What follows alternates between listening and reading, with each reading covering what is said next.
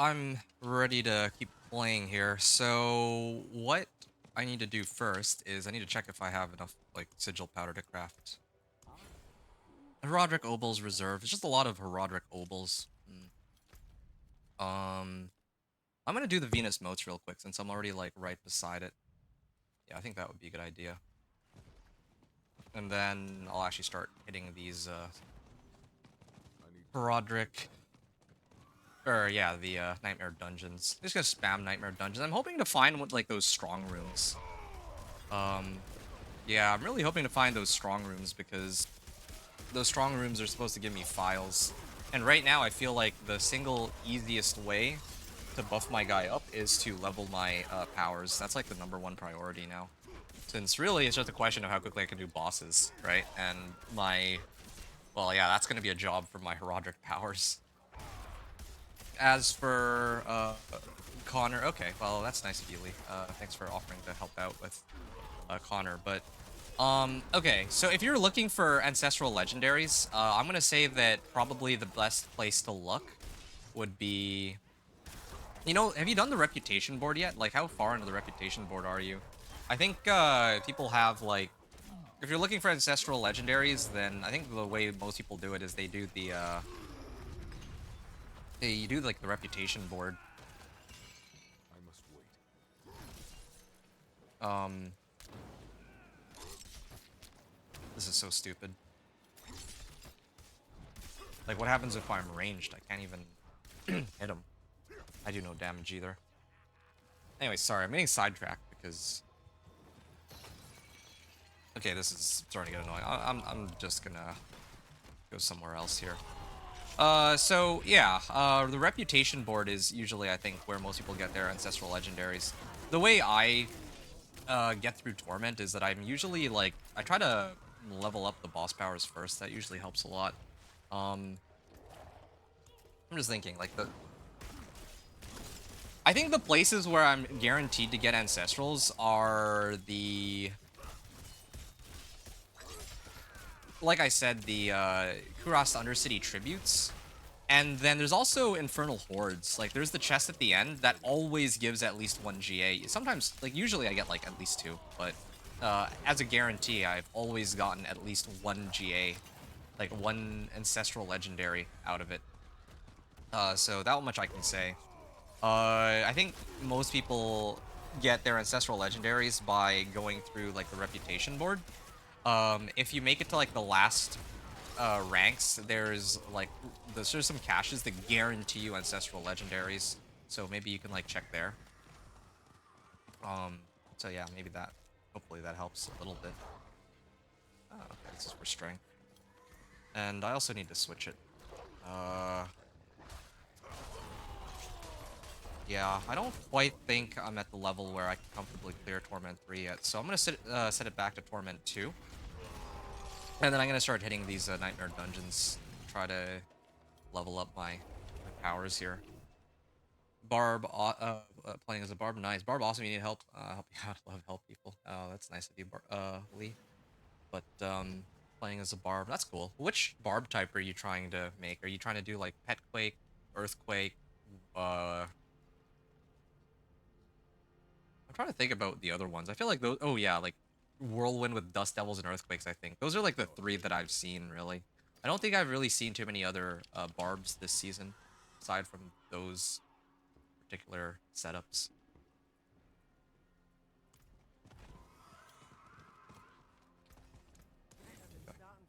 Salvage all these. And where can I go now? Oh yeah, right. I'm supposed to set it to Torment 2. And actually try to run some of these. Monster Barrier, Roderick Gem Reserve, Roderick Obols. I'll just do the Roderick Obols, I guess. It's the only ones. Either that or XP Shrine.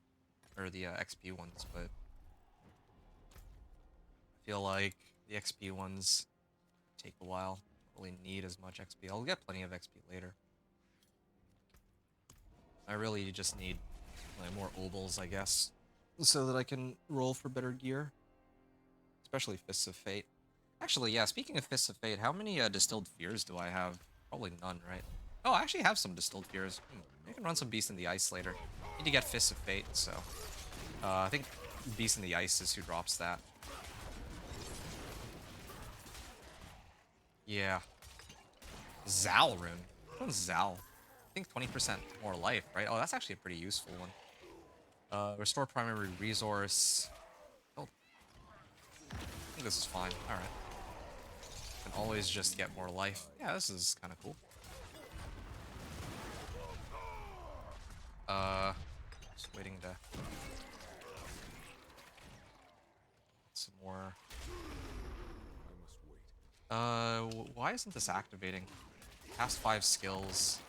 Oh yeah, there we go. This one. Wait, hold on. Oh yeah, 14.4k. Okay, no, that's fine. That's correct. All right.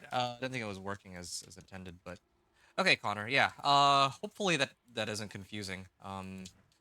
So like I said, reputation board and infernal hordes and uh the tributes. I think those are the 3 places where I usually get my ancestral legendaries. Otherwise, I'm just using whatever the game gives me. Yeah, I'm trying to think if there's any other ones. Like, occasionally when, like, if I manage to hit, like, a Whisper or 2, I end up getting some ancestral legendaries through that. But it's, like, not guaranteed, right? Okay.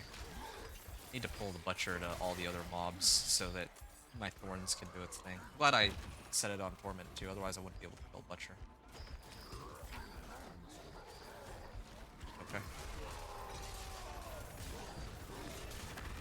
Alright. 14.4k life, nice. Hey, Butcher's Axe. Yeah, so far all I'm able to do is pit 45. Really? What build are you running? I must wait. I think, I know that I think the top dog for this season for Barb is Petquake, from my understanding, but, Petquake is not... I'm not ready. I don't know how difficult it is to actually set up, so... and I don't know, like, maybe you're not interested in that sort of build. Not sure. I'm not ready yet. Carrion Fields. Oh. I don't know if I care about...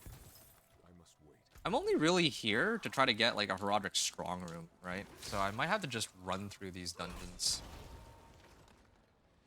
Like, that's the only thing I care about. I'm here to, like, level my powers. Sometimes these strong rooms show up, and other times they... Like, generally speaking, they don't, but... Yeah. I do pits... Oh, you're running Petquake. Oh, okay, I see. Darn, that's too bad. I don't have, like, super crazy advice for you, but... I feel like if you have the uniques that you need, that should be... Should already,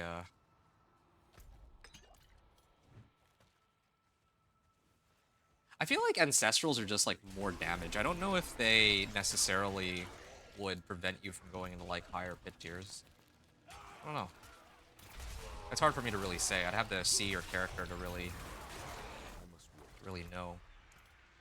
Oh. Hey, I got a question for you, Connor. Can I, are you, like, playing right now? If you're playing, maybe I can take a look at your build and see, if there's, like, before you get Ancestrals, if there's ways to, like, buff your guy up. I don't know. Because you said you just started Season 9, or Season 8, sorry. So I'd like to try to help it. Unless you don't want me to. And if you don't want me to, then no worries, right? But, yeah, just wanted to, well, take a look and see if maybe I can offer some kind of suggestions. Because usually I don't need Ancestrals to clear Torment 4. Like, I usually need an Ancestral Weapon. But I usually don't need to have, like, Ancestrals on everything. Oh! There's actually one other, thing that I forgot to mention. Obols. Are you, like, how many Obols do you have? Because Obols are... I got a lot of my Ancestrals, actually, and Uniques from Obols. Obols are, like, really good this season, like, gambling at the Purveyor of Curiosities.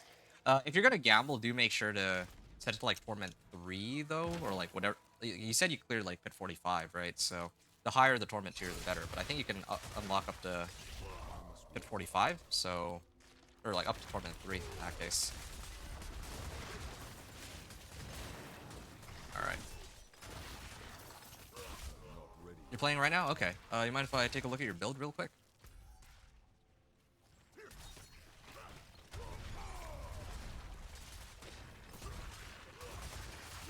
I must wait. Yeah, I'm just thinking back to earlier what Swanson was saying too. Swanson was saying that yeah, Thorns needs lucky hit. I do feel like there should be like Barb should have some sort of way to get lucky hit just because right now like Spiritborn is just so much better for Thorns now with all of the especially like with that new unique that's coming out. Like they just have so many more sources of damage rather than just waiting for monsters to hit you. I think is a little unfortunate. There's gotta be a better way to get Herodic Files, dude. Uh, yeah. Barbarian Recovery? Okay, that's good. But, again, I'm still... Zero. I've been getting nothing useful for... Yes, I would like your battle net. Your battle tag, I if must you have it on hand. You got nothing useful out of the Obel Vendor? That's actually kind of crazy. I've never... Like, usually Obel Vendor is pretty reliable for me. So, I'm really surprised to hear that.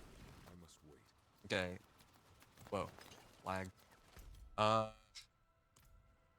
Yeah, I'm a little frustrated with...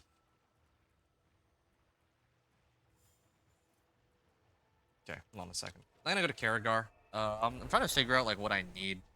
I think I want to try to gamble for Shard of Varathiel, maybe? Yeah, I think I need to gamble for Shard of Varathiel. I think that's the way to go here. Torment 3. Shard of Varathiel and, like, a better polearm. Those are the two. I don't know which of these would give me more damage, though. That's the thing. But I think I have more chances of getting... Would it be easier for me to find an ancestral... You know what? I can't go wrong with an ancestral two-handed mace. Like, this one is kind of... Oh, there we go. Okay, I got two of them. Oh, nice. Ah, these are both really good. Would I rather have... Would I rather have plus strength or plus max life? To tell you the truth, normally I would actually prefer max life as a GA. For this particular build, like Thorns Barb, since it directly boosts how much thorns I get. But I think the problem here is that my strength directly impacts how much damage I'm getting from Cosmic Anomaly. So I need to do strength. There's the only way. I have no... That's a cool name. All right, give me a second. Let me add you here, and then I'll take a peek at your equipment. Uh, I have no clue. Okay, there. Got you added.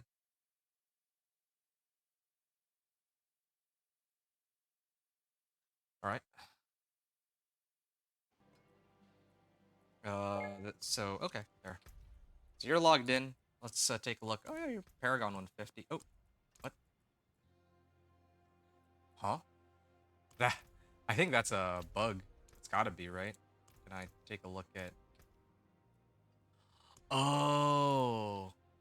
Oh, yo, sorry, mate. I can't take a look at your equipment. I guess, like, it says that you're, like, online, so I thought that I'd be able to take a peek, but I think that because I'm on the PTR client, it's not letting me take a look at your gear.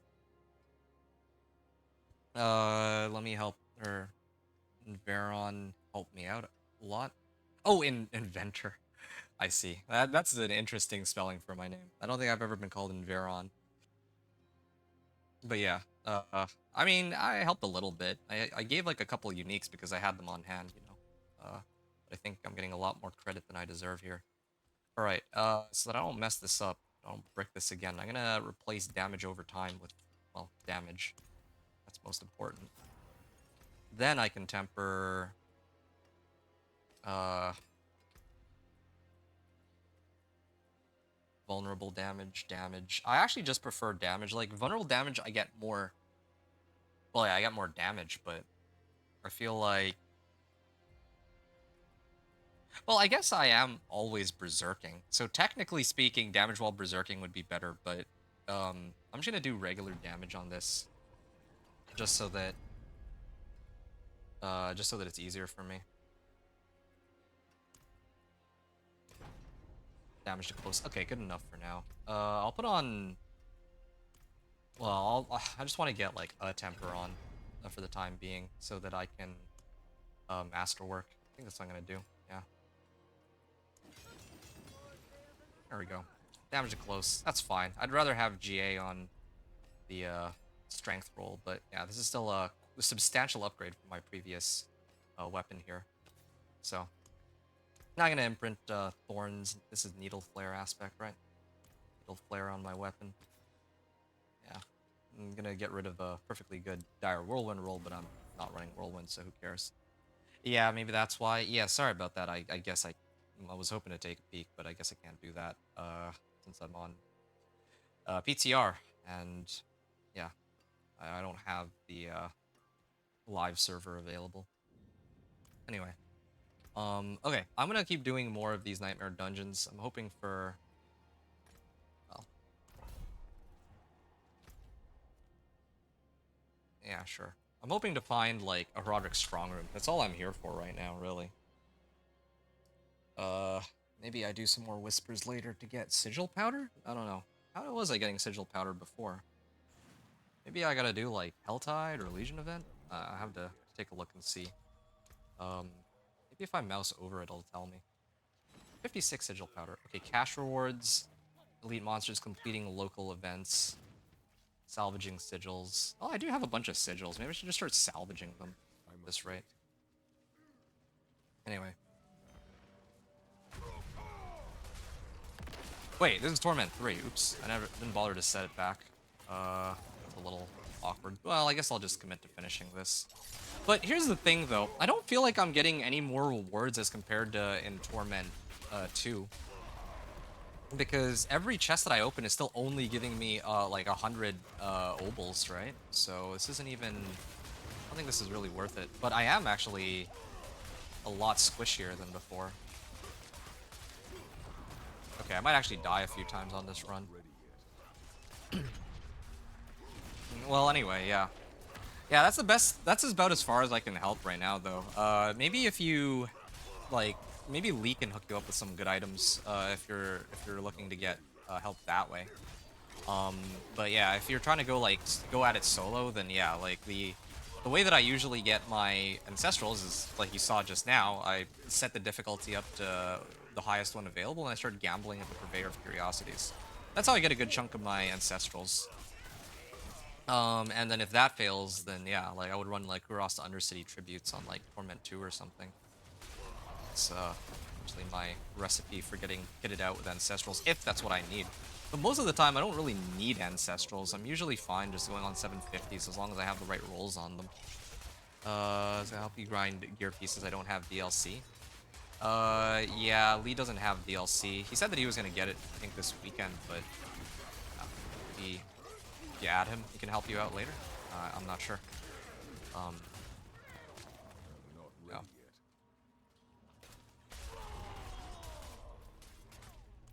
Alright, I have another point available. I'm gonna start working my way down to this. Actually, wait, I just remembered something. Isn't there a way to make my catalyst overpower? One of these is an overpower, isn't it? Execute non-boss monsters. I don't care about that. One of these is overpower, unless it's the Roderick Jewel.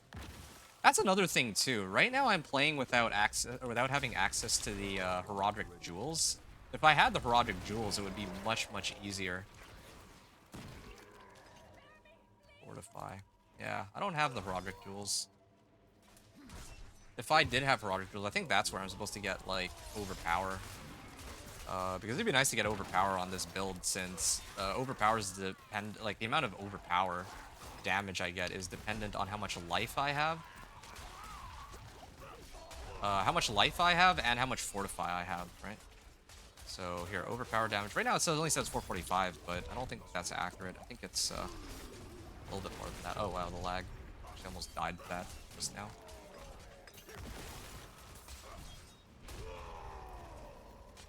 I must wait.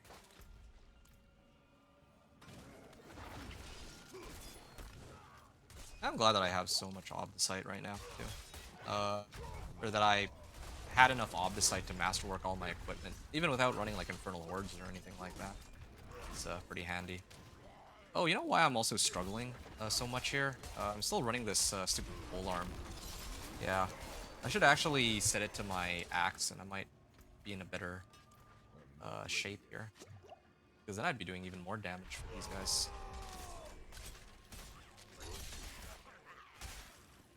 Okay. Why am I killing all these individual monsters? Like, what am I even here for? I'm supposed to be looking for the strong room, right? Yeah, why do I get, like, so little sigil powder? There's gotta be some way to get, like, more sigil powder than this, because right now this is, pretty bad. Maybe I'll try to run this event. I have Fist of Fate I just give to you? Oh. I thought that he said he already has Fist of Fate, though. I think it's Ancestral. Well, he said Ancestrals. I don't know if he means, like, Ancestral Legendary or Ancestral Unique.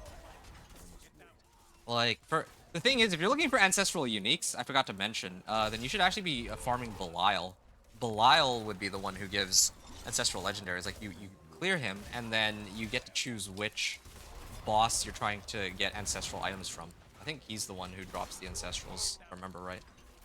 But I haven't farmed him enough to know. I've been on a shortage of Betrayer's Husks, so I haven't been able to farm him very much.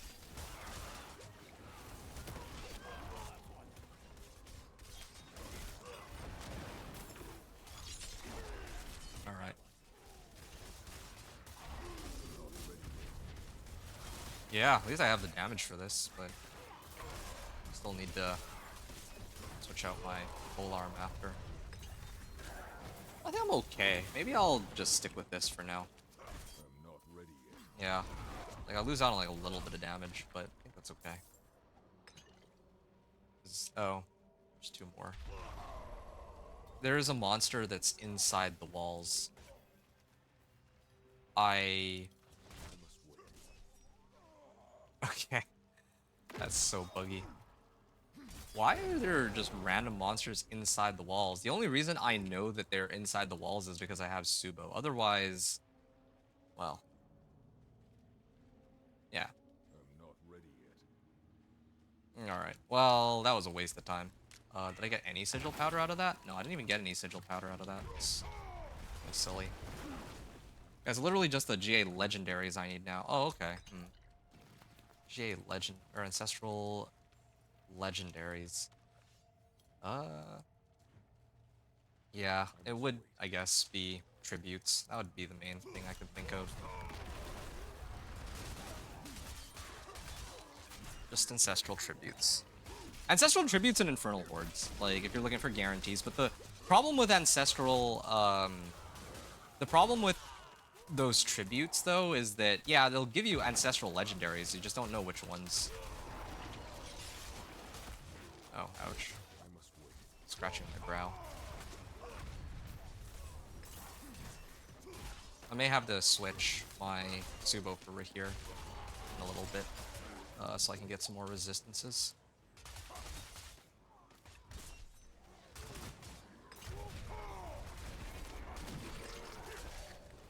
What are my resistances right now, anyway?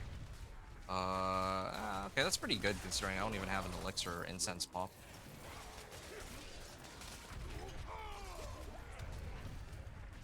Oh, this guy takes forever to kill. Why am I wasting my time on these? I should maybe just go all the way to the end, right? Unless there's like a hidden room.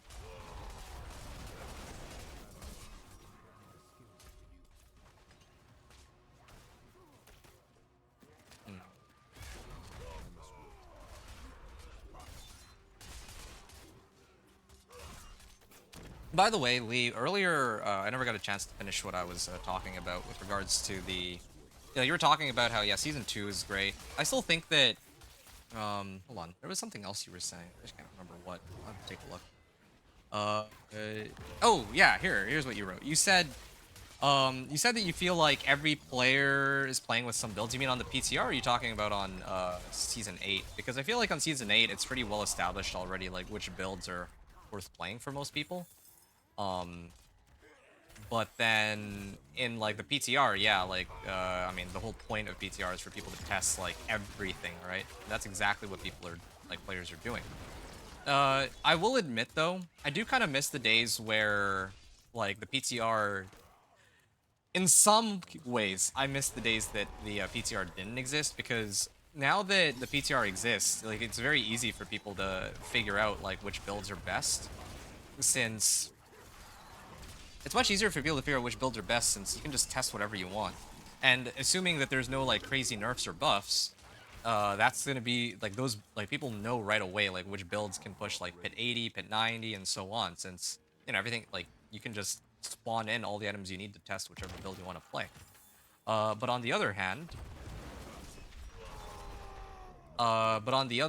if I look at like if I look at the state of this game before they had the PTR, I would much prefer there to be a PTR because, yeah, like there in some of the initial seasons where they didn't have a PTR, like there were so many glitches. Like I remember, I think it was like I think season 3 or season 4, like with no PTR, like there were just some things that didn't get caught during testing, and then it turned out to cause like a pretty major problem when the season launched. And ever since they've had PTR, they've kind of managed to iron out a lot of the bugs before the season begins. So yeah, it's for the better that they have the. Oh hey, look, the two-handed axe. They have a PTR, but I do kind of miss the element of surprise. People trying to figure out like which builds are best or worst and all that. Yeah, but anyway, so that's just my 2 cents about it. But anyway, that's off topic though. Best season was Vampire Boss. Season. Okay, so earlier you were saying you think that season 8 was good, and best season was Vampire Boss. Now I don't know about the Vampire Boss, but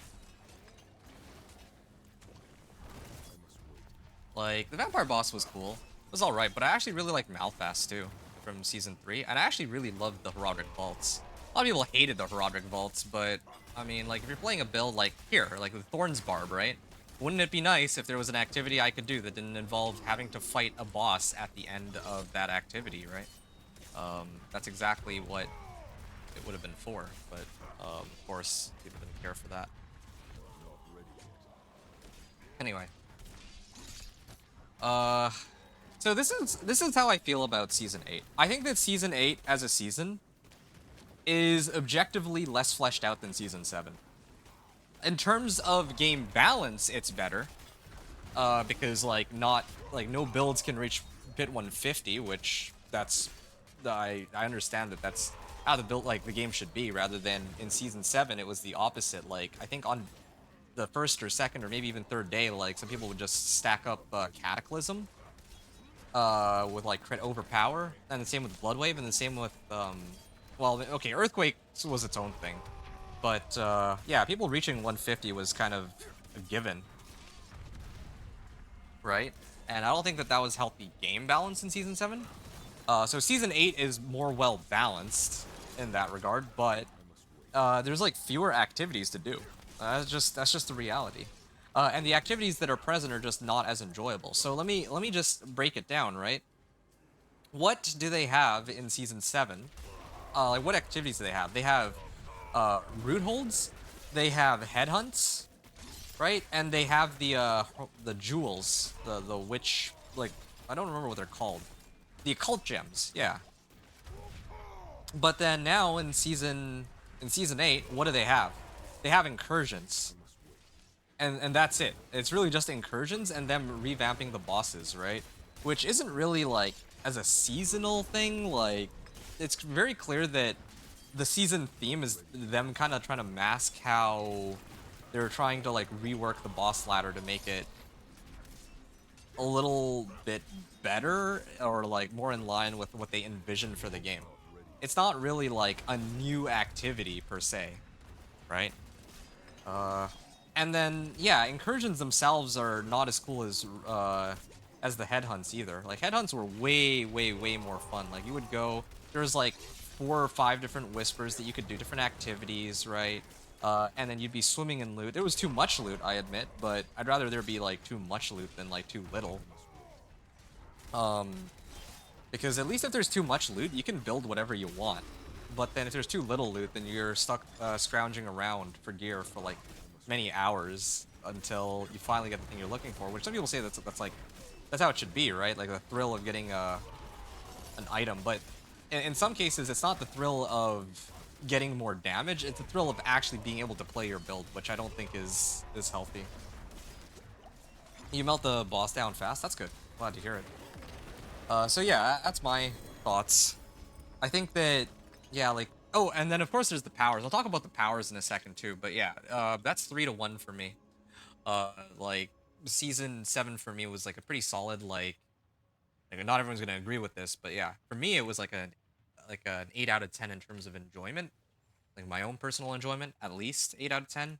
I don't think I've ever had like a 10 out of 10 season.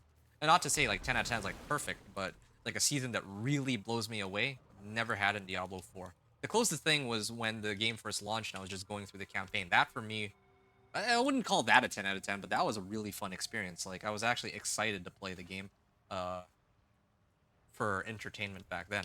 But anyway, why am I getting these like useless uh nightmare sigils? Added me. You added Lee. Okay, good. Yeah, man. I think season 8 good. So let me like. I'm talking about season 7 here, by the way. I'm talking about like which powers for me was like season 7 was like an 8 out of 10. Because there's like three things to do or like try to, you know, three things that got added as part of the season, as opposed to in season 8 where what did they really give us, right? They gave us incursions, which are reskin legion events, and that's it. There's no jewels. There's no like reskin nightmare dungeons. There's none of that. It's just them trying to rework the boss ladder. I don't really count that as a new activity. And then they gave us boss powers, but then of course they're gonna put powers every season pretty much. So I think that season and if I look at the boss powers are fun, but I actually much enjoyed season seven's powers more because they were just way more like they did more than what the boss powers in season 8 do. So season 8, like if you have modifier powers, they either contribute damage or they're useless. Generally speaking, I think. Like yeah, but then at least the powers in like season 7, they would like you could have like more frogs if you're like a summon build. That was kind of cool. Or maybe you could amp up the power of your next overpower, right? It's not just straight up free damage. It's like, oh, on an overpower, or they'd give you like a more core stat. Or I think there were some that gave you like unhindered or unstoppable or something. I don't know. And perhaps most of all, there were some that even gave you fortify. Because right now, on most of the builds that I want to play in season 8, the only way to get fortify is by using Rahir, right? And yeah, one of the things they allow you to do is to convert fortify into barrier. But if you can't generate fortify, you're in trouble. What's better for Barb, pole arm, or sword? Generally speaking, I would say pole arm, unless you get like grandfather, maybe. But the reason why pole arm is better is because there's so many more uh damage modifiers that help polearm. So even like weapon expertise, right? For like for the weapon expertise, you're probably going to do two-handed because you get increased damage to vulnerable enemies, and then like for the technique, right? And then if you're wielding a polearm and you have it at rank 10, then you deal 15% more damage while healthy. And then you have like a glyph that also gives you a 15% increased damage while you have a polearm. You don't really have those options uh with a sword. Like here, I'm trying to find the one for sword, the glyph. This one is increased damage while wielding two-handed weapons, but that also applies to polearm. Dex mastery. Yeah, seething. This is the one. You can do increased damage while wielding a sword, but it's only you only gain fury when you kill an enemy as the additional bonus. So really, if you're looking for the most amount of damage, it would be polearm. Barring like grandfather or the likes. Yeah, that's already like two damage modifiers that are like 15% multiplicative damage. Two-handed axe. Oh yeah, this is. I mean, I already have a two-handed axe, so I don't think I care. Um, Two-handed mace. Yeah, I can leave this for now. I think I made a bit of an error, though. I should have actually used this as my temp until I found Belligerence, and then switched over after. That might have been a slight mistake, but oh well. I also just realized something. Okay, yeah, that's fine. Never mind. Okay, what boss we need to go kill? Okay, I'll let you guys sort that out. But, I mean, as Connor pointed out, he has all the uniques he needs. It's just Ancestrals he's looking for, I think. I will salvage these. I don't think I need those. Crit strike chance, cold resistance. Um, okay. Well, actually, I can replace... Well, I mean, eventually I'm going to want Fists of Fate anyway, right? How many Distilled Fears do I have? I guess I am also farming for Distilled Fears, so that's something to keep in mind, too. This was my old one. I should just salvage this. I'm never going to switch back to that. I'm never switching back to this either, nor this, nor this. Any weapons that are non-GA should just automatically be salvaged. Should never even be looking at them. Okay, this helm is not bad, though. I got Thorns Fortified already as it is, though. So this one I can salvage. This is salvage. This is salvage. Too much reading. Salvage. Oh, I can save these ones, whatever. Okay. Okay, that one took a while to get through. I'm trying to see. Still only have 8 Herodic files. Maybe I can craft some more sigils. How many do I have now? 81. Yeah, I'm getting them very slowly. Protection shrines. I don't need those.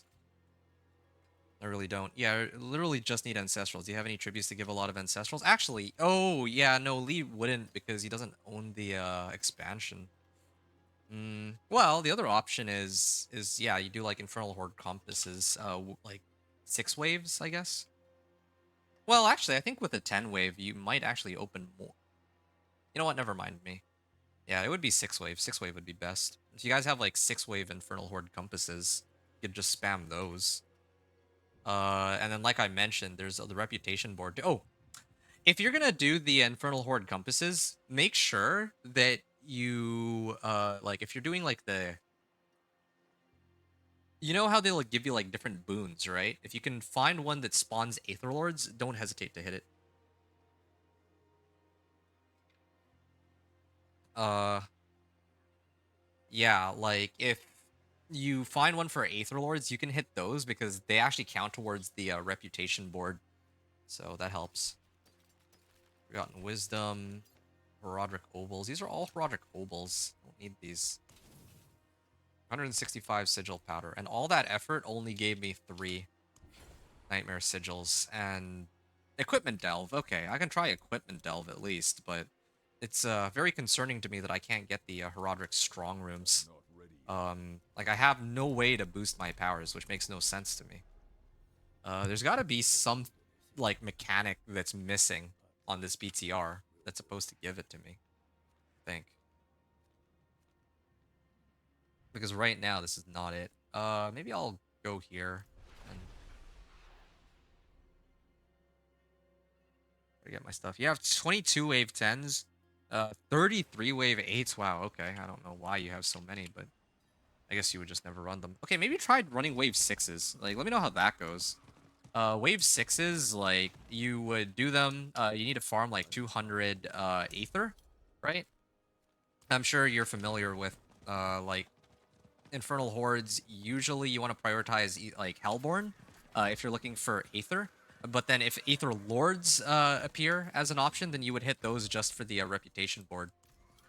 Because they count towards reputation, so that'll give you more, caches with which you can, potentially get what you're looking for, the ancestrals, right? So yeah, you farm 200 ether, and then once you farm your 200 ether, and you clear the infernal hordes, you can open the chest. There's spoils of greater equipment at the end. Yeah, the spoils of greater equipment at the end gives a guaranteed ancestral, so that's probably where I'd recommend trying to get it from. Didn't know I had that many. I just never used them. I guess that's fair. Yeah. Like even in my case, I don't have that many. Like I have like 3 of each at most on each character this season, and I made like 6 different characters, right? So it's surprising to hear that you have so many. And yeah, I see that you're like level Paragon level 150, so I don't know how you have so many, like right off the bat. Hold on, there's like a bot in my Twitch chat. I gotta take that out. Okay.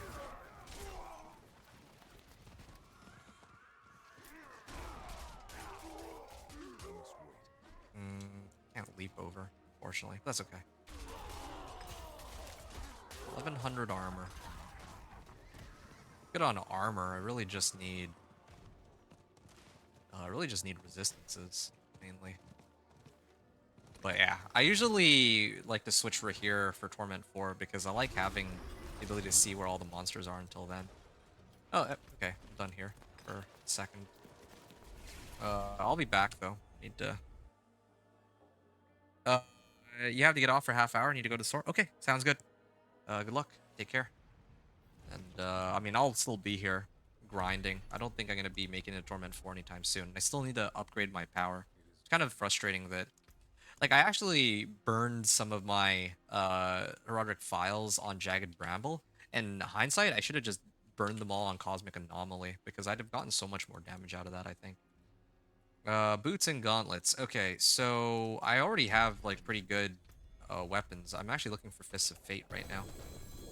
So maybe I can. Well, I didn't get quite so lucky. Malignant Heart. Okay. What about? Tell me about Sigil Powder. They gave me like, gave me like no Sigil Powder. Oh, I got total armor. That's good at least. Max life, damage over time, core skills. Same thing with these.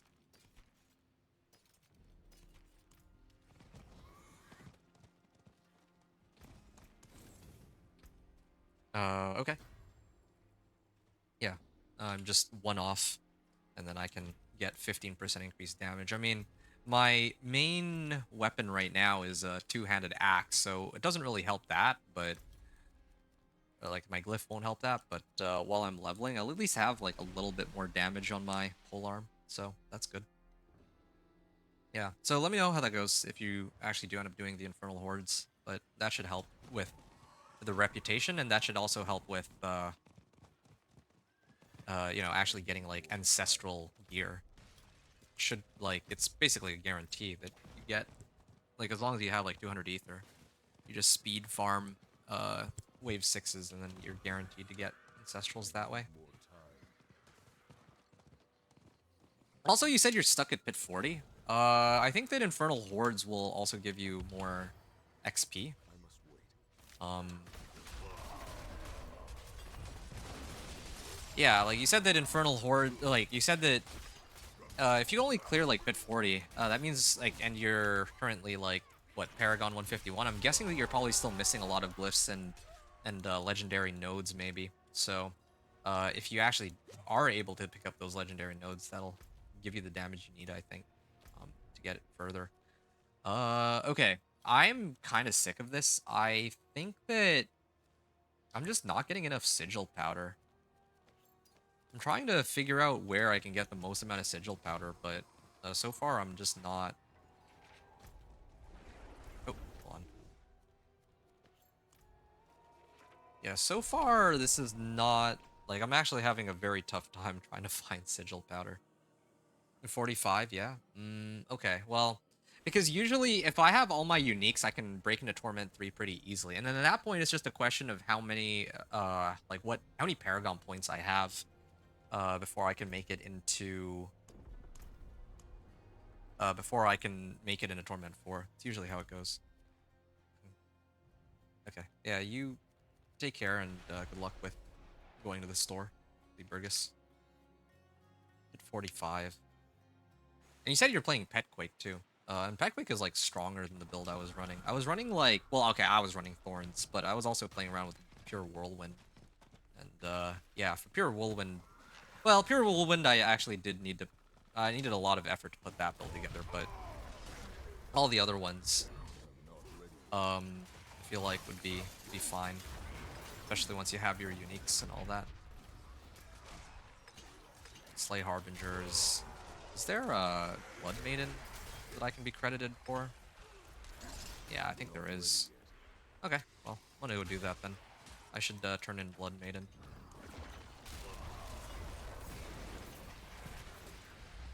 I do need Exquisite Bloods anyway. I mean, maybe I could get a better Razor Blade, but Fist of Fate I think is from the general pool of items, so I should be able to get some chances to get Fist of Fate from there. Looking for Fists of Fate, and I'm also looking for... What was the other unique? Oh yeah, Shard of Varathiel. That's the other one. I might have to actually spam some Infernal Hordes. I usually have a pretty good chance to get Shard of Varathiel from Infernal Hordes, so I think that might be next up on the plate here. That way, I don't have to... Um, I don't have to keep relying on my rune here to trigger my Thorns bonus. And besides that, it's not like I'm ever really standing still aside from when I'm hitting the boss. So, yeah. Maybe I'm playing this wrong. Maybe I gotta just wait for them to come to me.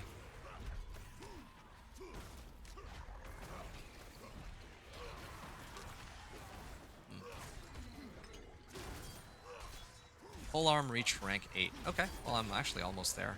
Almost maxed out.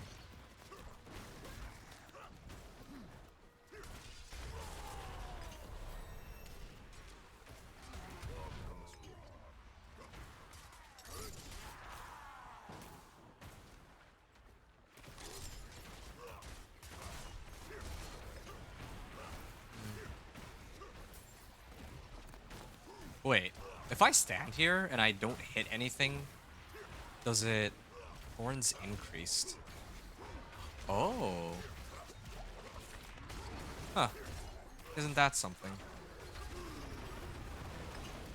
I'm just checking to see like how long I can keep this going for. So if I actually just stand completely still, suddenly I can actually keep this thing going. But I have to stand still. So I don't need Shard of Varathiel. I need Fist of Fate a lot more. Brute Innovation. Okay. Slew the Blood Maiden. Mani Rune. I'm gonna try to open a Tortured Gift of Mysteries. Maybe that can give me some Sigil Powder. I'm like desperate to find one right now.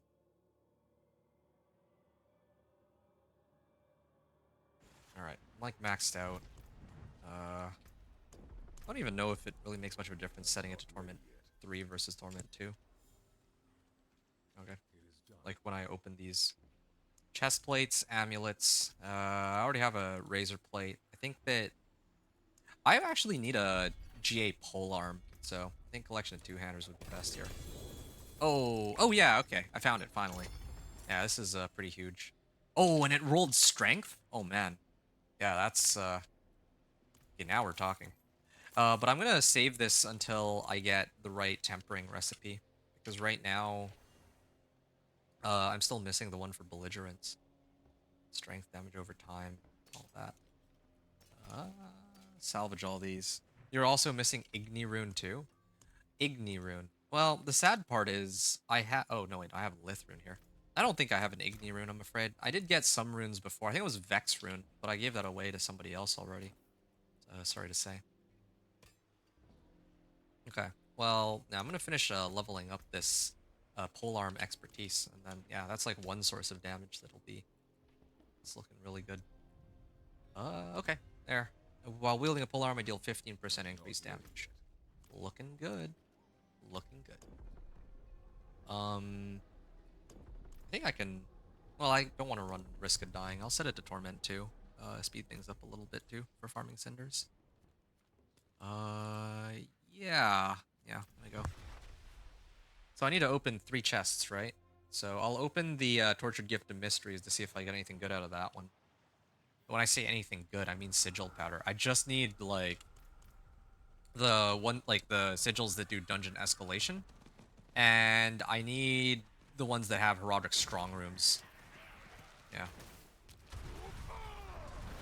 This is so stupid, though. I don't like that it's so difficult for me to try to upgrade my powers. Like, why do I have to Like, there's actually too many options on what can spawn. Like, I'd never want to run one that has a channeling shrines on it. I'd rather get the ones that have, like, like equipment delve. I'll probably run equipment delve soon.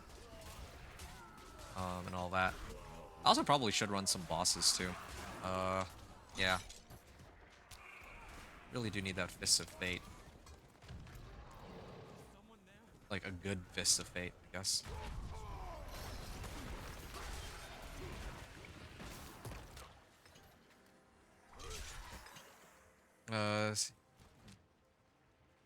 Slay the enemies. Actually, why am I wasting my time with this? The events tend not to give me very much, my understanding. World event. Alright, I'm gonna check this out. So, I have 71 sigil powder. Let's see if it's any good. I should actually have written it down. Should have like a spreadsheet or something that where I plug in exactly how many how much sigil powder I'm getting on each run. I think that would be a good idea. That way I can compare. Maybe I'll do that for the next characters or something. We'll think about that. But then again, like, all this information might be outdated when the season actually goes live. I have a bad feeling about this season, to be honest. Like, I don't like to say it like that, but I feel like there's like a lot of work that needs to be done before the season can be. Yeah, I feel like there's a lot of things that still need work on this, like on this nightmare dungeon stuff. Some bugs that they probably need to sort out. At least with the boss power season, the only thing they really need to fix was balance, and they actually did that. Just scaled down the numbers by like a lot. Anyway. Last season I played, I caught up fast. I got very lucky to the point where I could do pit 120s on my Barb. Well, that's good. I mean, I'm not surprised by that, though, because the thing about last season, like, we talk about Season 7, I guess. Season 7, like, it wasn't, like, that's one of the, like, I was just talking to Lee about this, right? Like, one of the reasons why I really liked Season 7 is that, you could do whatever you wanted in that season. Oh, hold on. Yeah, I got, like, 20 sigil powder. Ugh. Not ready yet. Yeah, you can do whatever you want because they would just give, like, the game just showered you in loot. They showered you in materials. They gave you pretty much everything you need to get up and running. Like, there were plenty of sources to get, like, ancestrals. Oh, speaking of which, did you turn in your reward caches from the season journey too? Because that's another place where you can get, um, that's another source of. Well, yeah, that would be another source of ancestrals that you can pick up. Yeah, I think that most people who started late were uh, just fine. Like, you know, they were fine even if, like, people were fine even if they started characters late because the amount of loot that you get was, like, just so massive, right? You get so much loot. So, it was never really an issue. Trying to get geared up. And I think that's the main thing that's limiting you right now. Like, at that point last season, it was just how far you could push the pit, and also, like, leveling up your glyphs and scaling it. There were, like, 4 different classes. I think every class was able to hit, like, pit 150, too. Except for Spiritborn, I think. You're not sure, but you do have all your boss powers you need so far. Have you ranked those up? That's the other thing, too. I meant to ask about that. You said pit 45. Have you leveled up your boss powers? Because I feel like having like a rank 20 boss power as like your main skill helps a lot, because that's a lot of damage that you're getting out of it. Yeah.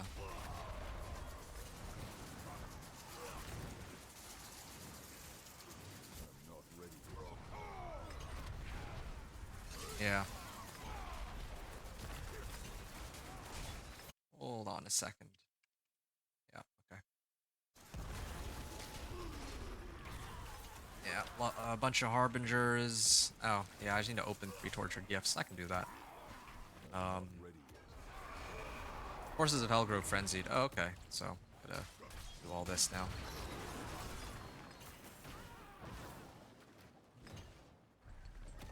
Not ready yet. Hey, Crits and Giggles. I'm gonna answer you in a second. Just seeing here, Connor mentioned that you had 52k Ash. I have 37k. Oh, okay. Yeah. I think I get it now. You probably ran with other people, right? Because I've never had that much spectral ash. The only way I'd have that much spectral ash is if I was like doing like boss rotations with other players. It's the only way I could see somebody having 52k ash, even though they just started and they're like Paragon like only like 150, you know? Paragon like 200, and I don't have nearly that much. That many, like that much spectral ash. Is Frenzy Barb going to be a viable build next season? Chris, you're asking. Well, okay. First of all, define viable, because like, is it going to be like a top tier build? I don't like. Is it going to be like S plus tier build and it can clear like hit 150? No, probably not. Is it going to be like on par with? I think Bleed is slated to be the strongest Barb build for next season, right? Probably not. But will it be able to clear Torment 4? I'm sure it could with all the adjustments that are being made to the game. Like, they're really trying to make basic skills actually worthwhile. Not ready yet. Because previously basic skills were used as like a resource generator, but you know, most people didn't really like that, I think. So they're really buffing up like these basic skills so that they're a lot more usable now. And there's a lot of aspects that help out with basic skills nowadays too. Here, let me go see if I can find a few basic skills. Um, Aspect of the moonrise, yeah, basic skill damage. Uh, Aspect of, well, yeah, there's rapid, there's moonrise, and then I think there's another one. I can't remember it. I think like basic skills deal 80% increased damage if you have. Oh, I remember what it's called. It's adaptability. Yeah, this one. Basic skills deal increased damage for each point of primary resource you have. Like, they reworked that on Season 9. And then there's also, like, so many adjustments made to, like, uniques, too, right? Like, Battle Trance, I think, got reworked. There's... I can't remember all the basic skill items, but I think that, yeah, like, Frenzy will be eating quite nice for next season. And then they also have, like, a new set of boots, I think, where now your like hits are gonna like splash, so you're not just doing single target. You're like, oh, not splash, sorry, it's cleave. So yeah, you might do a double swing, or you might do frenzy, and then it would actually hit multiple targets with the cleave. All right, yeah, there you go, sigil powder. I actually am getting more sigil powder. I think maybe tortured gifts are the way to go here. That tortured gift of mysteries I just opened gave me like 50. What about this one? Did I get any out of this one? I got like 7. Yeah. I feel like the tortured gift of mysteries gives a good amount. Sarth. Kick Sarth, Helltide Assassin. Where is he? Oh yeah, there he is. I'm gonna pull these monsters in. More monsters I can group myself up with, the better. He does have like an attack where he shoots out a whole bunch of pellets or fire pellets at me, so maybe it can help.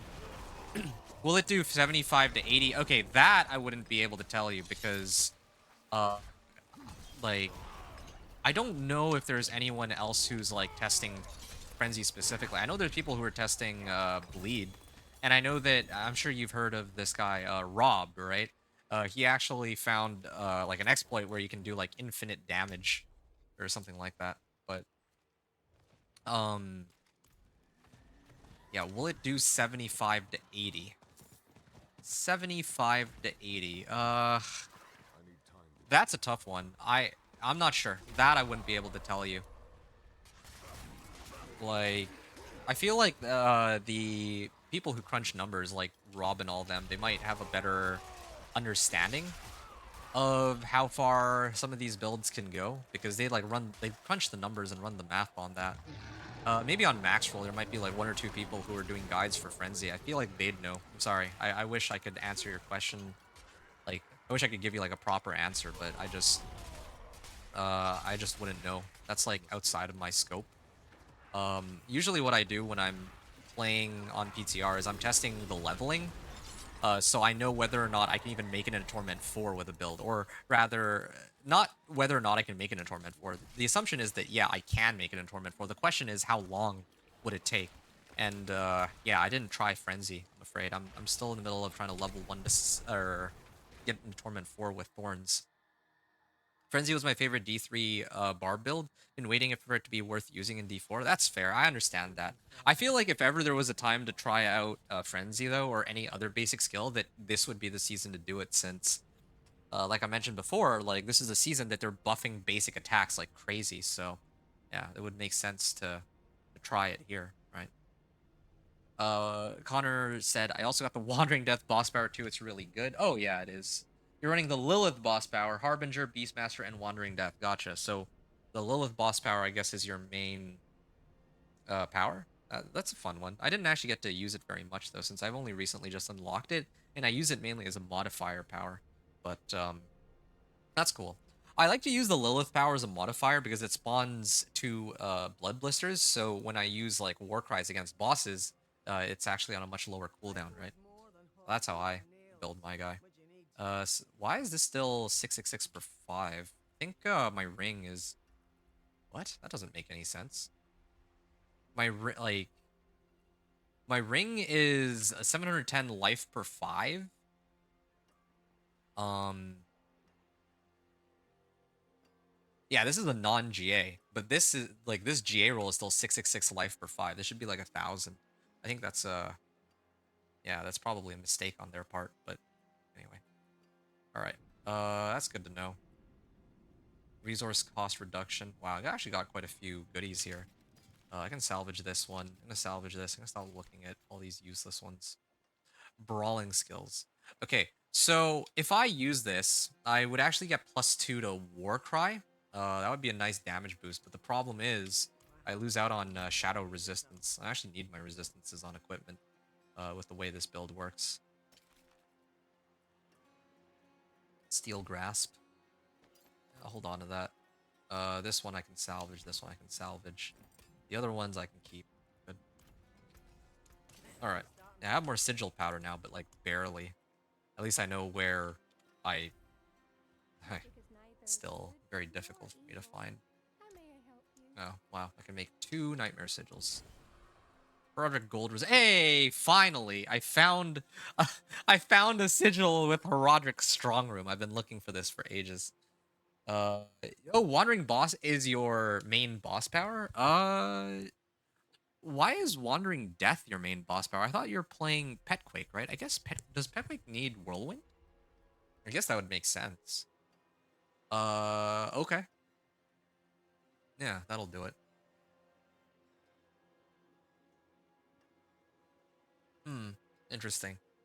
Yeah, I don't know how exactly Petquake works, because in my case, if I had access to rank 20 boss powers across the board, I'd probably just run like Lilith's Wind of Hate, and I would just beat monsters to death with a boss power.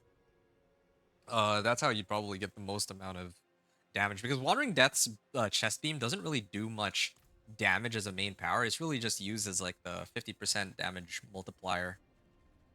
Uh, so yeah, I don't know. Maybe Legion event. Okay, I'm gonna try to run the Legion event this time. If like maybe I can try to get Sigil Powder that way. Is this the only? Oh no, it's over in Alcarnus.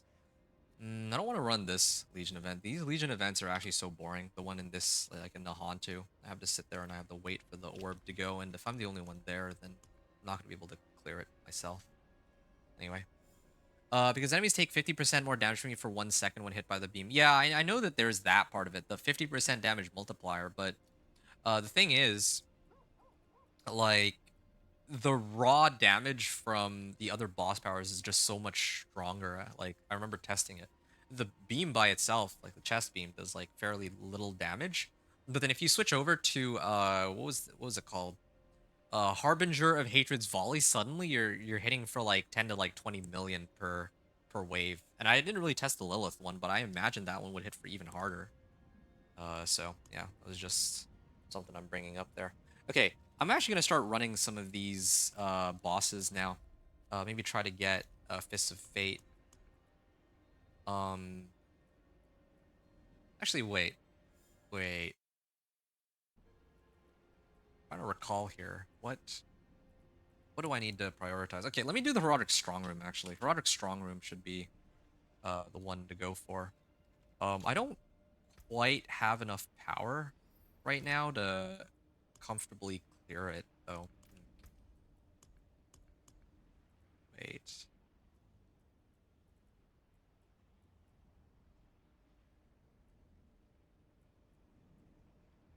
Just trying to figure out, like... You know what I need to do, actually? I need to do Infernal Hordes. And I'm actually going to do it on Torment 2. This would be the best thing for me to do right now, because I'm looking for Third Blade, or Shard of Varathiel. And I know that Infernal Hordes has a pretty good chance to drop Shard of Varathiel, so maybe I'll try this one. Yeah, I'm not even here for Obdicite. I'm just trying to open the chest at the end, so it doesn't matter if I run this one on Torment 2, as long as I get the thing that I'm looking for. Yeah, because I want to run the Herodic Strong Room, but I imagine that if I can clear it on Torment 3, I'll get a lot more Herodic files out of it. And this is like the only one that I have, right? Like, I need to make the most out of this so that I can buff up my boss power as high as it can go. Slay out monsters to draw Aether. Yeah. You'll be RB? Okay, sounds good. It's been a fun chat so far, by the way. Thanks for hanging out. Appreciate you. Okay.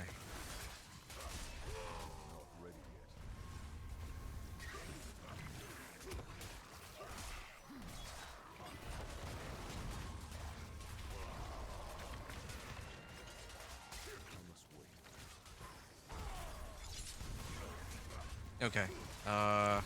Yeah. I'm actually spawning all these, like, Aether stuff, but I just can't make it to all of them in time. Okay, well. Pick up the Ether. I mean, I guess I shouldn't really bother trying to pick up every individual Ether. Like, what's the point of that? Oh, Hellborn hunting me?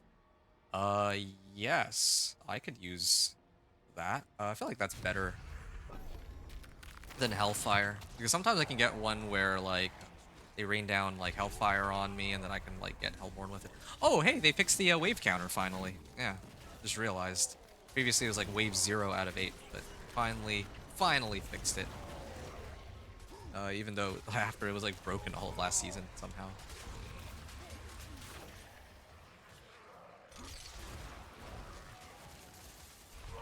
Alright. This is looking pretty good. I don't know. Like, I want to be able to, like, buff up my catalysts.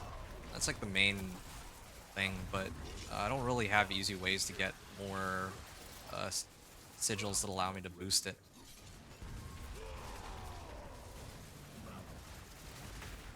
Okay. Whoa, did I just crash? Oh, I think I crashed. I should have restarted my game before I started this, but I guess to be fair, I have, like, I had, like, 3 Infernal Horde compasses, so I'm gonna just pop another one, I guess. It's always like the 2.5 well, between 2 and 2.5 hours is when the game crashes.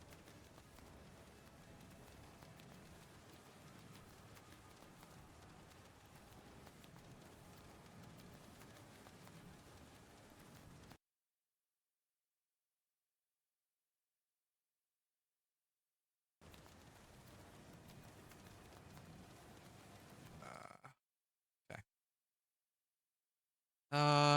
Yeah, my game not only crashed, but it also took my stream down with it. That's that's nice. Thanks D4. I thought that they had fixed that, but apparently they didn't. So I always gotta, I guess, restart every 2 hours. Uh, yeah, is my stream? My stream's like dead now on YouTube at least. That's too bad. Oh wow, it's a lot of people that tuned in for this Thorns Barb gameplay. Hello.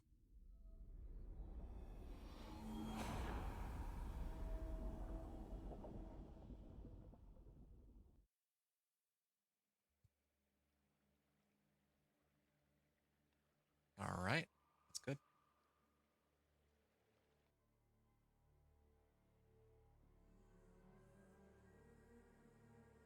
All right, I'm back in. Oh wow, my stream didn't actually, like, my YouTube stream didn't completely shut down. That's good. Set this up.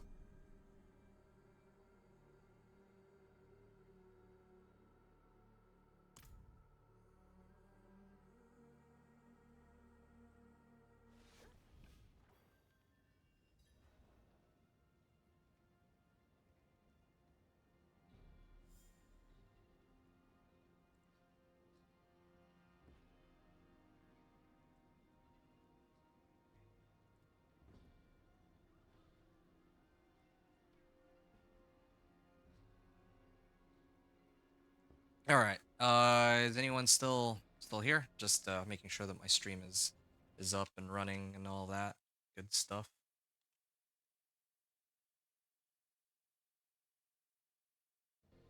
Okay. Uh,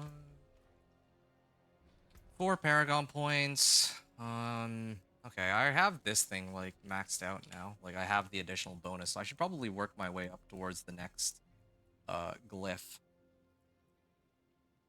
Probably go this direction. And I think, which one is it that I would want? Oh, killing a bleeding enemy. No, not that one. I don't care about that one. After I cast a shout skill, the active cooldown of every other non-shout skill is reduced by 2 seconds. So that would work with Ground Stomp and Wrath of the Berserker. So that's the one that I'd probably use next. Unless there's any better ones. Increase damage on Dust Devils. Increase damage to bosses for each active Earthquake. Ugh. Yeah, it's unfortunate, really. I don't even have that many glyphs that really help my damage.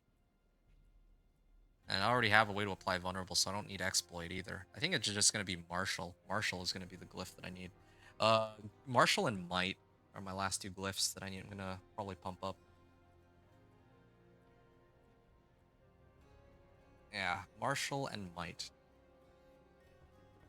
Should probably get ready to pump those up.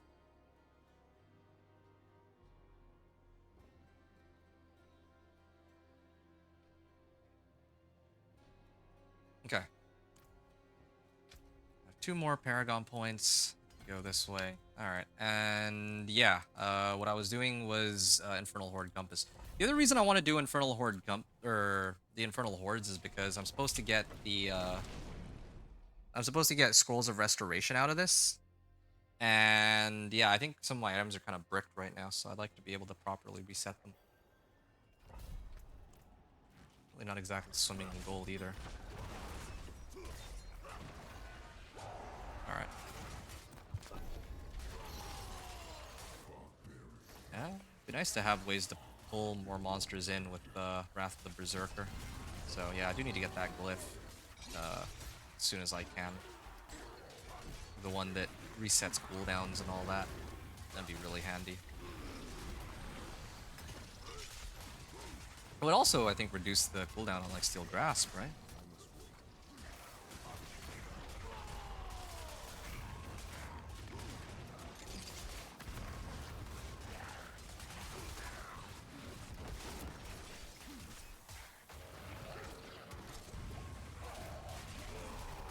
Yeah, there's like other uniques I could pick up too. I'm just like thinking from like Thorns Barb, but yeah, I'm just like so limited right now with like I want more damage on my Heraldric Power.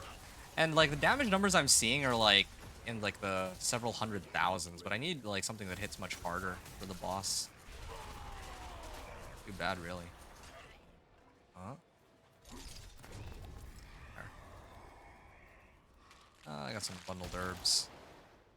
Okay, it's too bad, really. Last time I got Hellborn right off the bat, but I guess I'll settle for more Aether events.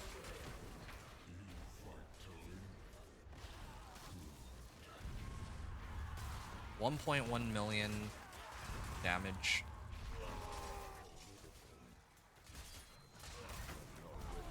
Yeah, I may have to get rid of this because eventually I'll just have Wrath of the Berserker up like all the time. That would be ideal. Swanson, Doombringer farm? What do you mean Doombringer farm? You mean like farm for a Doombringer? Oh, wouldn't that be something? I guess, yeah, technically speaking, for a Thorns Barb, Doombringer would be the way to go. Not ready yet. That's true.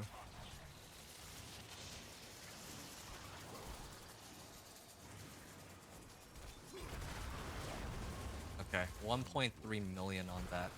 I think that was my Herodic power. I think they also scale with Paragon points spent, seems to be the case. Because I haven't really... Oh wait, no, I did actually get some glyphs to boost my damage. Like, increased damage while wielding a polearm. Actually, speaking of which, thing's almost maxed. I'm not ready yet. Yeah, this thing's actually almost maxed. I can probably switch it out pretty soon. Well, that doesn't make much sense either, because if I switch it out, I'm not ready. then I actually lose out on the 15% damage boost from polearm expertise and the glyph. So I'm basically stuck with using polearms from here on out. Yeah. Aether Fiends grant +2 Aether, sure. You know, something I just realized, I always chart down the progress that I have for each build, but I think it really just boils down to, like, if you have the uniques for your build, then you can clear, or no, wait. If you get, like, a couple Ancestrals and, like, 1 or 2 Legendary Nodes, then you can make it a Torment 2, like, comfortably. And then if you have your uniques, you can make it a Torment 3 comfortably. And then after that, you're just grinding out, like, enough glyphs and legendary nodes. And I feel like this is the general rule of thumb for every for almost every build that I've seen. Like, okay, there might be some outliers, like what's like a really weak build? I don't even know what would be considered a really weak build, like a D tier, like an F tier build nowadays. Like all the builds I feel like can reach Torment 4 at this point. With all the look how they've like added some like damage modifiers and like there's like even without the Roderick powers, I feel like there's plenty of ways to get damage now. But anyway, minus Thorns Barb, of course. Yeah, I mean, if I could get Doombringer, then yeah, I guess all my problems would be solved. But it's not quite what I was thinking. Oh, okay, yeah, definitely don't want to spawn Aether Lords. Want to spawn more Aether events, but I don't really know if, like, just me by myself, I can't do all the Aether events that show up anyway. Like, it takes forever for these guys to die. Yeah, I really would have much preferred Hellborn, but then again, why does it matter? As long as I make it to 200 Aether, that's the only thing that really matters. It's not like if I get more Aether and I open the chest at the end that I'll get, like, suddenly, like, more equipment. It's just not how it works. Get more Obdicite, but again, I'm not really here for Obdicite.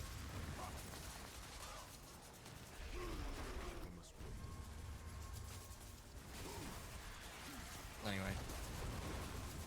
My last attempt of Pit 40, I cleared it with like 6 minutes left on the clock. If I go back again, I might be able to... Oh, there we go. Full arm reach rank 10. So suddenly, while I'm healthy, which is pretty much all the time, suddenly I do like 15% more damage. So yeah, that's looking really good.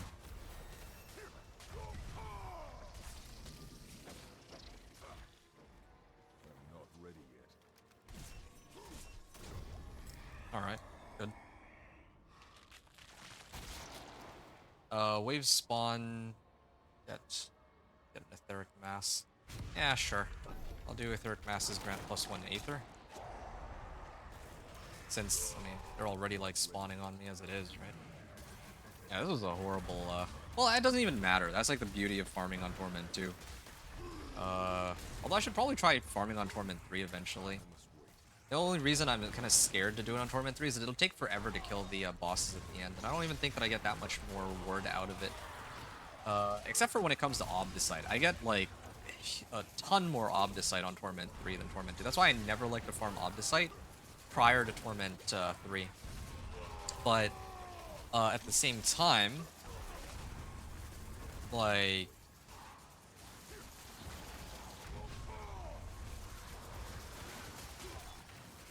Yeah, I never like to farm for Obdicite before Torment 3.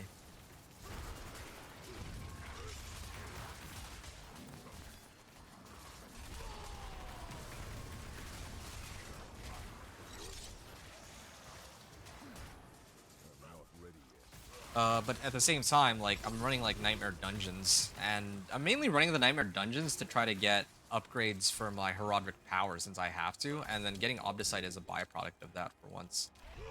And already all my gear is, like, masterworked up with all the rewards I've gotten. Uh, yeah, I've never tried to farm for Obdicite so far on this run. It just, I just happened to be getting it as, like, a byproduct of other activities. Aether Fiends grant Aether. Etheric Mass grants Aether. Yeah, I guess I'll do this one. I should be able to reach 200 Aether. That's really the magic number. Yeah, I'll burn through all of the Infernal Horde compasses. That's what it takes. Wait, I don't even have that many. I only have one more after this. Well, either way. If I could get that unique blade, that'd be helpful. Otherwise, Scroll of Restoration will suffice, right? Oh yeah, probably...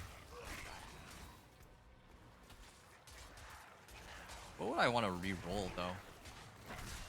Yeah, I'll have to take a look at what I would burn my Scroll of Restoration on.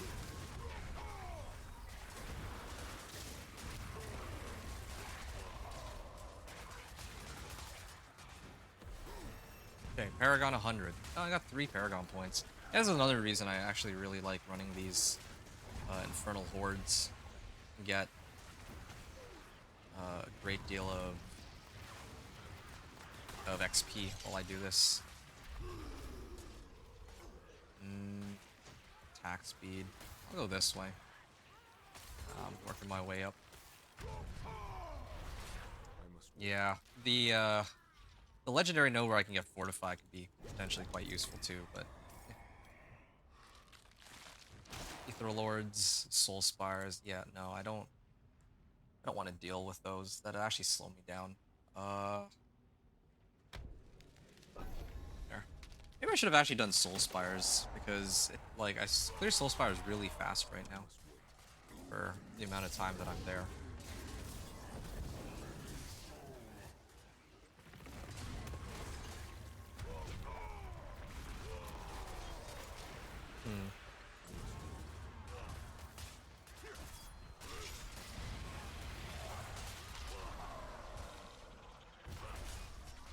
All right.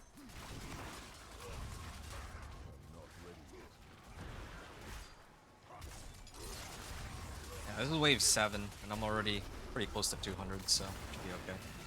Although this is like really low. This is like ridiculously low. Like for Torment 2 and the fact that this isn't even like a 6 wave. If this were a 6 wave, I would not have been able to reach 200 Ether. That's how nuts it is. How big a discrepancy it is, the amount of Aether I got. But I mean, this works out in my favor. I don't need to stress out about not being able to reach the limit. Yeah, they didn't give me a single Hellborn. They didn't give me Hellfire.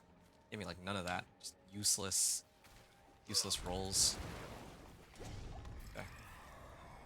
Hey, Connor. What's up, dude? Defeating the Aether, or defeating the Council grants plus 15 Aether, yeah. I'm gonna do that one. I think it really much matters.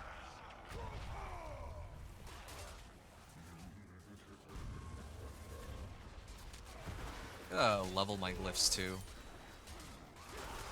But leveling glyphs is kind of difficult when I don't have like a good way to handle bosses. That's the problem.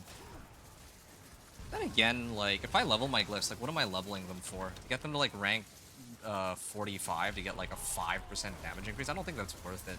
I actually don't think that.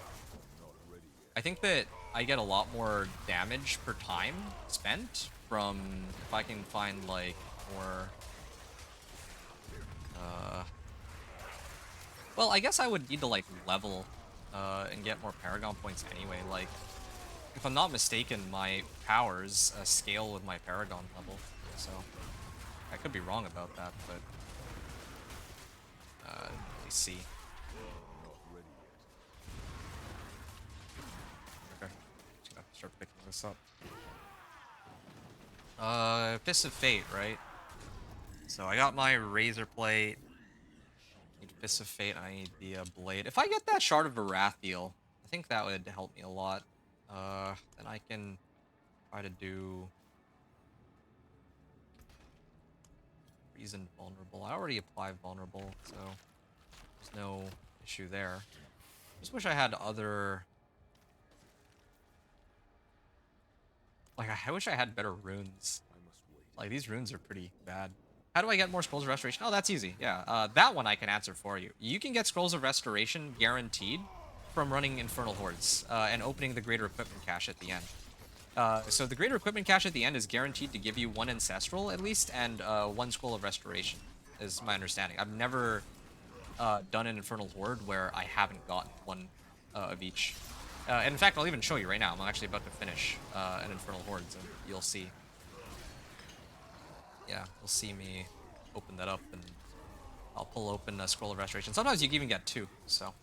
Yeah, there we go. Done. Alright, the chest is going to open at the end. This is the whole reason I'm here. Trying to get... Oh. Sigil powder. I got like a decent bit of sigil powder. Okay, here, check this out, right? I'm going to open the Greater Equipment chest here. And... Scroll of Restoration is the last thing to drop. And then you'll also see that, yeah, I got like Ancestral... Well, I got like 3 Ancestrals on this, one of which is a unique and 2 of which are legendary. Sword, come on, please be Shard of Varathiel. Oh, yes! Yes, Shard of Varathiel. Oh, this is nice. I think somebody was asking earlier... Yeah, somebody was asking earlier about Frenzy, and this thing... Oh, hold on. I gotta do something really quickly. Gameplay, tooltip information. I know that they adjusted some items that have really high, like, attack or, like, damage modifiers for basic skills, but yeah, this is nice. Yeah. Yeah, you could probably run this with Frenzy and get a great deal of damage out of it, but in this case, I'm not using it for that. I'm using it to replace my this one, I guess. It doesn't really much matter. Yeah, so as long as I have this now, I can... Oh, like, there is a Fury cost, though, but that's fine. I can always... There's always ways to generate Fury. Hold on. Cast 5 skills and become exhausted for 3 seconds. Yeah, trying to use my rune, but I need a good trigger for it. Drink a healing potion. Cast an ultimate skill. Okay, I need a way to generate Fury, though, but I value Wrath of the Berserker the most at the moment, but... Zan...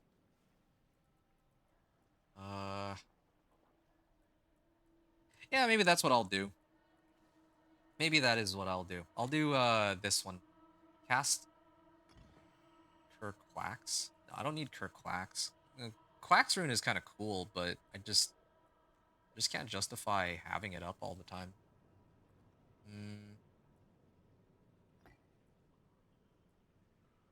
Wait, I've got it. Okay, hold on. I have an idea. If I do Lith rune with generating primary resource, yeah. So every 0.3 seconds, I restore 0.3 or I restore 17 primary resource while standing still. No, that's very helpful. So yeah, if you want guaranteed ancestrals, Connor, you would do this spoils of greater equipment, and then you get the also you get the scroll of restoration here too. Each time you use a skill with a resource cost, I do increase damage, stacking up to 5 times.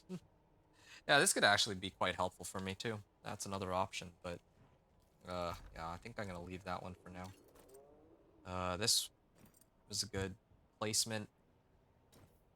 I'll salvage this. Wait a second, I'm never gonna be using this. I have razor plate. Wait. Oh, I got Rakanoths. Except this is GA on non-physical damage, unfortunately for me. If it had been on like on cooldown reduction or something, I might have considered using it to pump up Wrath of the Berserker. Oh, I also got this ancestral legendary ring. Yeah, this is an upgrade over my existing weapon. Okay, let me actually adjust my equipment. Unfortunately, my amulet that I got is not that good. Yeah, if it were like GA strength or max life, that would be something to write home about, but otherwise, it's pretty useless. So, yeah, okay, that's looking kind of nice. I got this blade, so now I gotta figure out the logistics of all this. You jumped into the PTR, I'm gonna try it out and see what I can do with Frenzy. Okay, that sounds like a plan, yeah. That's the right call, actually. if you have access to the PTR, then yeah, just play it for yourself and test whichever thing you want, right? That should be easy enough to set up. Because you can always just use MRAC to spawn yourself whatever you need. The MRAC is the vendor of cheats. Okay. Um.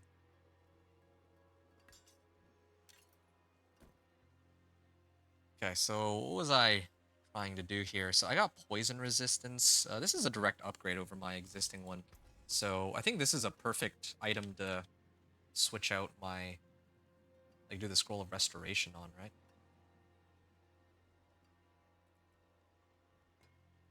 Well, actually, I guess the most important thing to roll with scroll of restoration is my, like, ancestral pole arm.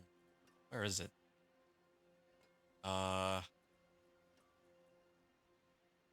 oh yeah, here it is. Yeah, ancestral pole arm here. And in fact, I'm not gonna really bother with tempering it yet. I'm just gonna put it on. I don't need to temper anything. This thing has crit strike damage. I wish there was a way to, like, get guaranteed crit strikes on Thorns. I know there's Zanrin, but that doesn't count. 66% damage. Nice. And then Steel Grasp. Yeah, okay. I should put on my Death Wish aspect. There we go. Yeah, this is this would be pretty important. Do I have any scattered prisms? That'd be great if I did. Oh, I do. Actually, I have a few scattered prisms now. You're doing a level 10 Infernal right now? Okay, good, good. Also, what do you go for when choosing Spires in the Infernal Horde? Always Hellborn. If you see anything to do with Hellborn, you automatically take that one. I'm like, wait. Yeah.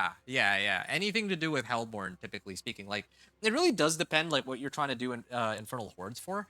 Like, this season in particular, like, the, you know, season 8, the reputation caches are dependent on how many, like, bosses, or you get a lot of reputation if you kill bosses, right? So that's why, like I mentioned earlier, if you come across, like, Aether Lords, you might want to do some of those too.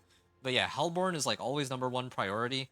Either Hellborn or Hellfire. Hellfire is nice because those can also lead to ones that spawn Hellborns.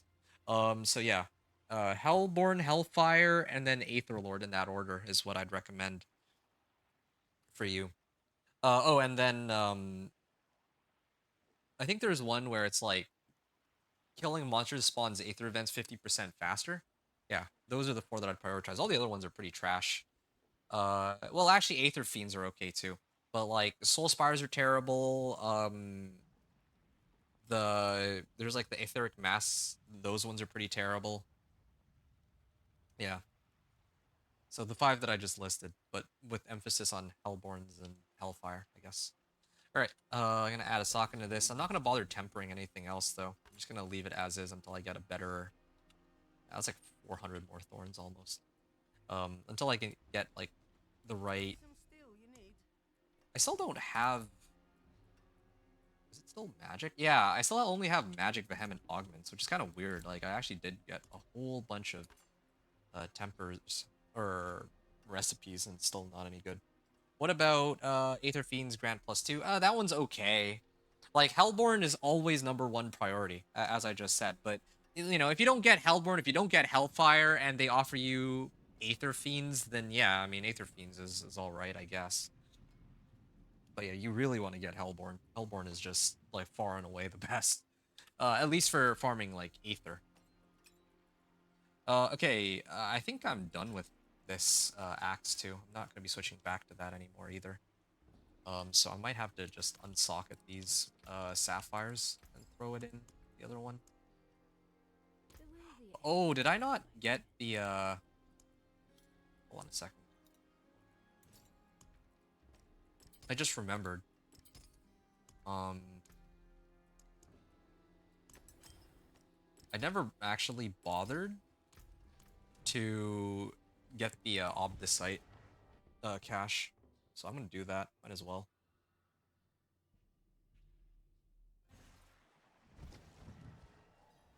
Spoils and materials. Okay, give me my Obdicite. Why not? It's like only Torment 2, so I don't get that many or that much obdicite, but still, whatever. Okay. Oh, and I can actually try to up this too, but then again, I don't know if I really care to. Alright. Finally have this. I get a chance to test this out. I'm gonna do Nightmare Dungeons for it. I think maybe another thing I should consider doing. I should probably try to level my. I should probably try to do Pit 30 or Pit 40 again now that I've actually upgraded so much stuff. What about an Infernal Demon? Infernal Demon is pretty good. Yeah, you could do Infernal Demon. I'm assuming that you can kill it. Yeah, that's like 375 Aether. Yeah, that's a good one. Again, would I prioritize it over Hellborn? I think I would not. Yeah, Infernal Demon's a good one if you can kill it. If you can kill it.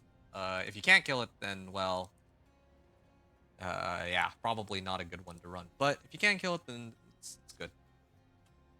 Okay.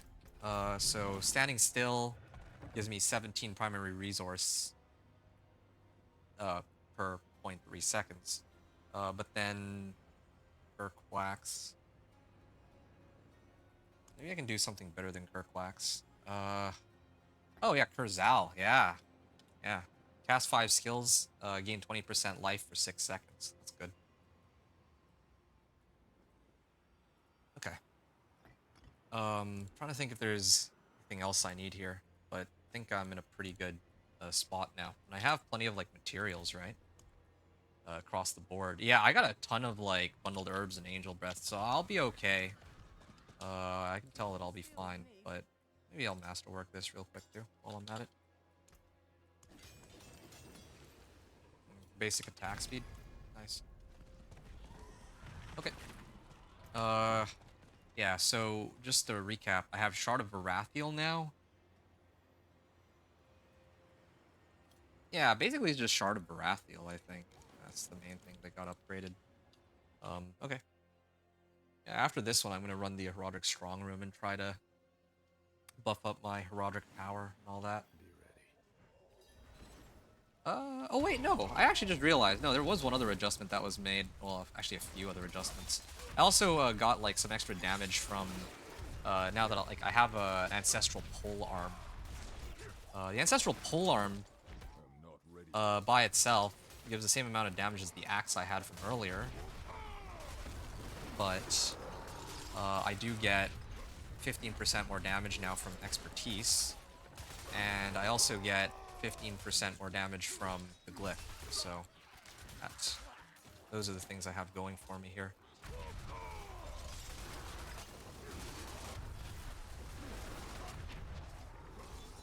not ready yet.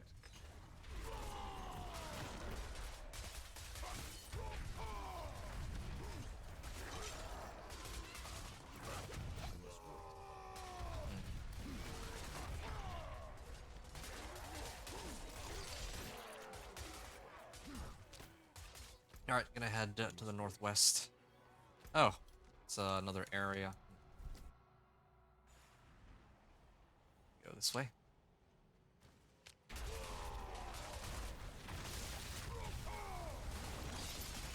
Oh, yes.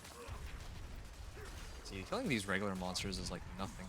Also, Thorns increased. Yeah, because I generate Fury. Oh, yeah, this is good.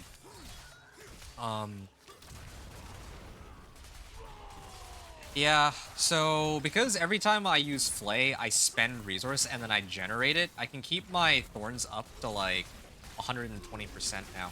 Like the max number of stacks on it. Yeah. This is way better setup than before. And my Fury never runs out either because I'm never standing still. I must wait. Or, well, because sometimes like I have to stand still to attack, right? So it'll just automatically generate Fury. Like I have like a good resource generation and spender system going. I must wait. Yeah. It's good. It's like on auto, like I can play it on autopilot. The only thing is sometimes like, there's that rune where if I spend 400 if I get like 400 offering, I get like 100% increased damage for like a second, right?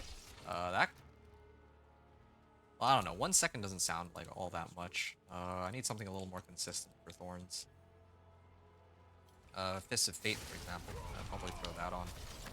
Okay, so I'm good on the resource spender, getting a lot of thorns off of that.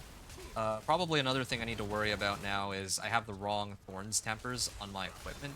I'm gonna need to figure out if I can find something better, like another set of gloves. I don't want to burn my one scroll of restoration on. Not ready yet. I don't want to. Yeah, I don't want to rely on scroll of restoration to like fix like my gloves, for example. It seems like a waste of a scroll of restoration since it takes me so long to fetch one of these Infernal Horde compasses. Yeah, it's good. I'm also very clearly able to handle Torment 3 now, so I might do the Roderick Strong Room on Torment 3 rather than Torment 4.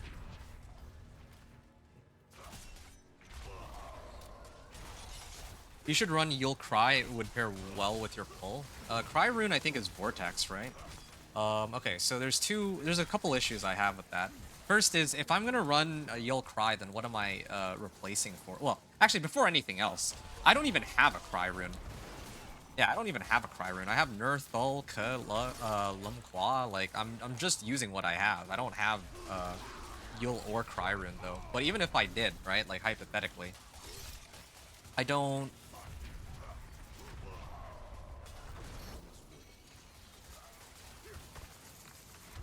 Yeah, like, Yule and Cry. Cry is Vortex. Vortex might not be bad, but I just don't think it's necessary because I already have Wrath of the Berserker. If I really wanted Vortex, then I could just use Wrath of the Berserker.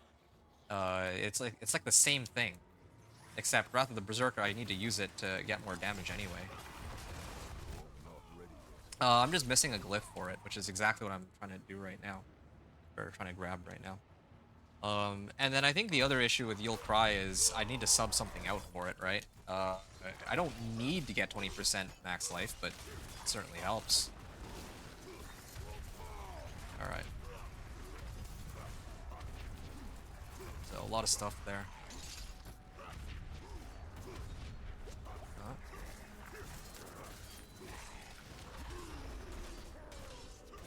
After I just realized that, yeah, that Paragon glyph that I was looking at, the one where Warbringer, where if I spend 75 Fury, I gain a whole bunch of Fortify. That actually works really well with this build because now I can, like, I'm actually actively spending Fury, so it'll give me a different source of Fury, for sure.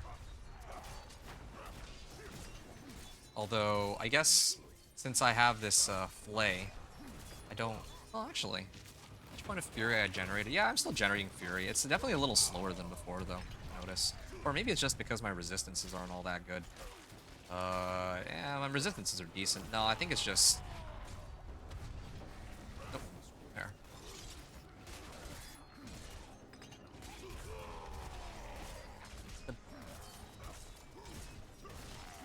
3k per hit, too. Actually, no, it's my Thorns that's doing that. Good. Not ready yet. Yeah, I see that these things are exploding for like 800k each right now. I need to buff that up like crazy. Okay, done. Relentless Berserker's Boots. Oh, wow. I really am getting more GAs out of this. Okay. I need to level the... Where is it? Martial and Might. It's too bad, really. I'd like to get the 8% damage boost, but this is far and away more important. Because, yeah, if I have this, then I can actually spam my Wrath of the Berserker. I can spam all my skills, including Ground Stomp, with that. It's not enough. Ooh, this is a good one. I might actually try to use that. And here we go. Here's a Strength Boots. Okay, I'm gonna, I gotta write this one down. So, how long did this take again? This took like, I put 845. So,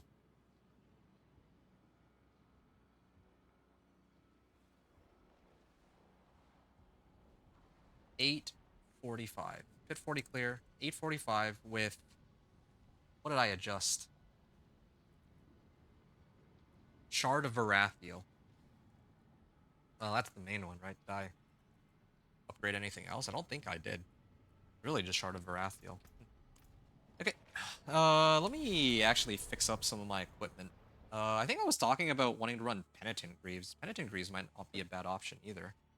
I lose out on a little bit of Thorns, but that's a multiplicative damage modifier. But then again, that doesn't really help me against bosses. People. Mm. Well, I guess at the very least, it wouldn't hurt to I must wait. temper onto these boots. Okay. I'm gonna... Oh, whoa. Almost forgot. I gotta sub out dodge chance first for more useful modifier. Just don't know what, though. Dodge chance. Lightning resistance? Yeah, okay. I can rework my equipment around that. Oh, this is still Torment 2, right? I didn't set it to Torment 3. I think now's the right time to set it to Torment 3. I can handle Torment 3 now with what I have. I kind of want to do more pit 40s just to get Marshall up and going. That would help a lot. I think I should do that, actually. And then this thing, too. Resource cost reduction. No, I don't need resource cost reduction. I need, like, any of these. Damage, shadow resistance. Sure. Hoping for resistance to all elements, but wait, what's no mercy? Which one's no mercy?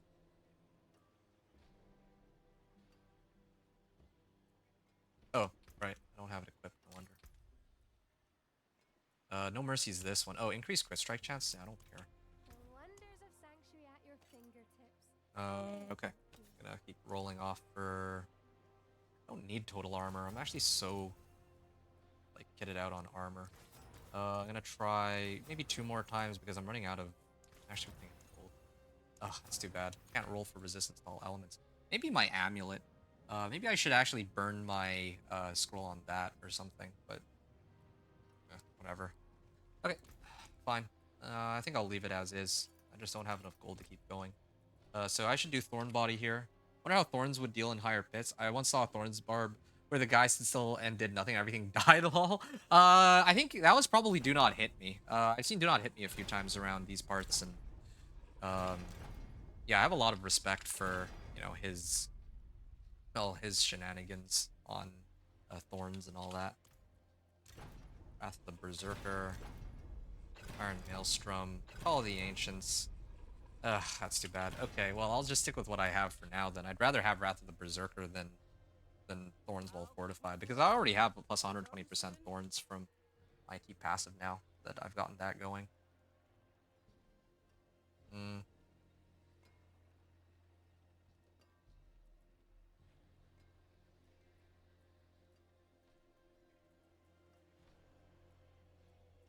Yeah, trying to figure out what I want to do here. Okay. Too much thinking. That is way too much thinking. Like, it'd just be better to... Oh, I actually didn't bother to write this. So 1 GA pole arm.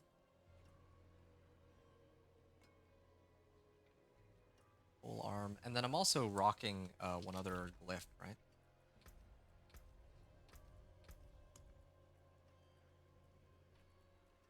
Weapons. Was it Weapons Master? I got Weapons Master like a long time ago.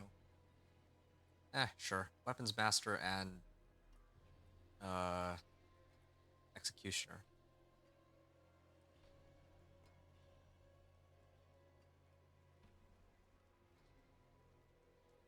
Anyway, let me start the next pit run and then I can answer your question about how they would do in higher pits. Yeah.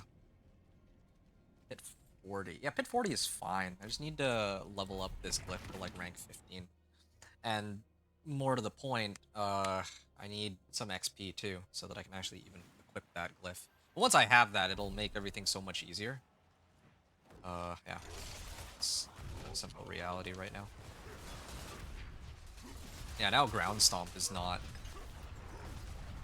I feel like Ground Stomp has a longer cooldown than Wrath of the Berserker. This thing has almost no downtime now. So I gotta... Well, yeah, this is good. Anyway, So, regarding your question about how Thorns would do in higher pits, well, here's the answer to that. So, this season, right, like season 8, there's like Do Not Hit Me. It was playing Thorns Barb like he always does, and I think the highest pit clear I've seen him do is pit 90. Now I think he's switched over and he's trying to work on like a Thorns Spiritborn, like for this season. But his Thorns Barbarian was up all the way to pit 90. Ready yet. So yeah, like the way he was able to do that was that he was using there's like a rune, Zan rune, that allows you to do like crit overpower, right? So he used that with Thorns, since yeah, like you can actually get like overpower on Thorns if you use that rune. So that's what he did. That's what a lot of people have been doing, actually. I didn't know that you could, like, that's how it worked. Not ready yet. Had I known, I would have actually gone for Zan rune on my companion druid. Wait, I actually do have a Zan rune companion druid. Oh, well, I appreciate that, man. Thank you. This is the first time I've joined your live stream and or heard of you, and so far you made a pretty good impression. Well, I'm glad. No, I'm really glad to hear that, right? Because, well, for a number of reasons. Generally speaking, it's just better to have that impression rather than the alternative. I said, like I said, pretty good impression. But yeah, I mean, there's, you know, like I just want to help people in Diablo 4. Not just like giving people like free stuff, but you know, like I like to make these build guides. Like you said that this is the first time you've joined my live stream, right? But if you take a look at like my channel really quickly, like the past videos that I have, I actually made like a bunch of build guides. I made one for the Thorns Barbarian, I made one for the Ice Shard Sorcerer, Minion Necro, Poison Spiritborn, and Minion, or I think there's one I'm missing in that list that I just gave. But you get the idea, right? Like, I'm trying to help people get into Torment 4, like, that's my goal.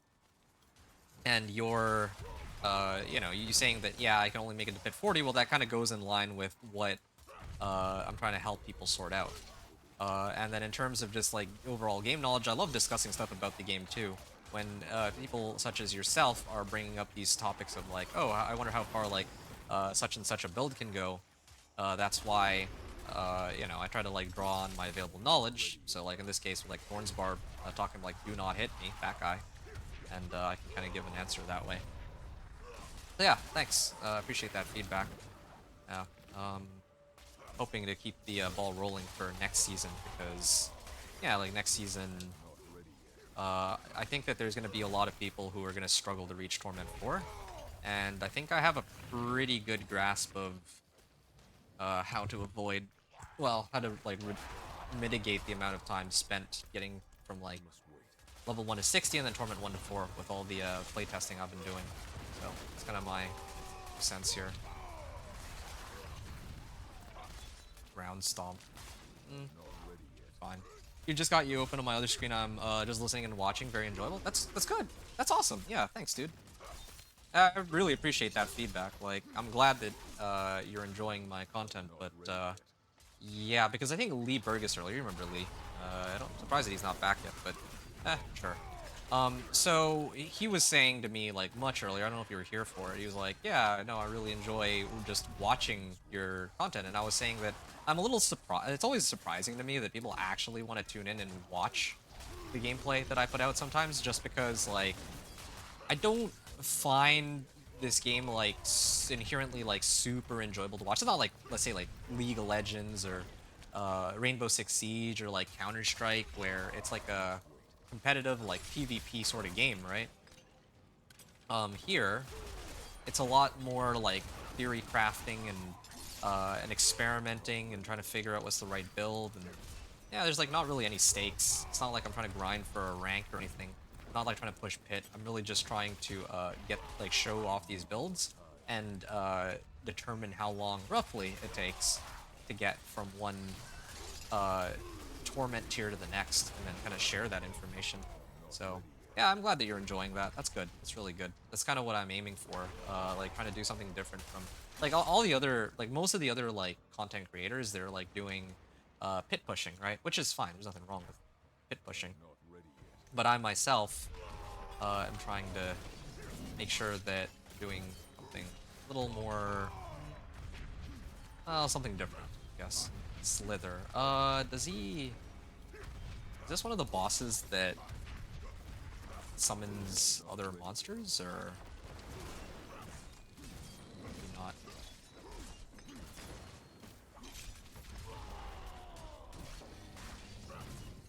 This is gonna take forever. I think I also need to keep resetting my ground stomp, just because I need to get my anomalies to detonate on these bosses more often. But they have like a very fixed like 5-second spawn rate, so I don't know how I feel there.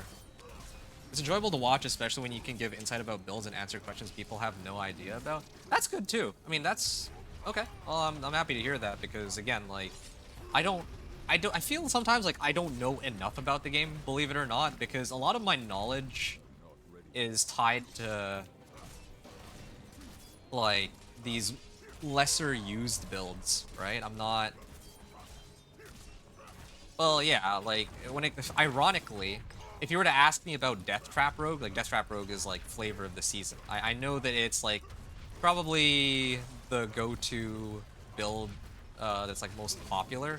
Like Lightning Spear is the one that has the highest hit push, but Death Trap is probably the most popular in terms of just overall endgame farming. And but aside from that, I don't know anything about those builds. If you ask me, oh, what do you need for a Death Trap Rogue, I'd probably say something along the lines of, oh, just go and pull up a guide from so-and-so, and they probably will give you all the information. I wouldn't be able to tell you that off the top of my head. But I think what I can give insight on is like, you know, like how do you level? What's like the fastest way to like buff up your character? What are you like missing? That kind of stuff. I do a great bit of research about that. But yeah, I just don't have as much knowledge about like about real like builds that are like really unpopular and builds that are really popular. I tend to know a little bit more about the ones in between. Yes. Okay. And there we go. Okay, I have rank 15 Marshal. That's good. So now just need to get up here and then activate it. Uh, you know something? Maybe I'm doing this wrong. I think I can afford to lose out on a little bit of damage to elites as long as I keep spamming Wrath of the Berserker. So I might actually switch this up for a second. Oh, okay. All right. Well, in that case, I can just keep going up this way. And yeah, I mean, I can even put Challenger on here. Okay, yeah. Uh, I'm getting a little tired of waiting. I'm gonna... Okay, I'm never using this. These are the perfect rolls that I would have wanted on my boots, but just no luck there, I guess.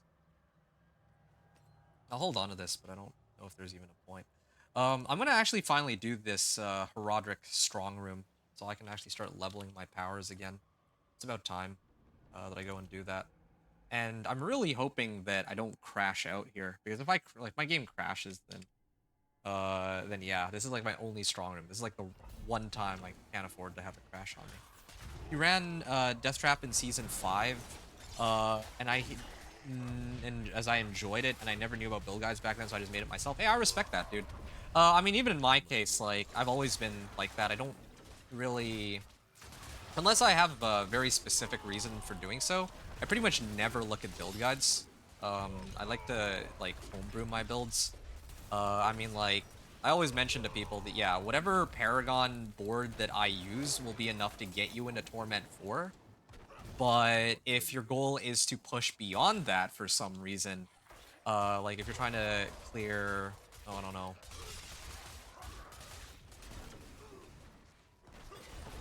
If your goal is to push, like, pit 100, then yeah, that you probably will need a more specialized Paragon board for that. But yeah, that's the thing about this game too. Oh, wait, hold on. There's a portal there that spawned. I'm supposed to go hit that. I didn't even see it. Yeah, here's the thing about the game right now. I genuinely do feel like the majority of builds in the game can reach Torment 4 if you know what you're doing, right? Like, if you don't know what you're doing, then yeah, probably a build guide might be a much more effective way of figuring stuff out. But Yeah, good for you though that you actually like figured out your own builds. I don't know, like I actually took an interest in Death Trap myself in the past. Like when I played Rogue, this was like before season 6, right? Season 6 rolled out Dance of Knives Rogue, and yeah, Dance of Knives Rogue was like once I found Dance of Knives Rogue, like yeah, I mean it's still like the most fun. It's like one of the most fun builds for leveling. Maybe not so much for endgame. Endgame is a bit more of a struggle, but you know, for leveling, sure, why not? Having said that though, uh, it was only around season 6 or season 7 where Death Trap, yeah, became a little bit like stronger, right? Like because in season, I think before season 6, I don't know what season it was, but Death Trap was like pretty difficult to make like to make it good, really. Like yeah, you could like group up a bunch of monsters and then put on a Death Trap and it would blow up and maybe kill them, but the cooldown on it was like ridiculously high. But now, I think that you can turn it into a core skill, right? Like as of like this season. So it's it's definitely a lot easier to play than it was in the past. Okay. Uh Pillars will tether nearby lunatics, killing them grants 8 heraldic attunement, swiftness motes. I don't know what a swiftness mote is, but yeah, I was hoping for more attunement. I'm gonna grab this one. This one would be for more attunement. And staying near pillars, approaching pillars. No, staying near pillars is where it's at. Okay, here we go. I'm not ready yet. Slay monsters for heraldic attunements. So now I can... I'm doing this in the wrong order, actually. I should be using my shouts last now, because... yeah, my shouts are resetting my other skills. Got keep moving here. No. Not ready yet. I'm getting a little better at it.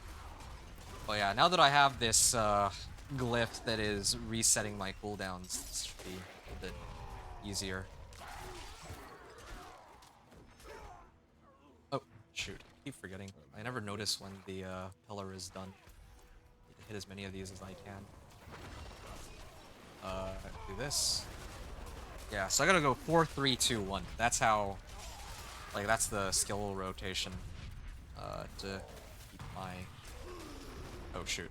Okay, I was a little bit too trigger happy on that. Okay. Hit this. 4, 3, 2, 1, and then pull all the monsters to me. Then that way my Wrath of the Berserker has like almost 100% uptime. Same with my Ground Stomp too. Oh yeah, I did it wrong order again. Oh, yeah, still working on it. Getting like a lot of swiftness motes though. Good. A lot of attunement. 25 attunement only, or I'm only at like 1.6. 1.6k. Dude, no, I hate this so much, man. Dude, I'm still stuck on this stupid pillar.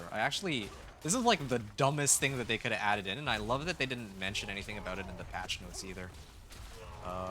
No, that stupid pillar that stuck me in place made it so that I couldn't actually finish this in time. I wanted to spawn a butcher, man. That was dumb. I'm actually so irritated right now. Yeah, I'm actually so irritated. Oh yeah, and then of course Blood Bishop like takes 10 years to kill. I guess it would have been the similar situation with Butcher, but at least with Butcher, there was like a whole bunch of other monsters to show up to. So it would have been much easier to deal with Butcher.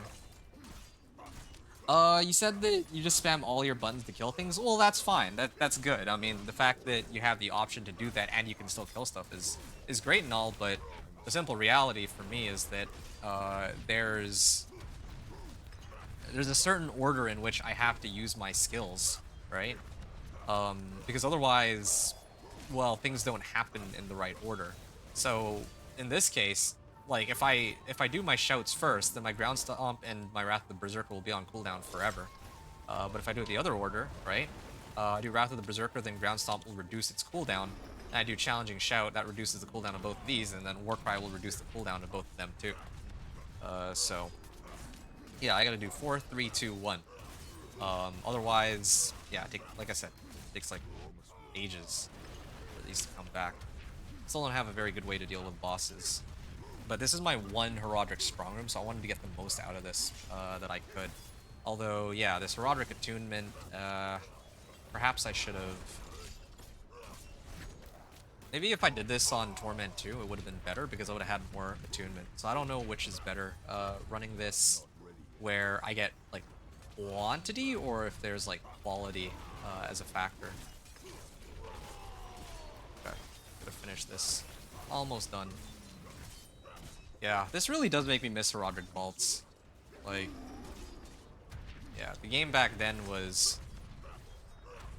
Like, the season of the Construct, like, a lot of people hated that season, but yeah, I actually really enjoyed not having to acquire a build that has an easy way to deal with bosses. Okay. Done. Ah. Okay. Did I get any files? No, not yet. Okay, I'm gonna open this. I got some Heraldric files. I should have, I guess, done Torment 2 for this. I only got 122. 143. Yeah, I guess it would have been better on Torment 2. At the very least, though, I can buff this up a little bit, but I don't like how little... Like, how few, or how, well... I didn't get very much of the Heraldric files at all. I didn't get very many.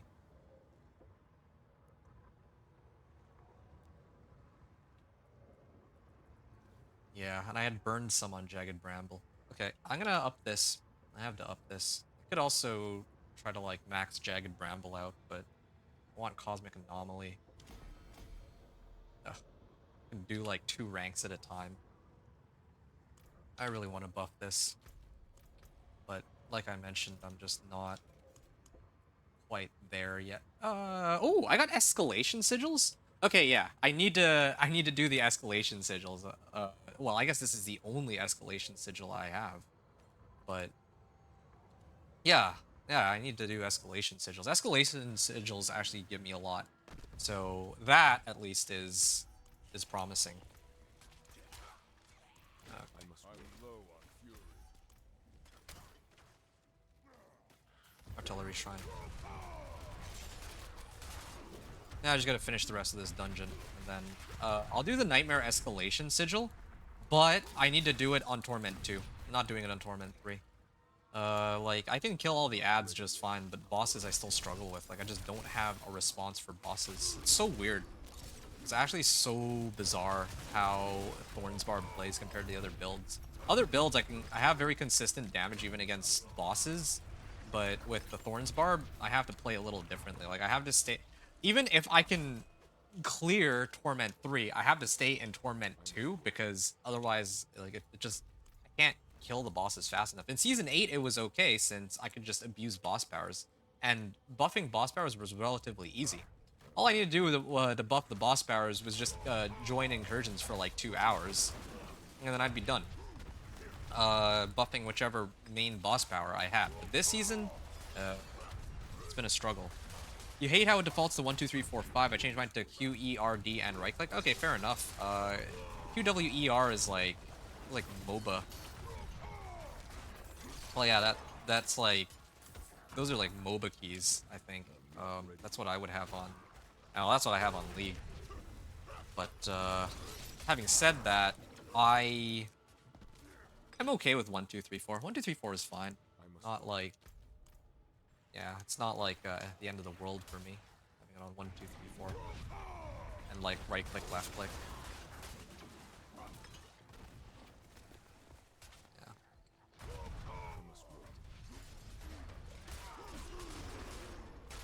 Why are these guys suddenly taking so much longer to die? Okay, another 3 levels and then I can get Challenger lift.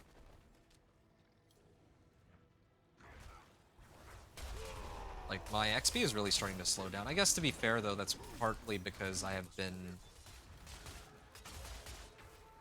trying to, like, grab the rest of my equipment. I have Shard of Arathiel. Oh, you know what I need to do next? I actually need to go see if I can grab Fists of Fate. Yeah, that's supposed to That's supposed to ramp up my damage, but it needs to be like a good Fists of Fate. Can't just use like some garbage Fists of Fate. Also, another thing, I have this, so I'm always Berserk. But I might be better off getting Berserking through my Wrath of the Berserker. That should just always be up now.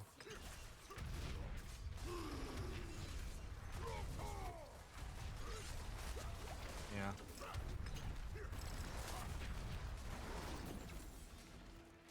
Whoa, lag.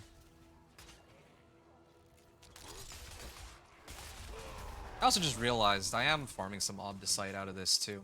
Getting a decent chunk of Obdicite from doing this, aren't I? Yeah, I have actually enough to get at least one thing to rank 8 Masterworking.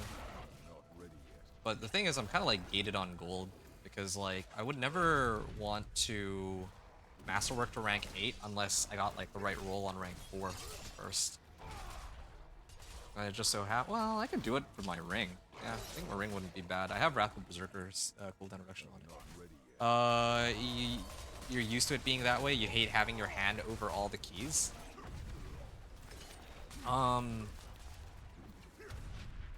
Oh, I see what you mean. Yeah, that's fair. Yeah, I mean, I'm pretty impartial to it, so I mean, I just left it as is. And besides, like, Q is for potion, right? So, I mean, I would have to rewire my whole muscle memory to figure out where I'm supposed to put potion. I think last epic, they have potion on, like, a different key, and I had to, like, rebind it because I'm already hardwired into thinking that I press Q to activate my potion. Getting how that works.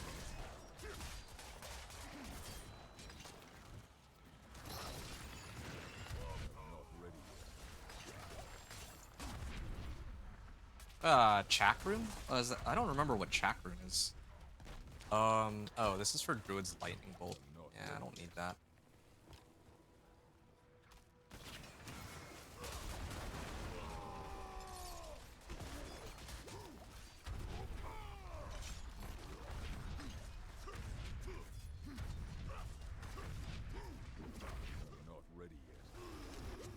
Yeah, the anomalies ain't it. Like, trying to level them is pretty annoying. Edgemaster's gloves. Any good?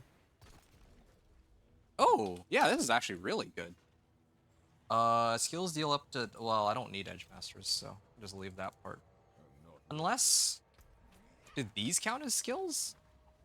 Because if these count as skills, then maybe Edgemasters would be useful. If not, then I don't know if I care. Your potion is bind to the side of your mouse? Oh, okay, well.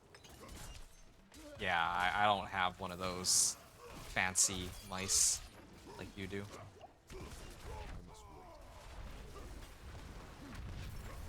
Yeah. Almost there. 3.6k. What is doing that? Is it when he hits me? I'm just gonna stop hitting for a second.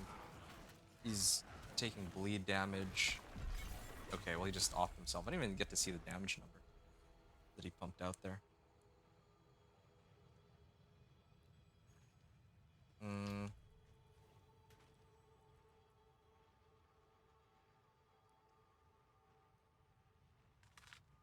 Hold on a second. Okay.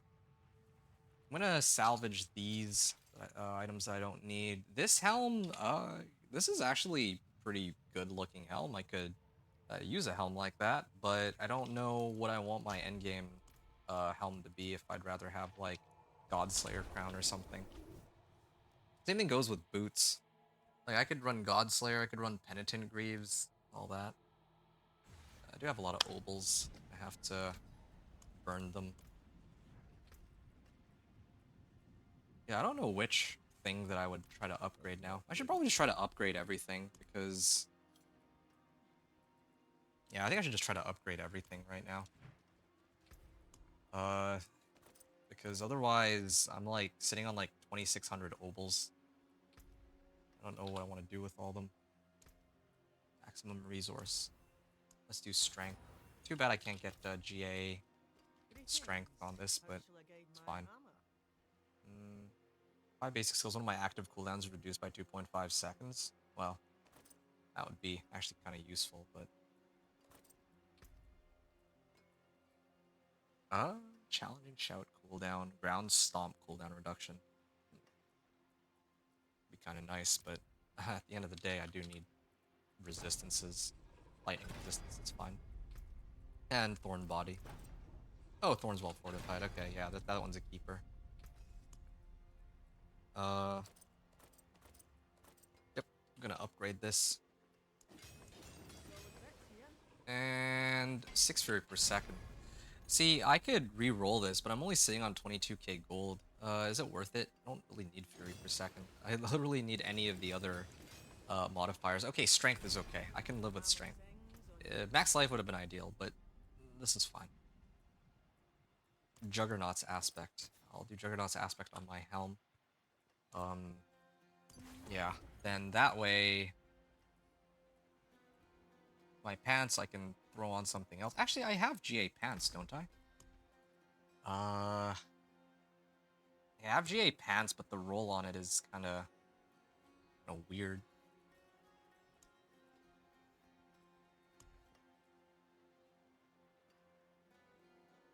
All right.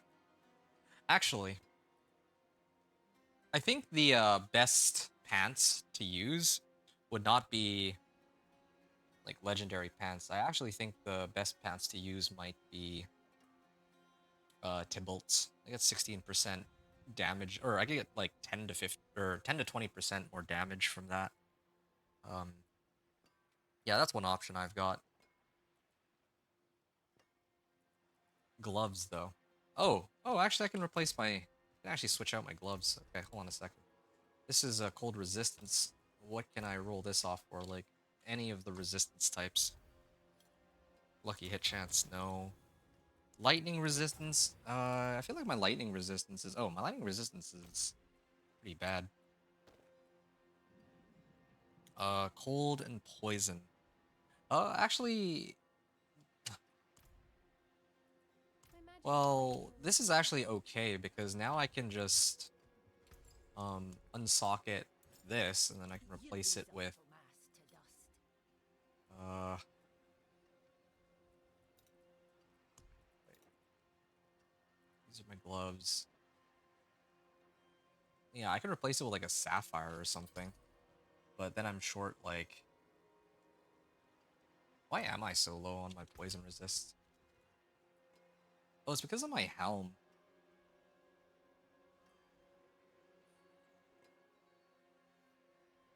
Fury per second? Wait. Why do I have... What was the previous roll on this? Why do I have strength as the roll? I don't remember what this was originally. That's weird. Did I not do it right? Hold on, I gotta take a look at the recording here. What did I try to temper off on my helm?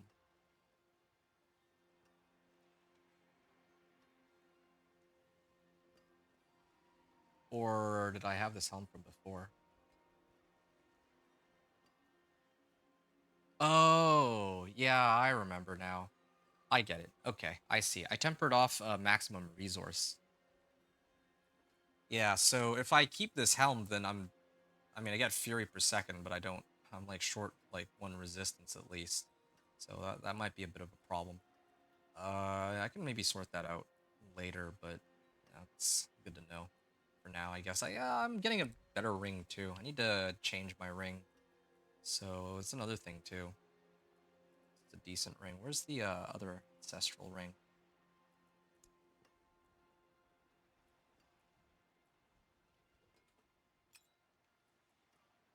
Now I need to actually temper the right aspect. Crits. Oh, Crits. Yeah, you're still here. How's your Frenzy Barb going, by the way? You said you play on a Razer Tartarus V2. It keeps all my buttons close and has a place to rest the wrist. Ooh, that's good. That you have good mouse you can use. I'll do anger management, I guess. It's either anger management or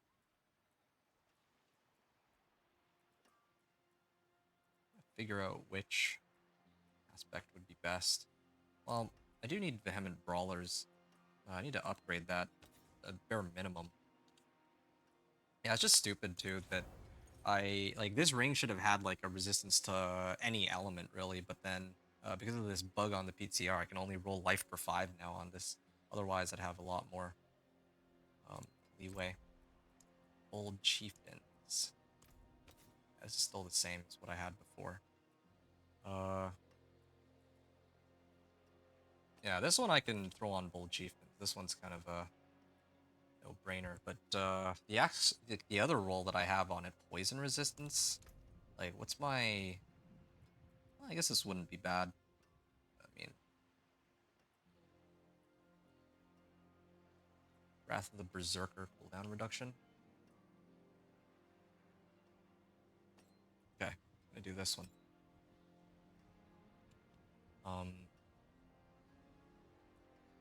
Yeah, this is fine. Strength, max life, poison resistance. Alright, fine. I'll temper this. Temper this with natural finesse like I always do. And then I also want Wrath of the Berserker cooldown reduction. Okay, I got Wrath of the Berserker cooldown reduction. It's not as high as the other one, but it's fine. It's totally acceptable.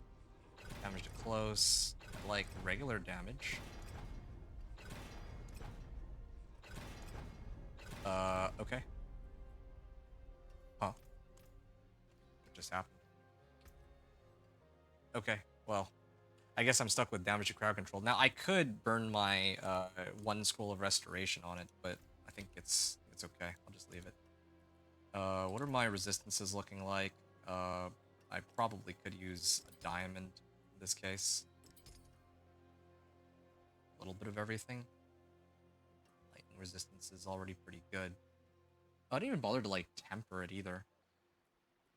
I have a lot of lightning resistance. Maybe I can roll off this lightning resistance for something else. Poison resistance? I already have tons of poison resistance. Lightning resistance again. Why are you giving me lightning resistance? Give me, like... Okay, fine. Cold resistance. Yeah, I could live with that. So... Now, if I... try to temper... Oh, man, there's, like, too much to do. Gloves. So, natural finesse. Oh, no. Thorn body. Thorn body is the most important one here.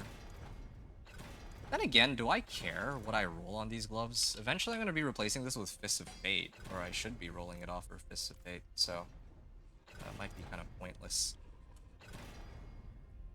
Then again, this actually gives me resistances, Fists of Fate doesn't. So, a lot of stuff to consider, but I can masterwork this. Again, I'm hoping for strength here. Oh, okay, cool. Yeah, that's a good roll. I think I was trying to do anger management as the one that I wanted. Or I could do conceited. Yeah. It's much easier for me to run anger management, but, well, yeah. Like, I feel like it's a little redundant because I have Wrath of the Berserker.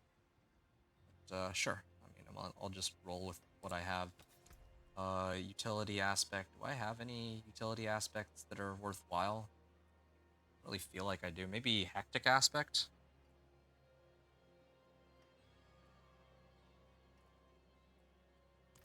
Sure. I'm at the point where I don't need movement speed as much as certain other modifiers, right? Iron Skin. Oh yeah, here we go. Numbing Wrath. This is the one I wanted. Okay. Oh, that was quite a lot for me to do. And I'm also running low on Scattered Prisms, I think, too, right? I have 3. Okay. What I'm gonna do then, I'm gonna unsocket these. This is a Lith Lum. And I'm gonna throw it in here. And then later, if I am gonna use this helm for pit 55, then I can socket it as needed. But until then, strength, max life, Strength. Oh yeah, right. Boots. Wasn't I supposed to get better boots? And also, wasn't I supposed to masterwork this? I think I was, yeah. Where's my masterworking? Wrath of the Berserker cooldown reduction. Ah, that's not bad. Yeah, that's GA life too. So that's already by itself. That's a pretty massive upgrade. But sure, I mean, 26% or 26-second cooldown on my ult there.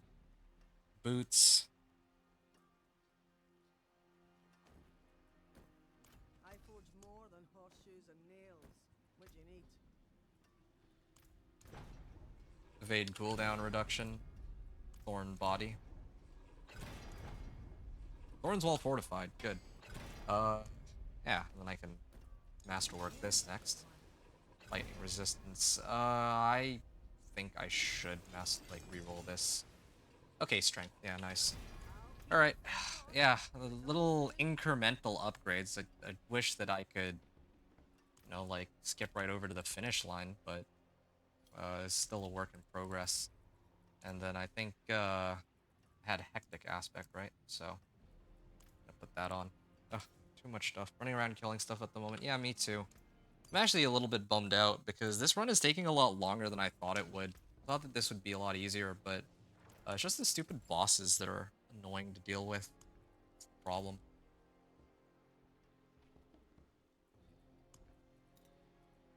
Here you are. Alright. I'm gonna do shadow resistance here. And what other? Either poison or shadow.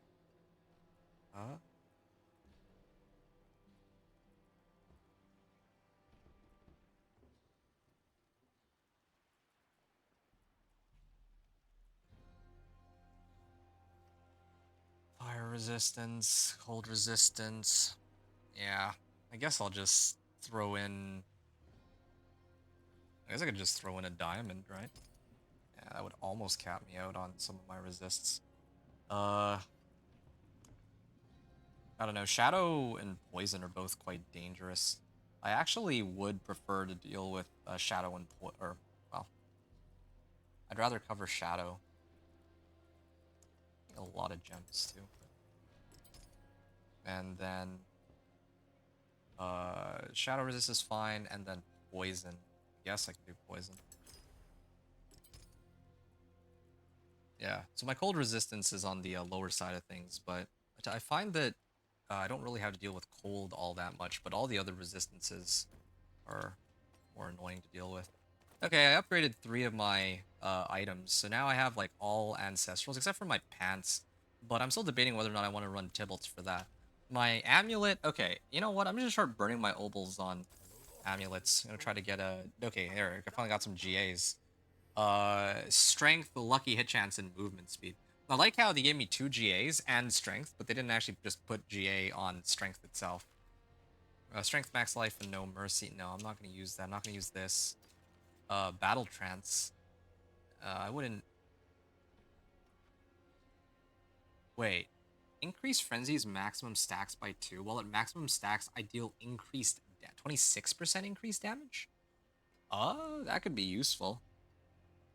That's better than Inner Calm. But then I'd have to get rid of Flay. I actually really like Flay. And it gives me thorns too. Casting an ultimate. Okay, I should salvage this. I get better roll on that. On my Use it well. on my aspect. It's like a max roll even. Vehement Brawler, was it? Yeah. Okay. Well, that's really good. Gotta run. Good luck with Billy. Oh, thanks. I appreciate it. Look forward to catching you on the stream and thoroughly enjoy your content, brother. Yeah, no, I'm glad. Look, I'll be back again tomorrow. And tomorrow I'll be streaming probably the entire day. I think the character I'm gonna be running would be... What would it be? It's gonna be Sorcerer. So if you're interested in Sorcerer builds at all, yeah, tomorrow I'm gonna figure out a Sorcerer build to try to, go and use, I guess. Okay. You have a good one. I will see you soon. There. Go one more? Come on. Can't they just give me, like, one amulet that has GA strength or something? Whatever, I'm just gonna burn it all. I don't care. Oh, okay, yeah, finally. This is I lose out on max roll vocalized empowerment, but I don't think I care. It's not like I was using that anyway to begin with. Uh, yeah, okay, this could be good as a temp, but simple reality is this is gonna be probably my end game amulet, just off the top of my head. That's sort of what it's looking like right now. Movement speed, of course I roll off movement speed and try to get... I mean, there's only one option. I need life. So I'm gonna roll until I get life, or I might actually run out of gold at this rate. Oh, there we go. Okay, good. Really cutting it close here. Oh, and of course I have to temper, so let's see what I can yank here. Wrath of the Berserker, as always, is the intended goal. Call of the Ancients, okay. And then utility Thorns while fortified. Okay. I think it's more important to have Wrath of the Berserker up. Oh no. Oh no. Okay, well, what did I end up getting? Call of the Ancients. And I get, like, hold on. I'm gonna try to re-roll this again. Yeah, this is the time to use my Scroll of Restoration. It says Temper's 1 out of 7, but that doesn't quite look right. What? No, wait, no, that's for Masterworking. I have apparently 1 reroll left. Alright. Was it not? Okay, well, it's bugged. I have to retemper, I guess. There we go. Wait, what?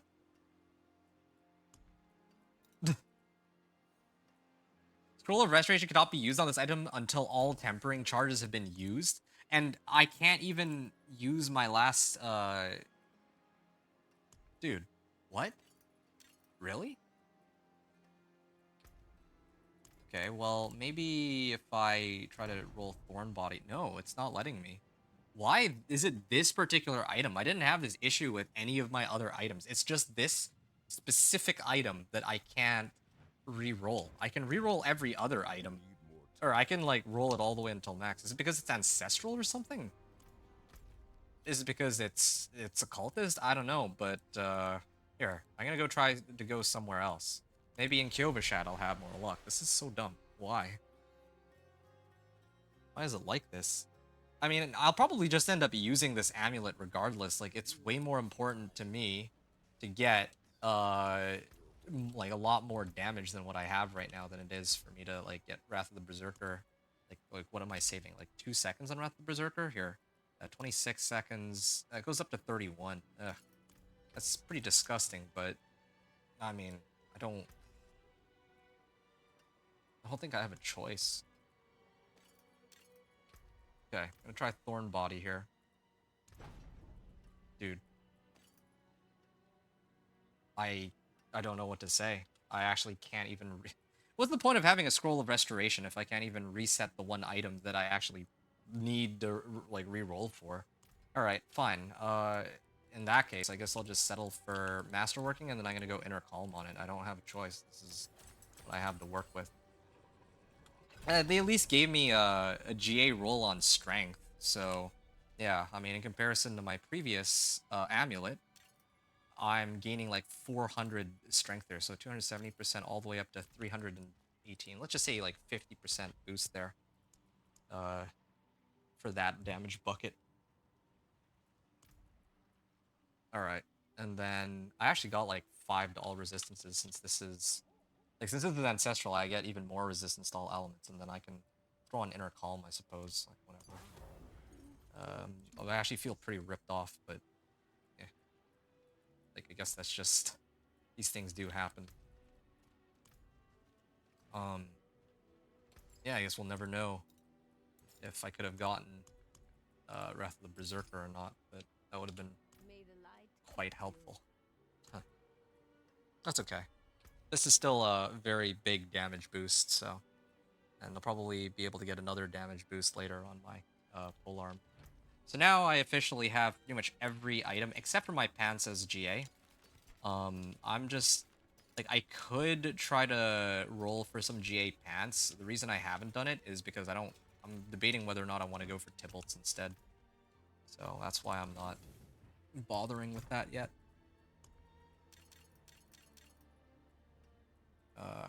Sure. I'll add another stash tab.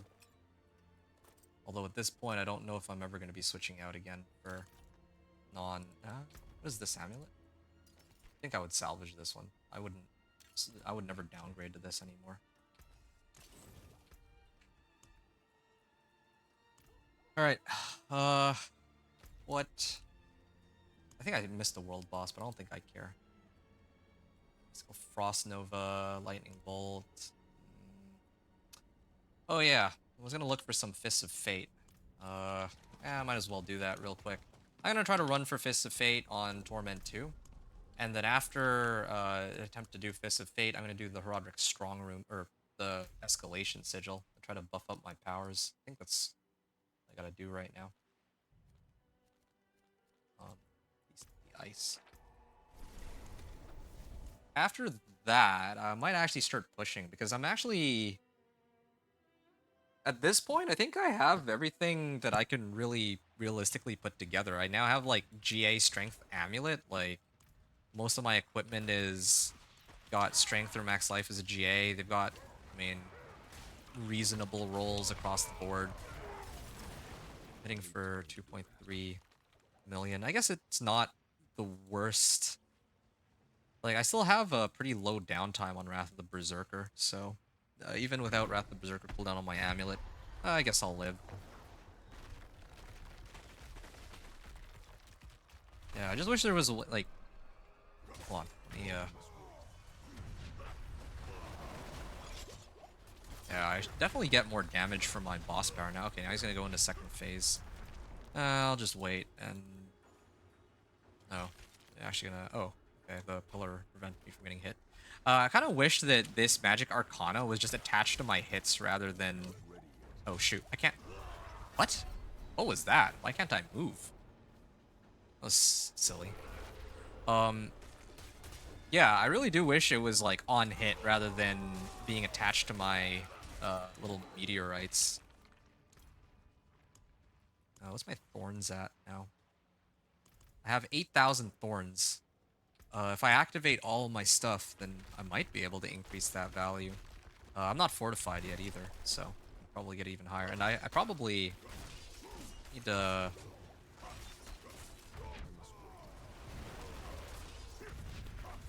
Oh. I check this Thorns value. Like, how high can this go? I guess I should pay attention to the fight. But yeah, because I got, like, Challenging Shout. I got my Death Wish legendary aspect. I have... Oh. Dude. You just completely bypassed all of my effects. Okay, he's gonna go into second phase. Or third phase. Lost count. Yeah, see, this is what happens when you don't have the ability to, like, one-shot the bosses. You actually have to do the fight, even if they don't have an immunity phase. I think one more, right? Yeah, at least I have 3 evade charges. This has been very handy. It actually matters here, since that's actually my only mobility tool. And he should come down any second. Okay, there. Dude, please, just stand still. I like how every time I ground stomp, like, ground stomp is where my anomalies are, right? That's when he dips up, or dives into the sky.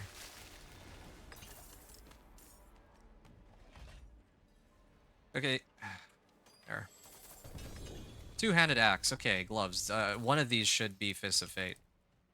Both of them are Fists of Fate, except both of them are terrible. Hooves of the Mountain God. Yeah, this is the one.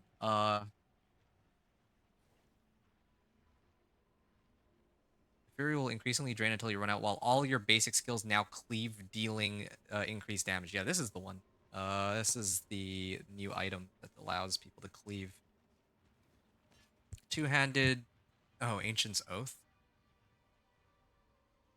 Well, I mean, if I didn't have, if I didn't need the pole arm for multiplicative damage, this wouldn't have been bad. Cooldown reduction and strength, wow. 46% increased damage for me for 5 seconds. That was a pretty big boost, but anyway. I'm gonna do another one of these. I almost have enough. Like, I could go get Tybalt's. Could do it. Yeah, I might just leave it, though. I wanted to do Fists of Fate, but I can't justify losing an aspect and resistances for pretty much nothing, really. Like, for a bit of extra damage, maybe. And that's, like, dubious, because, like, that's dubious at best, since I have Thorns Fortified and additional aspect on my gloves.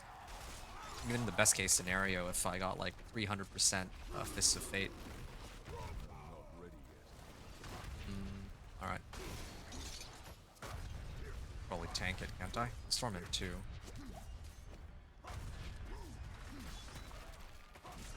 Yeah, I'm okay.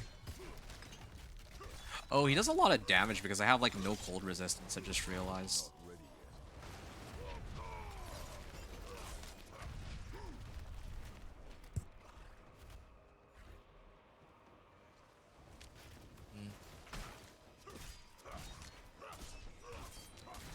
Oh, this is gonna knock me into the storm.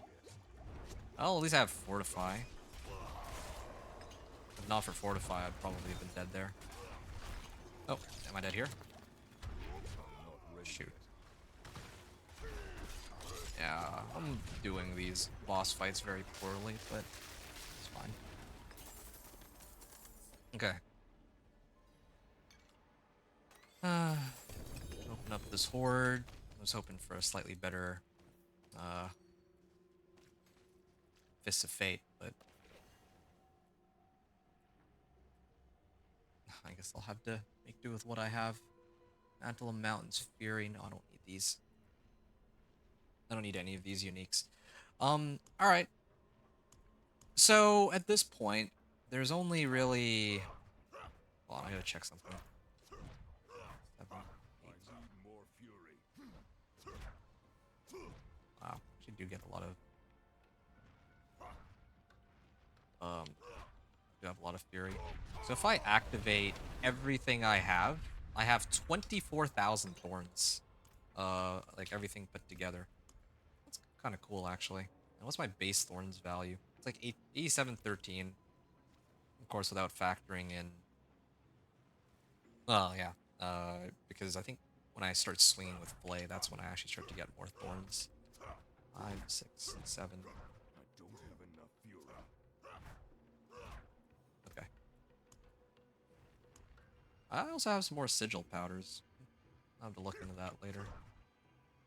19,000. So as long as my... It's like there's between having 19k thorns and like 30 some k thorns. Well, that's enough of that. So...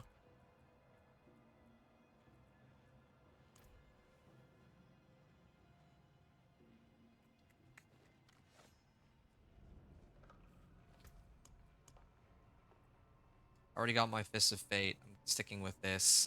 Tybalt's might actually be worth considering, though. But this is kind of nice because I can generate Fortify for myself. And it also gives me 70% fire resistance. If I got rid of resistance here, I'm already struggling with my resistances. I don't know where else I would make it up. I just realized this is Torment 2, isn't it? Yeah, this is Torment 2, and I'm still struggling with resistances. It's because of this. My lightning res is ridiculously high. Oh. Is... Oh, shoot, and I can't re-roll them off. And my lightning resistance is way too high.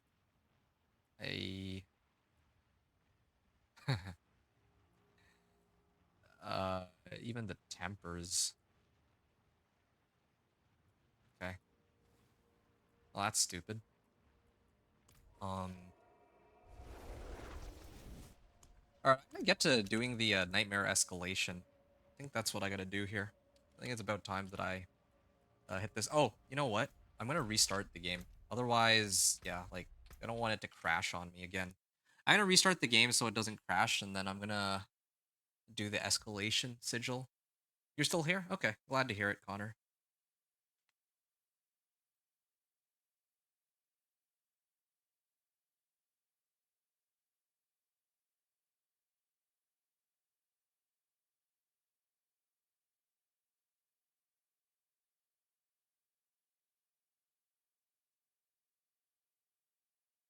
Hmm. Yeah, I need a second. Sorry, folks. Gotta make sure I don't crash in the middle of an escalation. That would be the worst case scenario.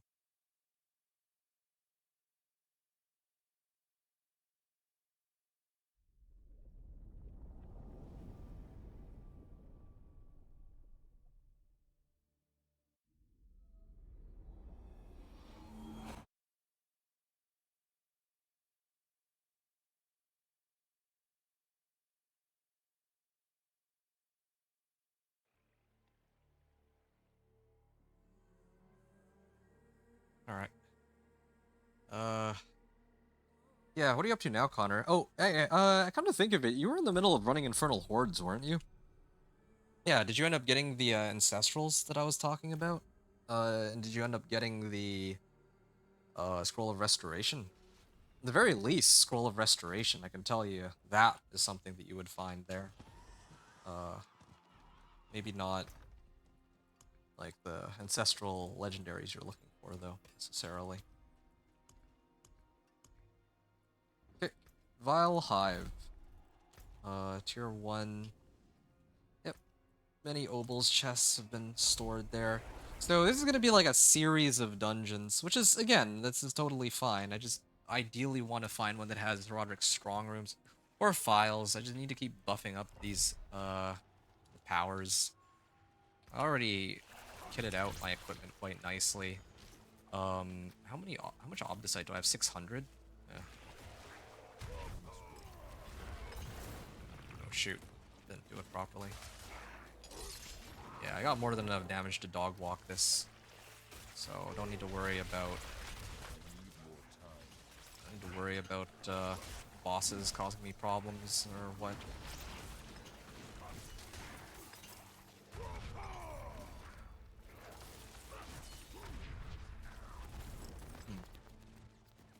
I need time to do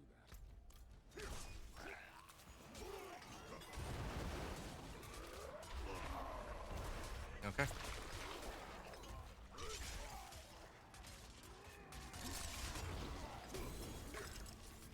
Gloves of the Dire Whirlwind. Good. I'm gonna think of it. Aren't I supposed to get like Obels somewhere? Isn't there supposed to be like some caches? You didn't. You got one axe from my metal weapons. Okay, but you did get a GA though. Oh, amulet. Oh, this is Lockrins. Don't need that. Also, I think I gotta turn this back on. You know what? I think I actually prefer having this aspect, anger management, because that way I don't have to keep spamming my ult. And besides, like, one of my... I mean, I guess I'd be getting conceited aspect, but even conceited aspect is available whenever I...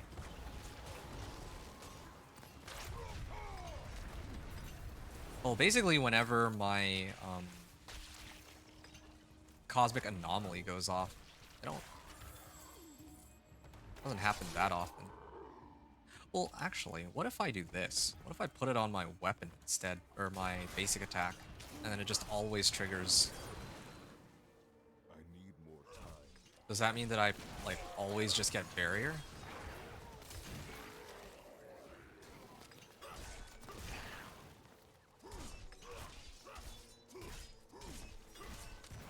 Oh, okay. Yeah. I guess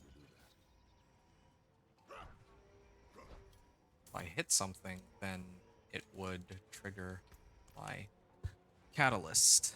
How's run going? And not well. I think that because last season, when last season was up, my method for making it a Pit 55 was that I relied on the boss powers to do most of the damage to get me there. But like this season, I can't really do that. Like, I am struggling to find Herodric files. Uh, Yeah, because it's very difficult for me to find these Herodic files, well, I think I have to run ground stop. I don't have an easy way. I need more time.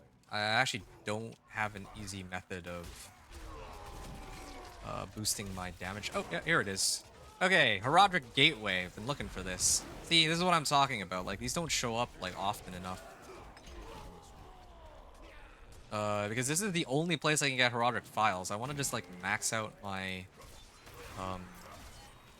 my Herodic, like, my Catalyst if I can, but I can't do that. So, it's actually making things very difficult for me. Like, I have enough damage to, like, clear all the ads in Torment 3 because of Thorns, right? Like, it's built for AoE, but single target is really where I start to struggle.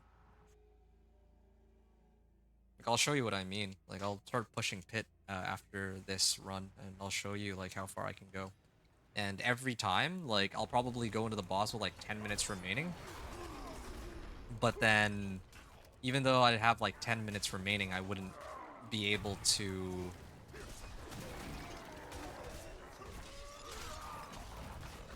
even if I have 10 minutes remaining, it takes me forever to kill the boss. Guide Ghost Apparitions, the Pillars, Swiftness. Pillar Ritual Speed 25% speed, yeah, that's good. This is for more Herodic Attunement, and then... Staying near pillars, I don't need that, though. Monsters can drop Swiftness emotes. Will grant 2 Swiftness. Let's do this one.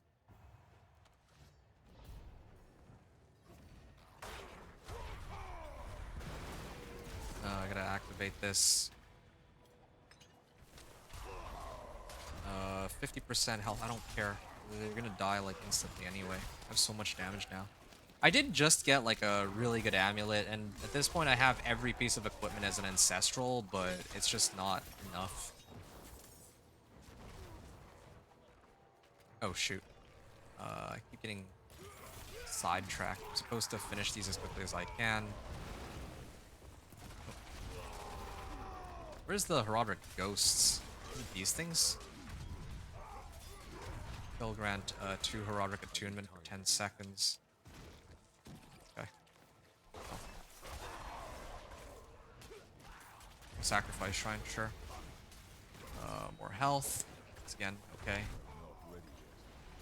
Yeah, the cooldown on my ultimate is a lot higher now, but sure, fine. Maybe I should just start pulling them over to my side. Yeah, do 2 of these simultaneously. Yeah, I'm definitely going through this quicker than the last time I was in this escalation. How are you doing, by the Medivh? Yeah. Oh. Whatever you're up to, you're doing all right.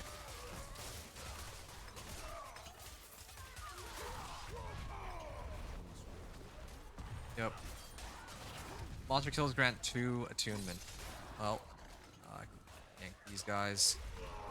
Actually, I can grab the obels later. Need to finish these ones.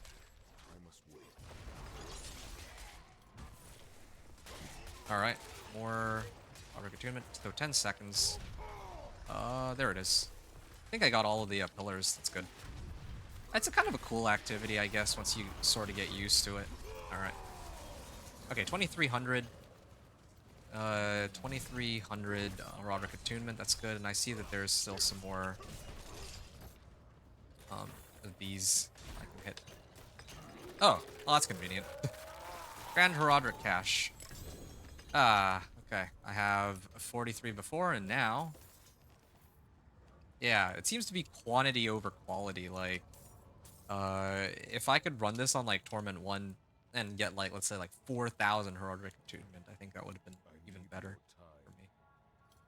I might have missed one, but I have no idea where it was. Anyway, all good. I still, for whatever reason, haven't found the recipe I'm looking for. I'm actually looking for the recipe for belligerence. Still looking for that after all this time. Okay, so now that I cleared the Herodic Strongroom, actually, speaking of which, this would be a good time to start buffing this up. Oh, now I need 100. So yeah, my damage is a lot higher now on the anomalies compared to what it was like, way earlier. Oh, shoot. Okay, well, yeah, they're starting to do some damage. That's good. Effective falling feathers. Okay, I could hit this, but I think that there was a bunch of other stuff on that side, but I think that it's only one Herodic Strong Room um, per Nightmare Dungeon, so I don't think I care about the rest of this dungeon.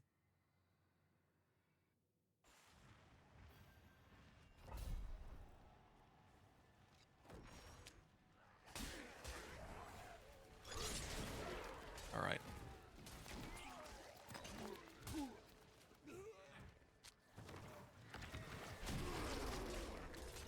I need Uh, more okay. Need more Herodic Strong Rooms. I really do.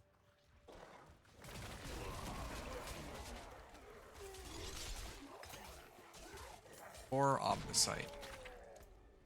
Uh, I'll be able to level one of my items up to like rank 8. I think I'll probably end up choosing my amulet. I actually think my amulet's best because even if it fails the roll, I could still... Any of the other modifiers would still be good. Mm, aside from lightning resistance, I guess. Since I have lightning resist on like everything. I need time to do that. Yeah. Masterwork rank 8. I hope I have enough materials for that too. I need more time.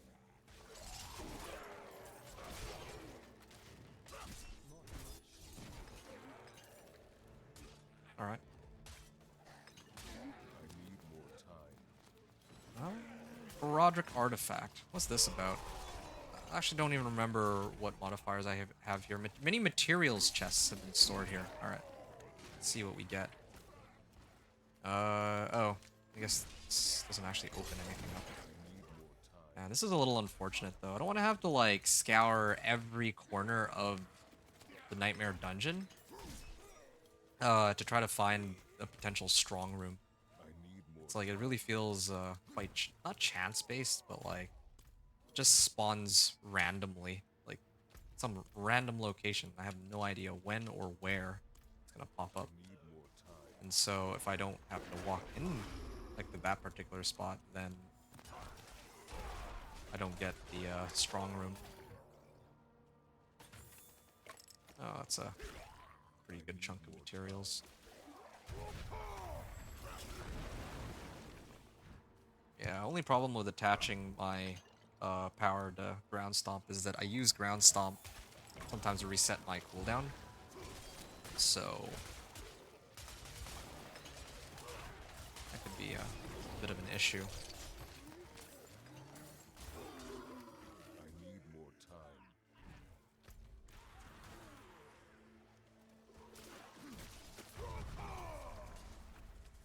Tybalt.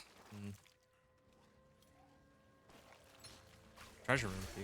Yeah, I might not bother with Tybalt's because I kind of want to keep this since it gives resistances. Yeah. Blast Wave, sure. Or maybe that's how I should be dealing with the boss. I just wait for a Blast Wave shrine, and then I just try to cheese the boss with it. That's like the only way I can think of right now to deal with Pit 55, since otherwise... oh. Well, I'm in the middle of a dungeon escalation. I really hope they don't kick me off. Maybe they have actually fixed the issue with re-rolling lightning resistance, or like rolling any kinds of modifiers at the occultist.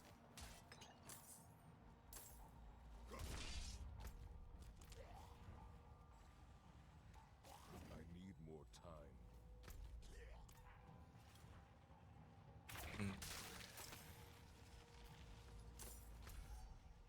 time. There's like some empty space over there, but well, this is a treasure room. I think that's actually the right direction to go. Hey, unique ring. All right, got some obdicite out of that too, I guess. But ring of red. Sure, I don't need it. Okay. To the northeast we go, and I still have Yen's blessing. I really do like having extra strength on this, especially a GA roll. It's hard to give up. If I actually did any sort of like fire or like non-physical damage, then I would have loved to run Raknoth since it gives some additive damage too, but fortunately that's not an option.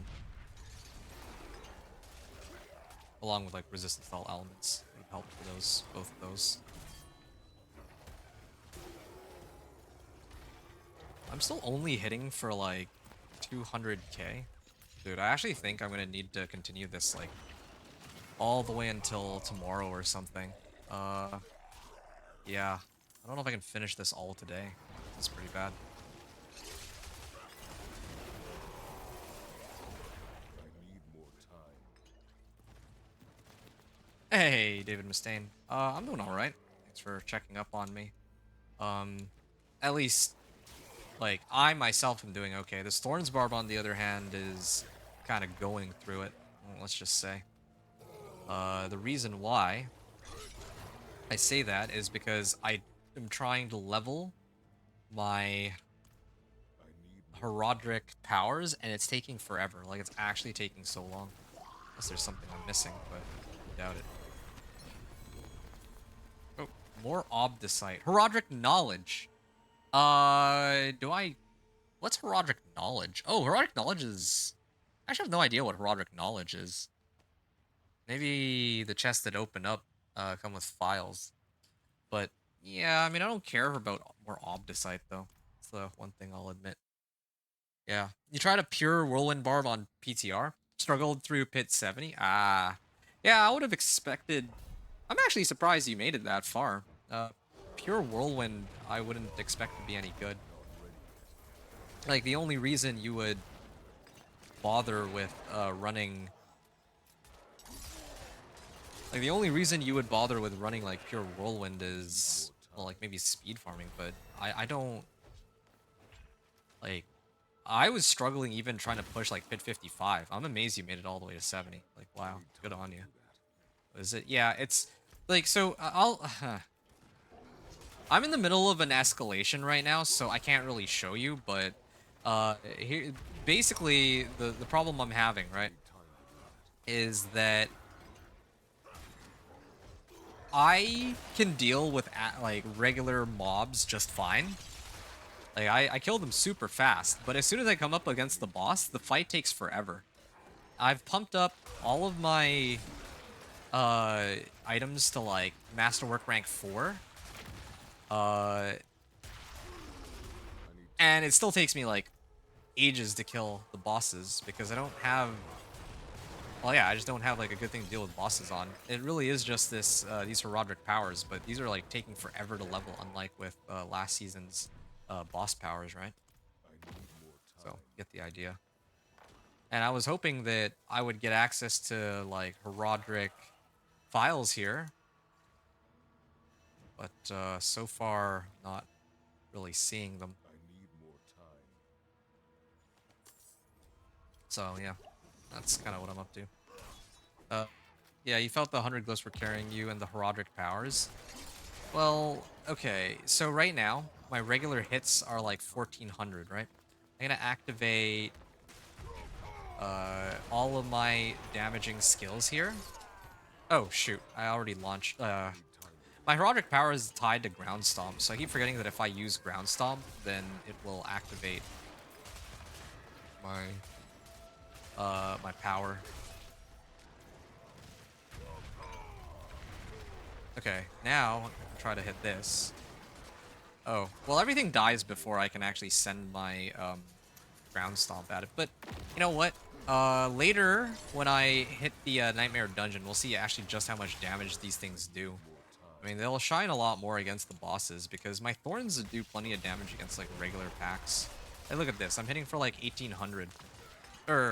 Sorry, 1.8 million, right? Against these regular monsters. It's just that some bosses like hit very infrequently. Like if it's Seething Hive Master, I would be okay. If it's anything other than Seething Hive Master, I'm not. Or yeah, if it's like I don't know, like I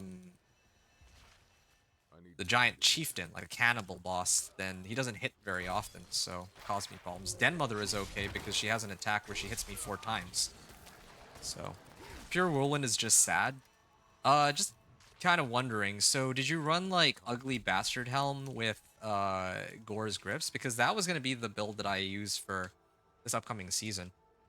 And I was actually really excited to try my Pure Whirlwind Barb.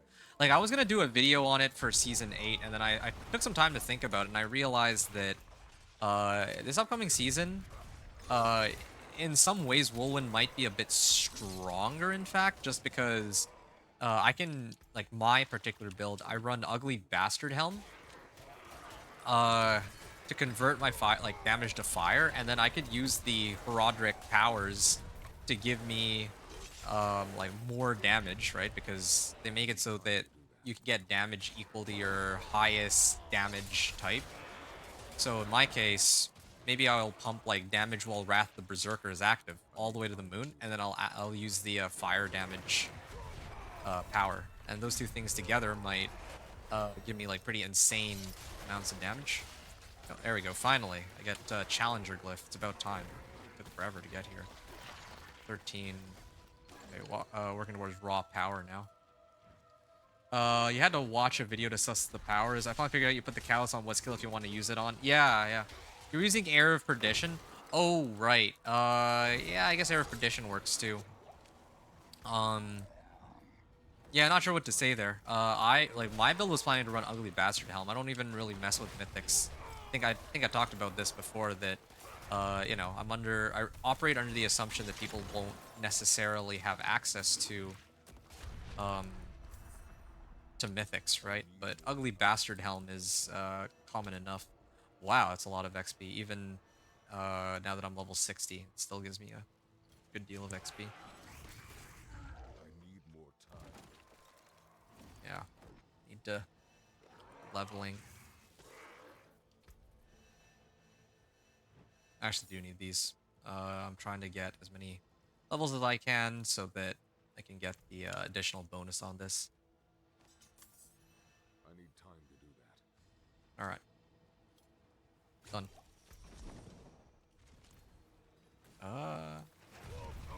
Like, these guys die before I can even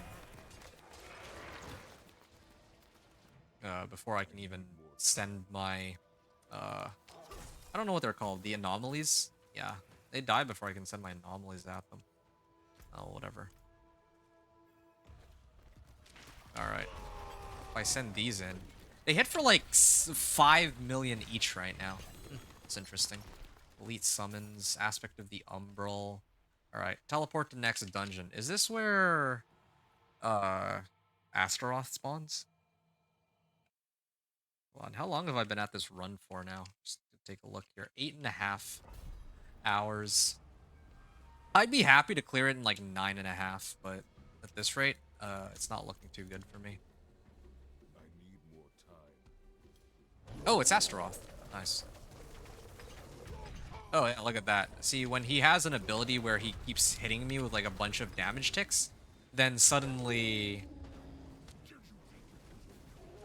Okay. Yeah, suddenly, like, I do so much more damage against the boss, but other times, if they don't have that, if it's just one big hit, then yeah, I have a problem. It's always like that.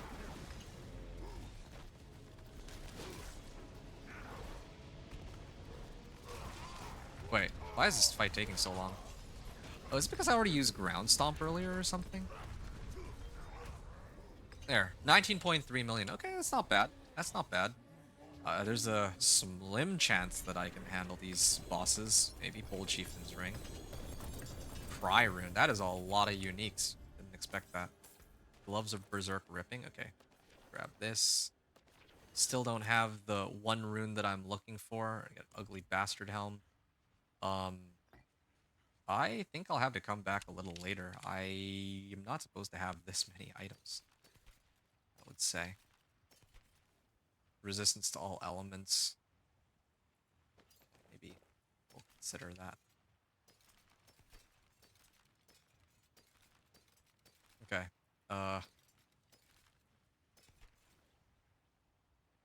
Hammer of the Ancient's lucky hit chance.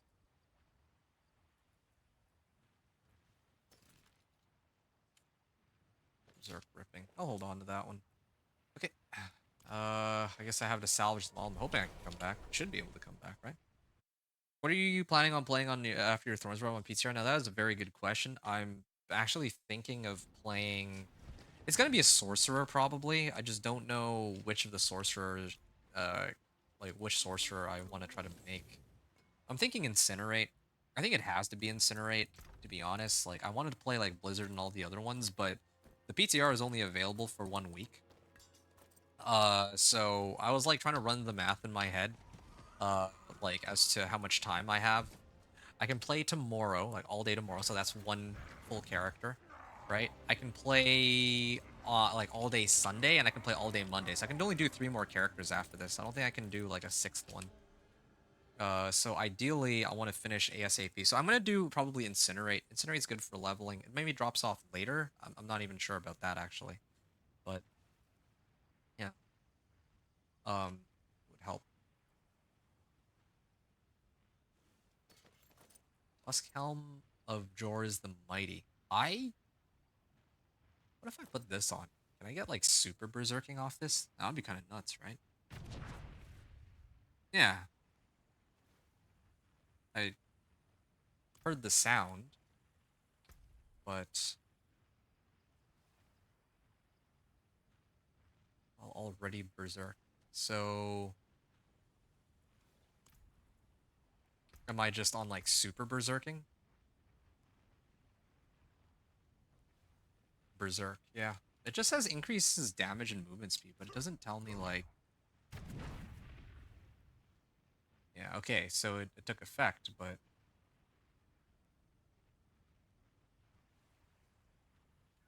Yeah, it doesn't happen often enough. I think I'll stick with what I already have, I guess. You think you might be done with PTR, just wanted to test Spiritborn and Barb. Oh, that's fair, yeah. Want to work on getting your mini necro to T4 on live? Okay. That's fair. I mean, uh, if you need some guidance, I do have my minion necro build, if you're at all interested. I have done a video on that. And that's based off of a necro that I'd already pushed into Torment 4. So if at all you're interested, then you can check that out as a guideline, perhaps. I just wanted to throw that out there as, well, yeah, just in case you need some guidance at all, but that's totally up to you. You hate how many Infernal Hordes I've ran, I still haven't gotten good stuff. I don't know what to tell you. At least you get Obdicite out of it, right? But yeah, no, it is kind of silly. Did you check the reputation rewards at Tarsarak? Like maybe the NPC that, you know, gives rewards might have one for you.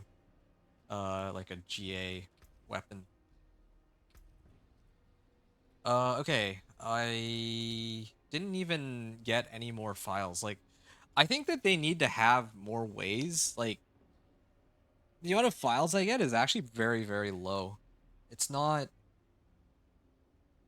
Yeah, it just doesn't feel like I'm leveling these very quickly. Like, it's taking forever just to level 1 power alone. And there's like all of these, right? So I just don't know how that's gonna work. Anyway. Alright, I've had enough of everything. I'm gonna start pushing the pit again now that I've made numerous adjustments to my build. So I'd have to kind of go through them one by one. Okay. Yeah, I have at least plenty of herbs, if nothing else, but... Yeah. This is Torment 2. Okay, I'm gonna set it to Torment 3 now. And... let's see what stats look like. Wait, what? This is like the same as in Torment 2, isn't it? Or am I mistaken? No, whatever. Sure. What if I do diamonds instead of... Nah, never mind. I'm not going to test Thorns Spiritborn. Well, I mean, I don't know if I'll have enough time, man. I definitely want to do Sorcerer next. Then after that, it's like Minion Necro, Dance of Nightrogue, and the Thorns Spiritborn. And even Thorns Spiritborn, I feel like everyone's playing Thorns Spiritborn, right? So I don't know if there's a point for me to test it when everybody else is already planning to test it. So I'm not sure.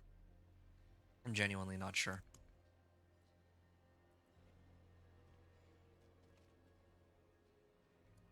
Okay, this is a chance for... Oh, you know what? I should probably restart the game. I'm gonna restart the game because they said that there's some sort of update. So, when people get multiple orange affix. Okay, hold on. I gotta restart. Maybe there's like a fix for the occultist bug. So maybe I can actually roll off for lightning resist properly. Yeah, it's just a time issue. Like it really is. If not for the fact that like if I had let's say 2 more days to play on PTR, then yeah, I would gladly do Thorn Spiritborn. But like I said, like obviously Thorns Barbarian, I gotta finish playing that. Sorcerer, I'd like to do at least one Sorcerer, and then there's all the other ones. Now, the only way for me to play all of the other like to play all the characters is if it turns out that like I was talking about how if you get like a Herodric Strong Room or like a Nightmare Sigil that happens to have Forgotten Wisdom or whatever, like the XP ones, then suddenly there's a slim chance that I can actually like go through the leveling process super fast. I'm talking like, 3 maybe 4 hours, and then maybe if Incinerate Sorcerer is as strong as I think it is, or as I suspect it is, and there's a chance that I can make it all the way to Torment 4 tomorrow with a Sorcerer, and then I can move on to the next character like right away. But that's like a really far stretch.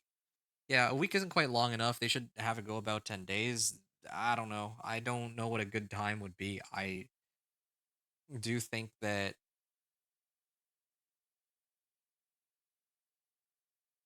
I mean, if it's not for the fact that I'm trying out every character, I'm trying to do like a 1 to 60 and a Torment 1 to 4 with every single character, then yeah, I think that 7 days is fine. But of course, in this case, like, yeah, I don't normally like to say this, but I have a life too. I can't just be on PTR all 7 days. That's another thing too. Like, what if you're like busy when they launch the PTR? What if, you're out of town and then you can only play on the PTR for like 2 days? Then there's like a lot of stuff that you want to try, right? I don't know. I agree with you. I think they really should. It shouldn't just run for a week. It should go for a little longer than that. Because think about this. Like, if people have more feedback on the PTR, if they're trying to test more things, then wouldn't you want that feedback while you work on fixing the other things that got brought up? I don't know. It's a little strange. So you said that yeah, David was saying all good. I'm following Ponyhoff's build, the one that's quite broken. Oh yeah, that one, right. I was gonna test DOK Rogue, but it feels pointless because I know it's gonna be weak. That's one reason why I'm a little reluctant to play Dance of Knives Rogue on the PTR. You know what? I think I'm probably gonna skip Dance of Knives Rogue. I think that's the one I'm gonna skip. Just because, like, I think that one will take forever to reach Torment 4. Even on Season 8, where I had access to boss powers, it took me 16 hours. I can only imagine how long it's gonna take on PTR. I'll play it when the season actually goes live, but I'm not really looking forward to seeing how weak it'll be. Whereas I know that Thorn Spiritborn can make Torment 4. Well, I'm pretty sure it can make Torment 4 in a day. And it's something that you folks would want to see. It's either Thorn Spiritborn or one of the other builds. I don't know. I have to think about that, right? And of course, Minion Necro is also a safe bet. So, yeah. Medivh, you were asking, is Necro good at PTR? I I wouldn't be able to tell you. I haven't touched Necro yet. My okay, hold on. A moment of truth. Did they fix the enchanting problem? They still haven't fixed it. What could they possibly have updated? Did they fix the crashing maybe or something? Like that would be nice, but they didn't even fix this. Anyway, fine. All right. The last time I was at pit 40, I cleared it with like 8.5 minutes left on the clock. So I'm gonna run it again. And I'm gonna see if with these new and improved powers, with all the damage modifiers I have, I can clear it more quickly. This should be interesting. Yeah, no, I'm with you. You know what? You've given me clarity on what to do, David Mustaine. I'm not gonna. Yeah, it's just not worth it. And I think that those are my anomalies just now. I think they hit for like 4K. Ooh, that one was a 7.9. I don't know what caused the 7.9 hit there, but yeah, I don't really care about DR module. Like, look at this. Look how easy it is for me to clear all these ads, right? It's like, yeah, this is like nothing. Look at that. I'm hitting for like 1,000,000 per tick, right? These packs are nothing. Like, I clear this and I have like more than probably 11 minutes remaining. I'm just gated on movement speed too. That's the other thing.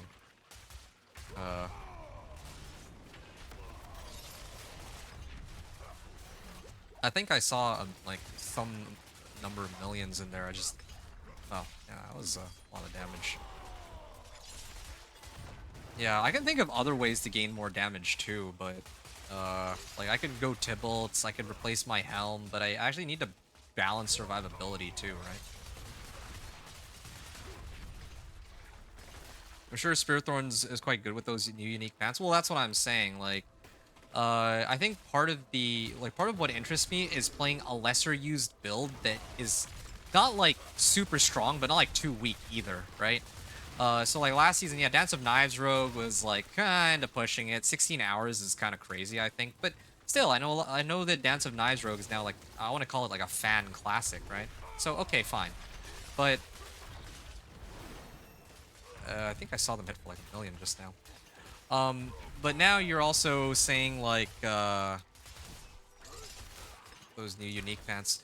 Yeah, now they've actually added these new unique pants. So basically, yeah, run a Thorns Spiritborn, load up a whole bunch of Thorns, and then throw on the new unique pants, and you're fine, right? Like now it's not as interesting for me to do like a video on it because there's already a guideline on what you need to get in order for the Thorn Spiritborn to function. So sort of. I'm a little wary of that right now.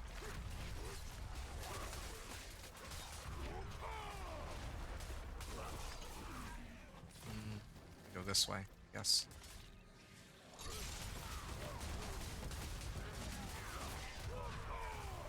Yeah, see? Like, I really do wonder how long it's going to take to clear the bosses. I could still get, like, use more damage for the elites, but still, I mean, it takes, like, maybe 2 seconds, 3, or 2, maybe 3 seconds to kill them. That's fine. But the other problem, too, David, is I don't know what other build I would want to play if not Thorn's Spiritborn, right? So I'm, like, breaking this down for myself. I'll break it down by spirits. If I play, like, Eagle, Quill Volley is like the really busted one. I could do Quill Volley, but that doesn't seem very interesting. People already know that on the PTR it's ridiculously strong. I could do Razor Wings. Razor Wings looks cool, but does anyone really care for a Razor Wings build on Spiritborn? I don't know. I don't really hear anyone talking about it, so I don't know if I would care to play it. Then okay, so let's talk about Gorilla. Or actually no, let's do Centipede. Centipede has like Devour. I'd love to do like a Devour or Spiritborn, but like Devour is awful. Like it doesn't do any damage, and it's gonna do even less damage like next season, I think, with the adjustments that they're making to the game across the board. So and you know not even having boss powers either. So I don't even want to talk about Devour, and I don't want to talk about any of like. Yeah, they have like Toxic Skin and other ones, but they also cap Noxious Resonance. So we can't really use Devourer with boss powers. We can't use Noxious Resonance. What is that? Like, what are they good for? Like, what is Centipede Spiritborn good for? Okay, so then that leaves Jaguar. I don't. Does anyone care for a Jaguar build? I don't think I've heard anyone say anything about Jaguar. And then, so that just leaves Gorilla. And then, yeah, so Gorilla is where, like, Thorns comes in, too, right? Oh, yep, there. There's my anomalies. BRB, bro, finishing breakfast. Okay, sounds good. See you soon. Maybe I should use that aspect that increases my summon damage or something. What is doing the damage? Is it my thorns or is it something else? Yeah, I spent all this time trying to level my my heroic powers, and they barely do like 2 million. Oh, like per explosion. And that was like with the large amount of effort I put into trying to like level my nightmare dungeons and all that. Or like run nightmare dungeons.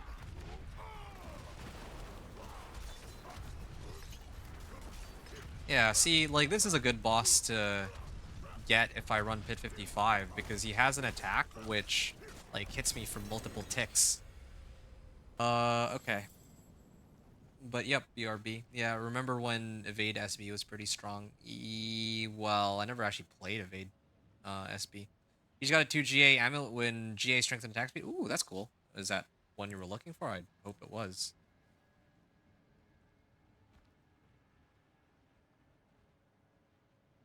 Okay. So this was like I'm gonna say it's a 915 clear. Uh Pit 40 clear, 915 left on the clock, and what did I even adjust this time? Oh yeah, I got one more glyph. That's well, I didn't even activate this glyph, so that doesn't count. I mean, need a couple more levels to get this up and going. Well, guess I should be leveling this. Get more additive damage on this, but actually this one might be better. Increased damage to elites by 8%. Well, yeah, whatever. It's fine. Not gonna nitpick over that. I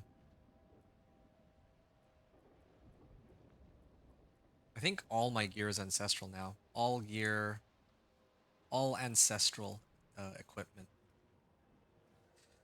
The only one that I'm a little curious about is my pants. I have not, like, I keep talking about wanting to get Tybalts, but I just don't see myself getting Tybalts. Like, I actually would be short on resistances if I do that. So maybe I can go Purveyor of Curiosities, go pants. Maybe try to get some GA pants. There's a lot of GA pants here. Max life, cold resistance. Yeah. These are looking really good. I would actually keep this one, I think. Um, lightning resistance. Wait a second, I have lightning resistance on everything.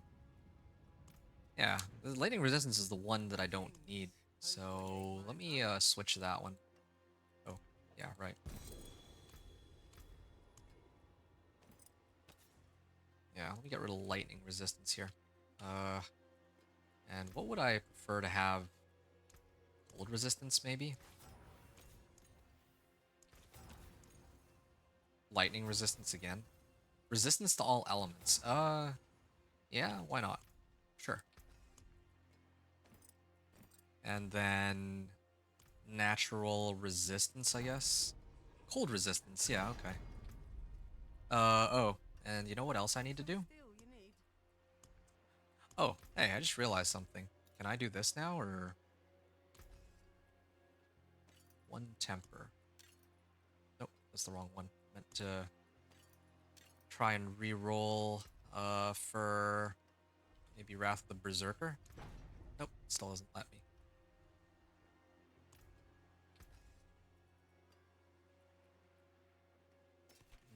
Gonna get rid of all these ones that are non-GAs. Okay, all junk. And then that just leaves this one.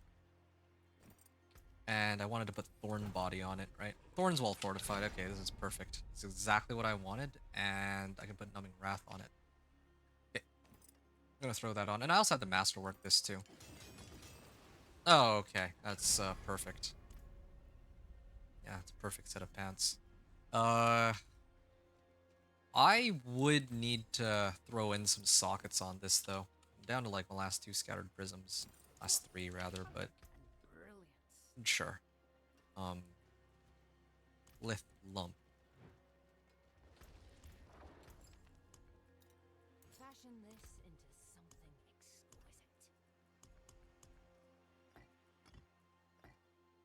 exquisite. Vortex. Yeah, I already have my ult for that. I think I mentioned. Alright. Now Aspect. Numbing Wrath.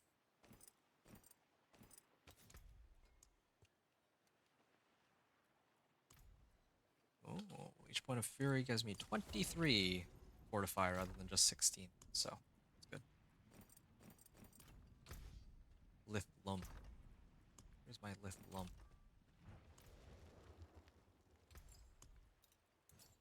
Fare thee well.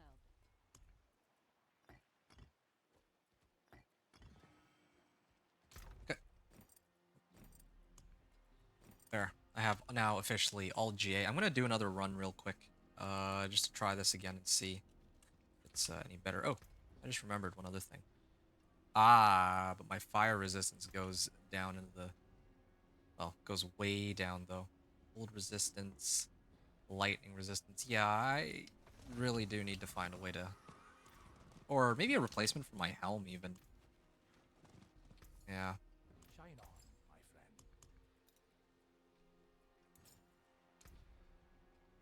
friend. Shadow resistance. I can't believe I'm saying this, but I might need to go and use...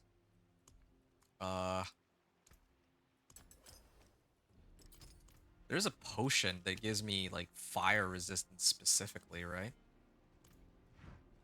I might actually try to run that. Lose out on a bit of life. It's tempting. It's tempting to use one of those. But, yeah. Old resistance is actually too high now. Dude, there's like too many resistances to juggle, I swear. Yeah, this should be fine. Yeah, I can live with these resistances, and then if I use Rahir, I get 15%. I'm almost at that point where I'll do that. But for now, this should be okay. Do that real quick.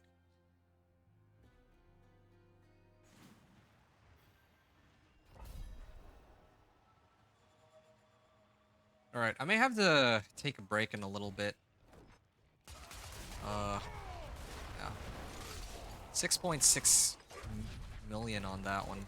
Yeah, I'm starting to like the damage numbers. It really is just the boss, though. It's always the big question mark.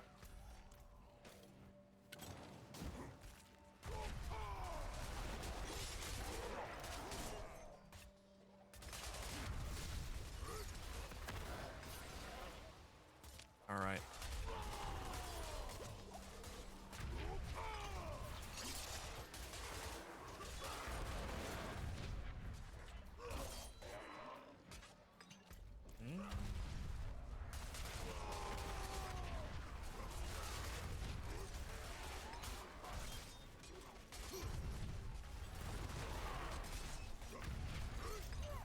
Okay.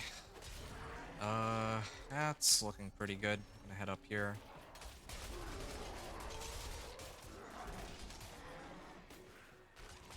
And... Okay, yeah, 12 million on that. I just don't know what's doing 12 million. I don't know if it's my powers or if it's like Thorns itself. I think that actually might be my Thorns though. It's doing that. You're on Torment 1 and 2nd day into Season 8 and my resistances are finally maxed out? Oh. That's cool. Yeah, I feel like resistances are typically quite easy to come by. The reason why I'm struggling so much, though, is that, well, there's this bug on PTR where I can't properly roll at the occultist, and I have 2 items that are like lightning resist rolls. So I'm like, I have well over like my lightning resist is well over the cap. But meanwhile, Even though I want to roll it off to get like a different type of resistance, let's say like fire in this case, I can't because of this bug. If not for that, my resistances situation would be a lot easier to deal with, especially as a Barb. Like, as a Barb, I'm like way over capped on armor. In fact, I could probably replace Juggernaut's aspect at this point. Well, I mean, I won't, but I don't even need to like have any armor affixes. I just go straight into resistances with the Thorns Barb normally. Okay.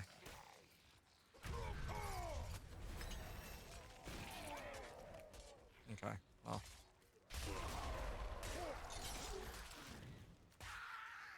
$3 million.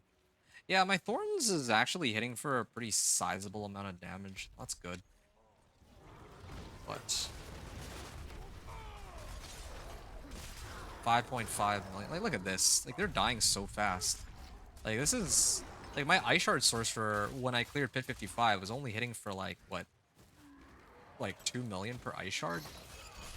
Now the damage calculation is a little more complicated than that, but still, sure, fine.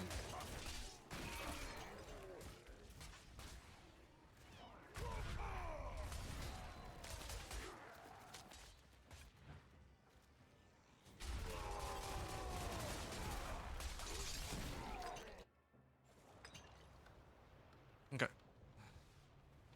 Let's see how long this takes.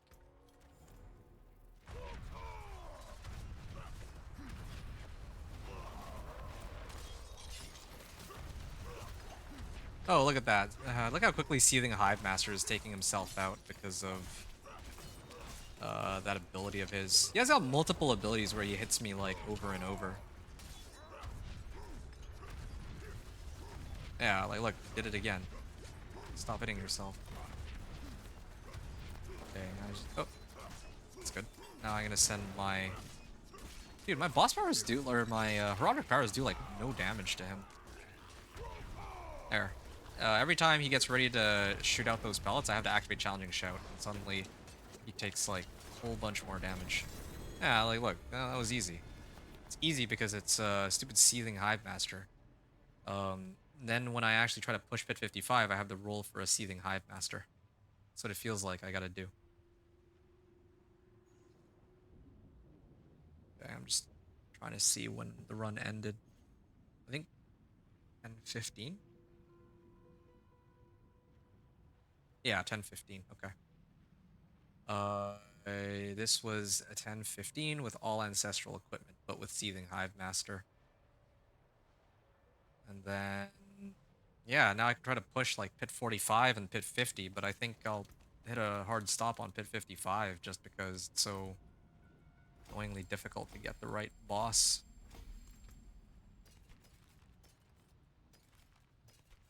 And also, never mind the whole resistances issue that I just described.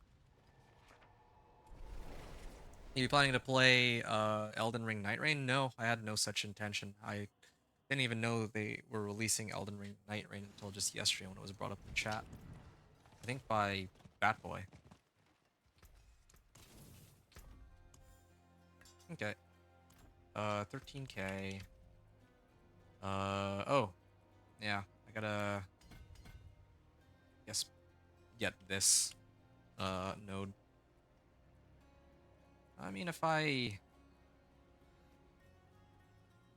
This is actually pretty bare bones, come to think of it. I haven't, well, I mean, I could take off a point here, I guess, and then throw it here. And then now I have increased damage to elites. Well, whatever. Ancestral equipment and Headhunter glyph. Or Challenger glyph.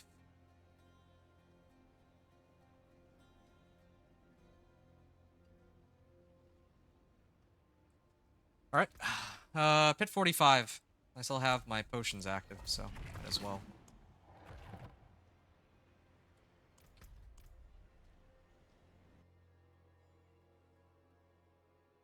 And I can keep pushing. Back, did you see the vid Riker put out? Tell this is a vid the endgame D4 needs. I heard about it, but I haven't had a chance to myself go and check it out.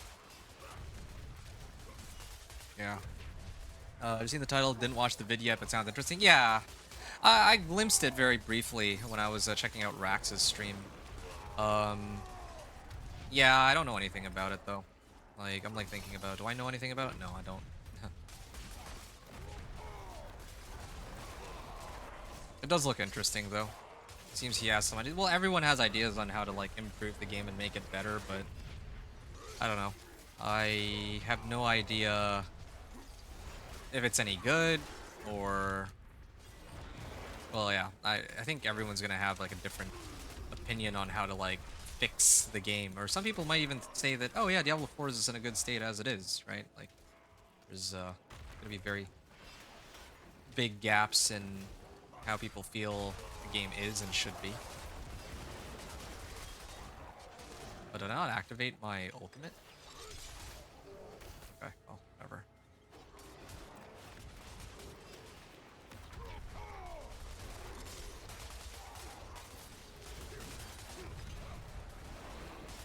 Good. Pull them in.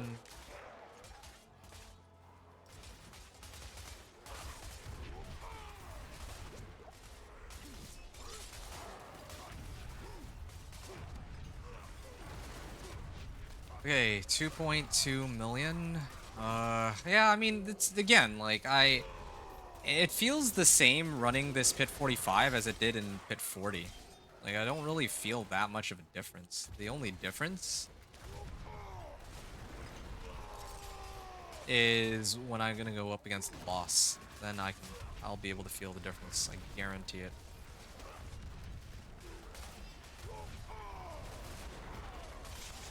Oh, I should have actually raked them in with Steel Grass before I did all that. Should never be using Unstop, like the conceded aspect. Do I have Inner Calm? I do have Inner Calm on my amulet. Okay. Maybe I need to stand still more. Maybe that could be it.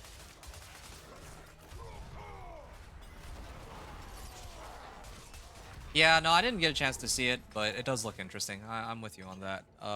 Probably later when I have to head out. Like, I probably can only play for another half hour to an hour. I didn't expect it to take this long, truthfully. But here we are.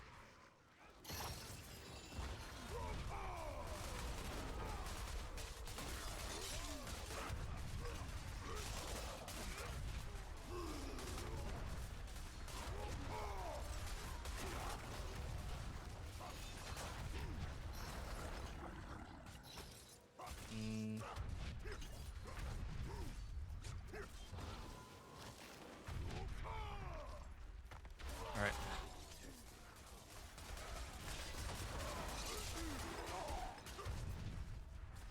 It's funny how people think PoE's endgame is better. What do you mean an endgame revolved around mapping is more interesting? I haven't played PoE's endgame, so I don't know. But what I do know is, I think Last Epoch's endgame is, or at least what it was before, was just running the same... What are they called? Not rifts. There was another name for them. Like, do they really have that much more endgame than D4? Like, I mean, I guess the itemization was a lot better. I don't argue, but I don't know. I don't know if most of the other ARPGs are like doing that much better than D4 in that department, I guess.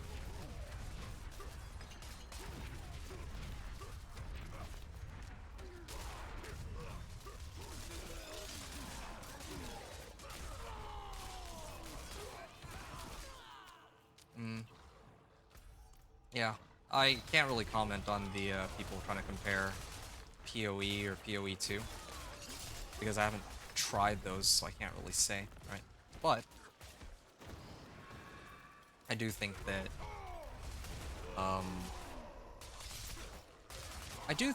Diablo 4 in its current state is, well, it's fine. It's like not, I don't consider it to be like the best game ever, but I also don't think that it's as bad as some people do make it out to be. Like, yeah, sentiment is still like D4 bad because on launch, yeah, it was, well, it was in a very questionable state. But now, like with all the adjustments that were made, I think that some people could say that it's, you know, a lot better than it was before, at least. Spirit Color of Frost.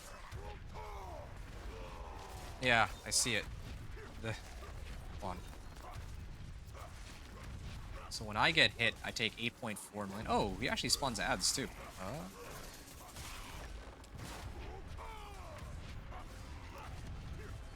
Yeah, see, I'll be able to clear this, but... Oh, shoot. Okay, I can't tank that, though. It's an Elias. That's the ghost. Okay. Oh, shoot. I can't tank that, but I have more Fortify. And my elixirs and incense are going to run out, too, at this rate.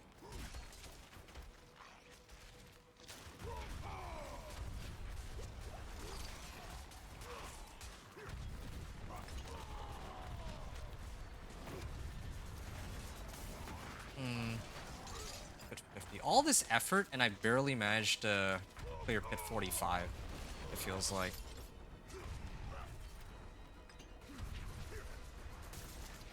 Now. I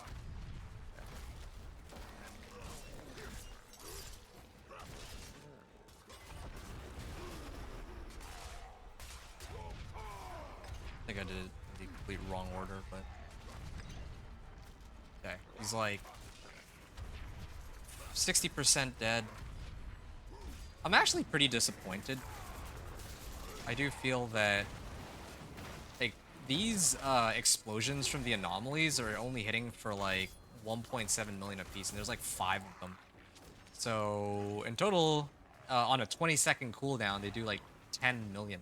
Even my Thorns procs are stronger than that. I thought that they would be a lot better, but I don't know. I actually have no idea why they feel so weak. Like, I don't know if there's something I'm missing. And I even put on the power that allows them to do Thorns on lucky hit. But like, look at this. I just hit for 10.3 million. Like my Thorns is actually hitting for harder than... Yeah, my Thorns is hitting for way harder than what my anomalies can put out, which I think is kind of ridiculous.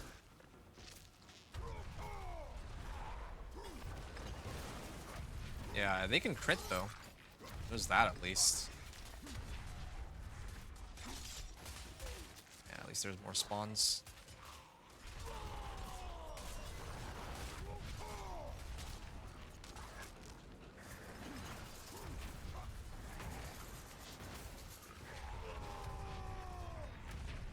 And keep my distance on getting hit by that.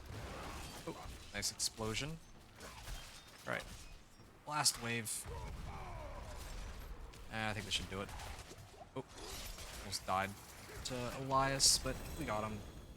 That was annoying. That damage on the... Yeah. Rift's under a different name. It is basically Rift. Echoes, thanks. Yeah, Echoes. I mean, not to defend D4. I'm not like...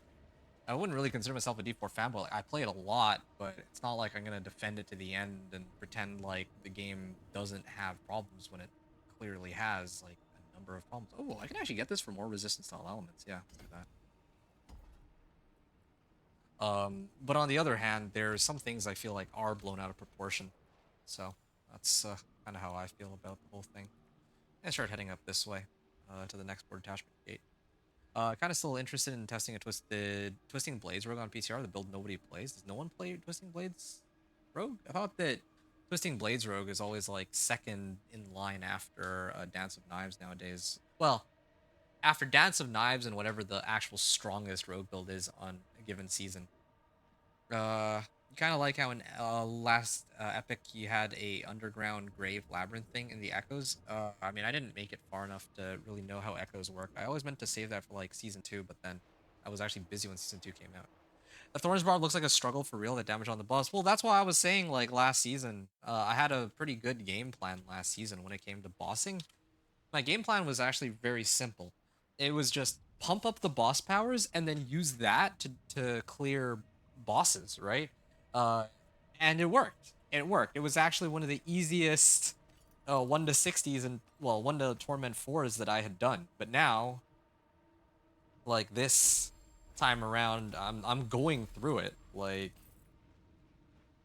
I'm going through it because I don't have an easy way to deal with the bosses. I'm like trying to. Hey, look at this. I'm actually kind of tempted to just throw on Ancestral Echoes so that I can give my anomalies more damage when I detonate them. But even now, I still feel like I might just be better off running like Inner Calm or something. Because yeah, like you saw that. I'm actually doing more damage on Thorns than I am on these anomalies, even though I spent a great deal of time trying to pump this up. Uh, yeah. I thought that these would do a lot more damage, but they're not. Not doing nearly as much as I was hoping for at all. And they take forever to level. Like I'll be grinding out like, and I can't even get that many nightmare dungeons. Like look at this. Oh wow, I get equipment delve. I got one equipment delve, two equipment delves, and that's it. I don't have any Herodric strong rooms. I don't have any like treasure goblins. Like, and I have no sigil powder. Oh no, I do have sigil powder. Okay, maybe running the pit is the way to get sigil powder.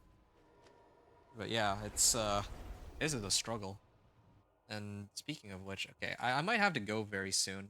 Uh, yeah, I might actually have to go pretty soon. So I'll probably, I might actually drop my stream after this. Yeah, pit 45. Okay, so I'll put it as a 6:30 run. Ooh, 35. It was a pit 45 clear. 6.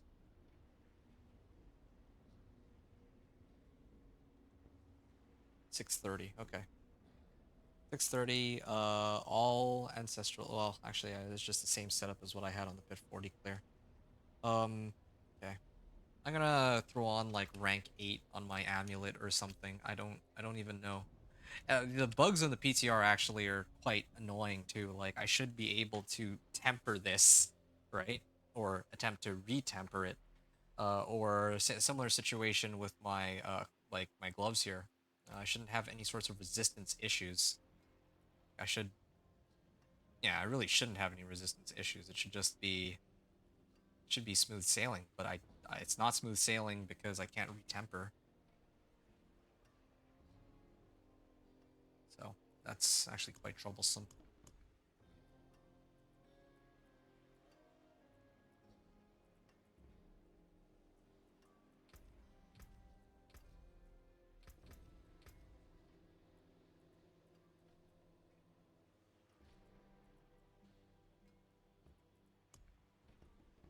Yeah, I'm like debating with myself whether I should do pit 50 or not. You know, if not for the bugs, you would have played PTR right until the end. Uh, really? I don't know.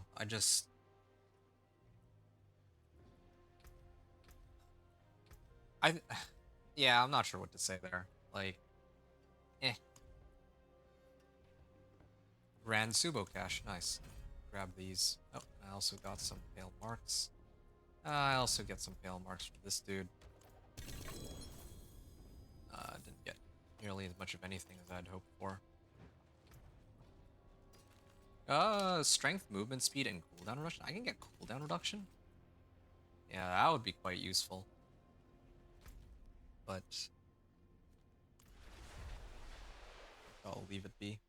Nobody even plays Heartseeker Rogue. There's like a lot of different types of rogues, but I don't really care for most of them. Once the Lotus has its claws in you, I think this would be the right time for me to switch. I'm getting kind of... Like, I don't want to have to keep coming back here, so I'll hire this dude as my mercenary. Yeah, and then I'm gonna hire Albion. need others to stand with us. Whenever I get... Well... Yeah, whenever I get, injured, I suppose would be best. Alright. What have I got? Cap of Might. I think that this would be an upgrade, so I'll throw that on. I'm gonna see if I can get anything better than what I already have, but so far, not really.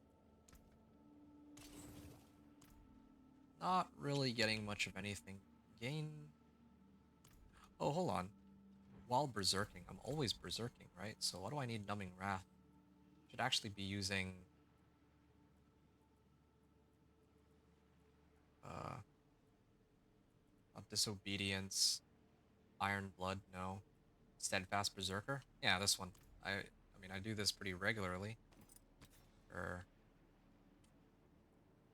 I do direct damage pretty regularly while berserking because I'm like hitting with Flay, right? It's way better than the other aspect.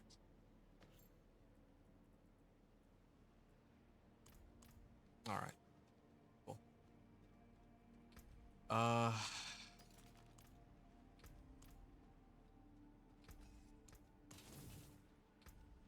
Hey Connor. How do I get or how do you get Betrayer's Husks? You need to get ambushed by Belial. Have you finished the seasonal quest line? If you finish the seasonal quest line, I think you need to do the seasonal quest line for this. Then every time you open the like, let's say you go and do like an Andariel or Varshan, right? You kill one of the lair bosses. You try to open their chest. Once you open their chest, sometimes Belial will ambush you. I say sometimes. It's like I'd say like a 10% chance or something, maybe less. I have about 160 husks on live. I need to use them to try to get some mythics. Yeah, yeah, for sure. Um, yeah, I'm just at a loss at how else to buff my gear right now. Like I could. I'm still short on tempering recipes, right? Um, yeah, I'm still looking for vehement augments, but I don't have that, so I need to do a whole bunch of like I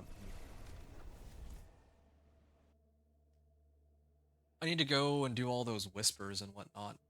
You have? Okay, so you're good then. Yeah, you just need to do more lair bosses, and then Belial will spawn, and when Belial spawns, you need to kill it, and then you'll get what you're looking for. Yeah, I'm not sure what to really say here, in terms of all this I forge masterworking. more than horseshoes Um, and nails. What you need? I'll hold off on masterworking for now, but oh, you know what? Oh yeah, I remember now. I'm supposed to use this polearm, but I really don't want to. I want to put like the legendary vehement augments recipe on it.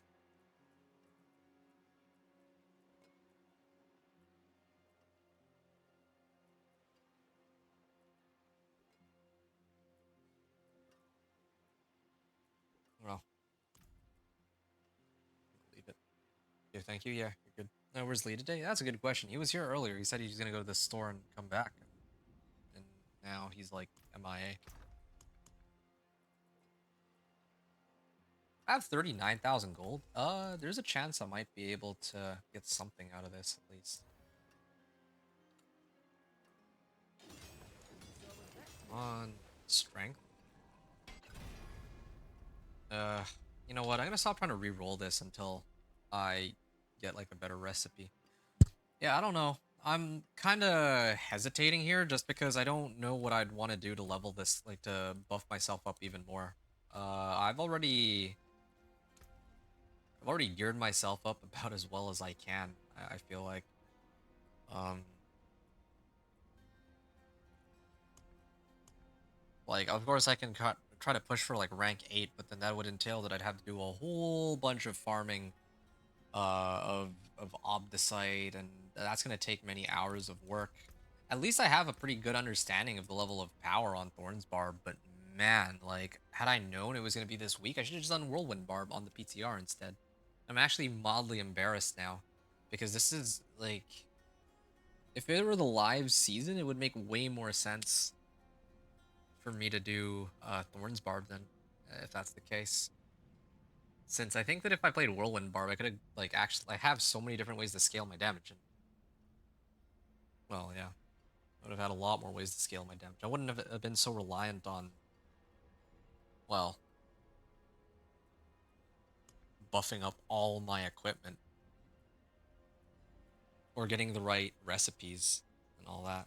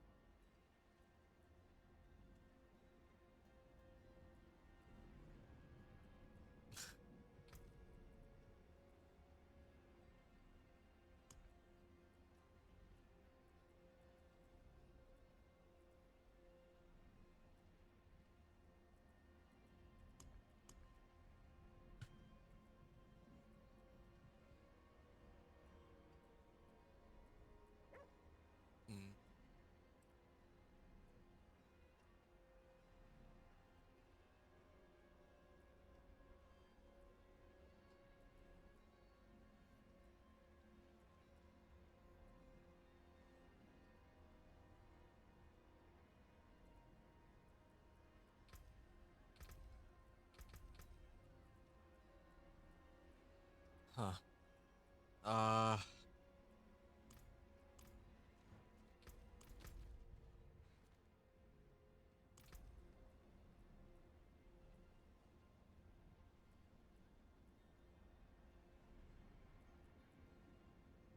Okay, I think I need belligerence. I think I need to try to roll for... Like, I have belligerence on my sword right now, but the reason I'm not using the other sword that has 3 GA is because I still don't have like the legendary belligerence recipe or whatever. So I think that's what I'm gonna do. I'm gonna actually just start running the whispers. I'm just gonna do a lot of whispers, I guess. I don't know what else. I don't know how else I'm supposed to um level this guy up. I'm gonna go Slay Blood Maiden. And then there's Grigwar too. Do both of those. Maybe with the cinders I can get some recipes too. From the chests. I don't know. I like doing whispers because there's a guarantee that I get like at least one recipe, but so far I have not been lucky with what recipes I've been getting. I just need the one for, I think it's not Slayer Finesse, but um,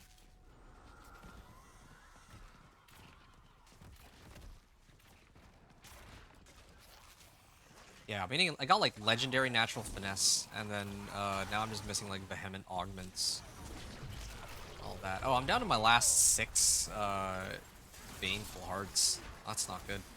I actually ended up using all my Baneful Hearts after all. Oh yeah, I also have Nightmare Sigils too. I had to try to roll for more Nightmare Sigils, but then again, what do I care about Nightmare Sigils? Like these anomalies don't scale. Like they do like no damage. But look at that! Wow, they hit for like 1.6 million. Like one time. Now I have to wait like another 20 seconds for them all to come back. Maybe I'm supposed to use one of the other powers, like this one. But then if I were to use one of the other ones, then I wouldn't have a way to constantly apply vulnerable. That's part of the issue.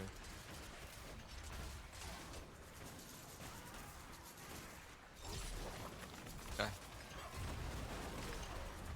Oh, did it in the wrong order, but I don't think it matters in this case.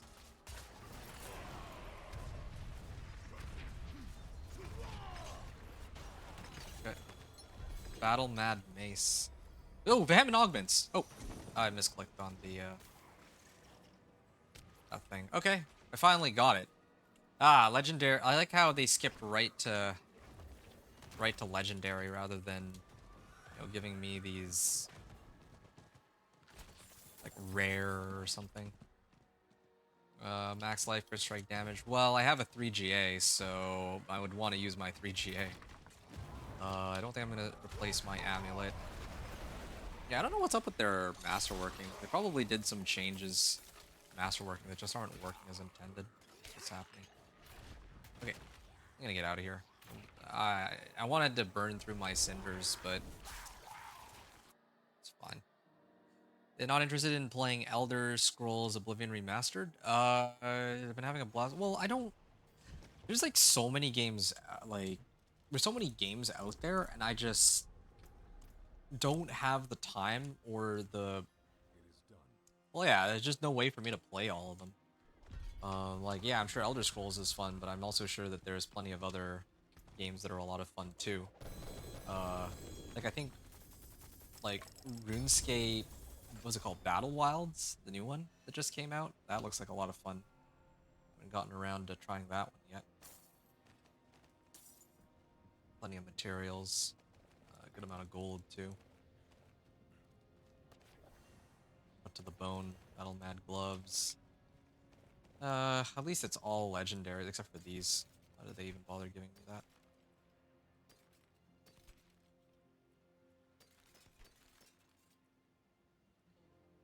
No GA.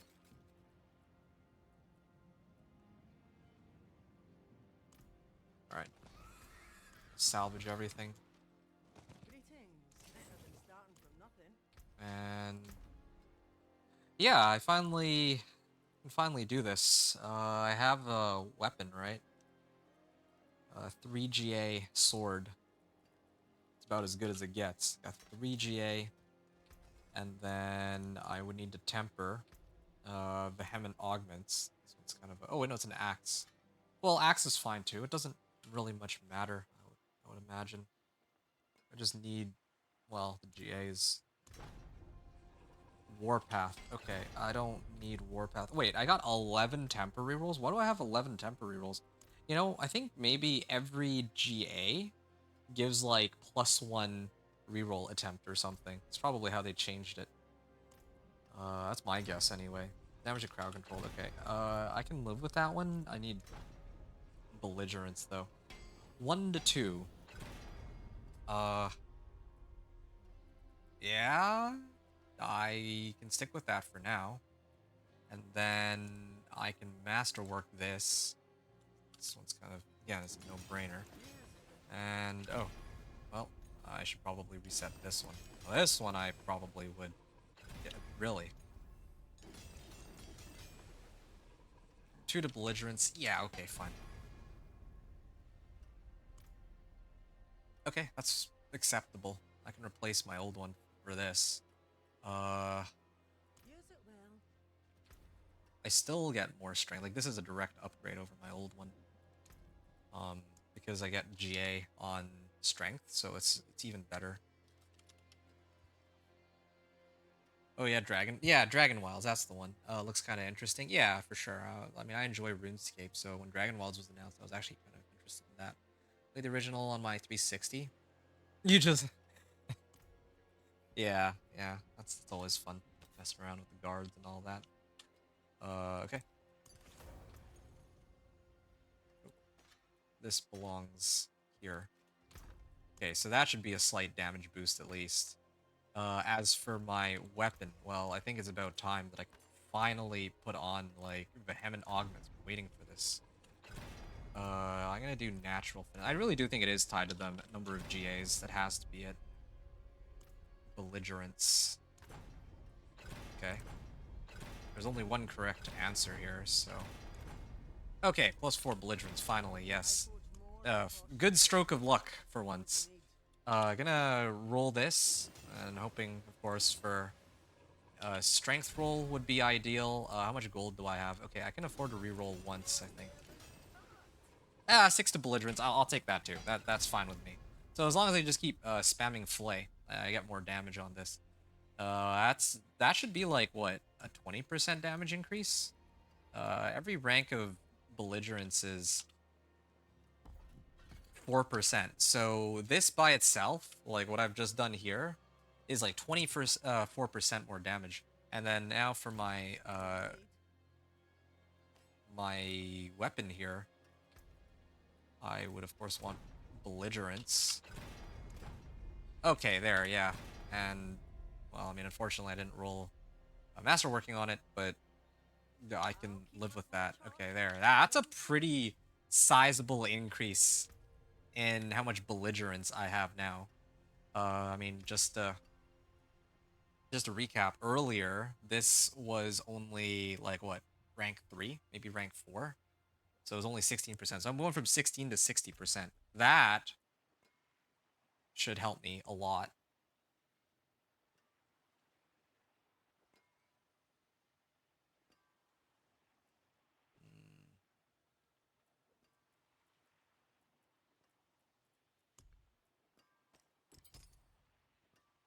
Oh, how many scattered prisms do I have?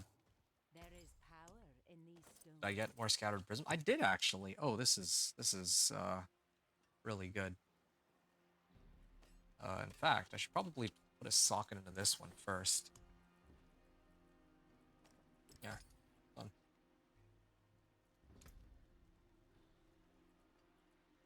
Okay. I'm gonna try this again and see how much. Heard they found Erida and the Fane. How much time this takes. I'm trying to figure out if I'd rather re-roll my helm, but I'll just leave that one for now. Pit 45, same as before, and I have some elixirs and incense. Oh.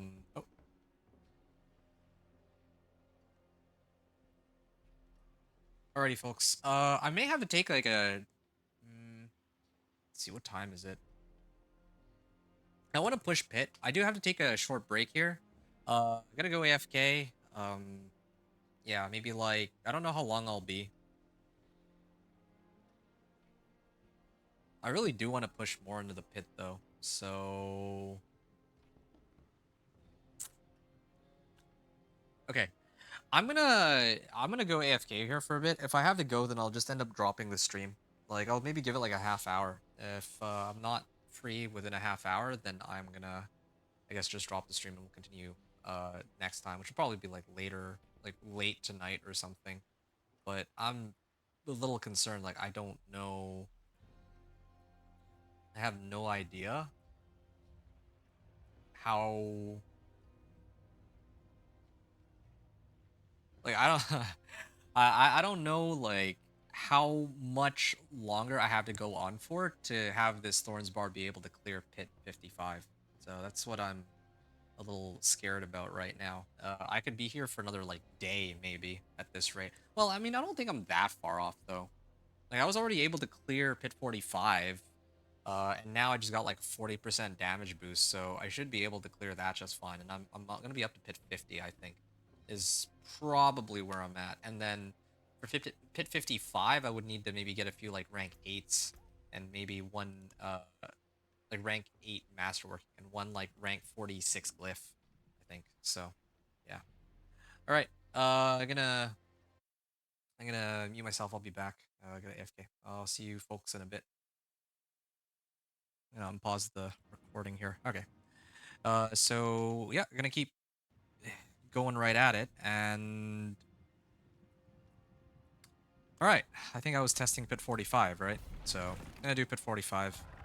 I think I might actually be pretty close. I just need like if I can dog walk pit 45, then that means that pit 50 should be fine. And with the upgrades that I just did to belligerents, I think I should be okay. Especially if I can get some more like, rank 48 or 46 glyphs, all that.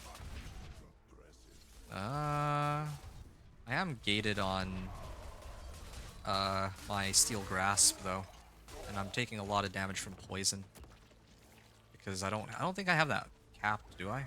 Yeah, poison and shadow are the ones I gotta look out for now. Yeah, this is good. I definitely feel a lot stronger. Well, actually, I haven't even been hitting anything.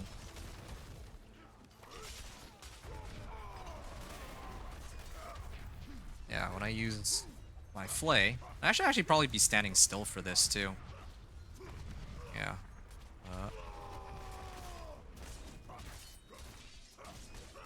Yeah, no, this is taking too long. I do need to keep pulling these guys into other packs. It's, this much is clear. More Paragon points. Yeah, if I could get, like, another glyph, that would also help a lot. Ow.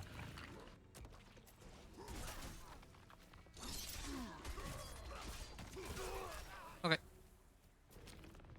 Next pack. I can pull these, maybe. Nope. Couldn't really pull enough of them. My Wrath of the Berserker is coming back up. I mean, I definitely feel like it is slightly faster, but it's not exactly like I'm making record pace either.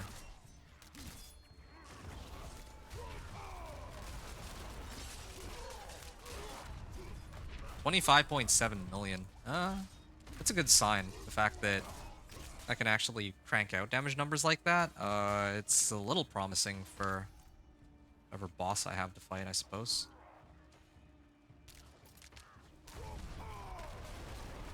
Okay.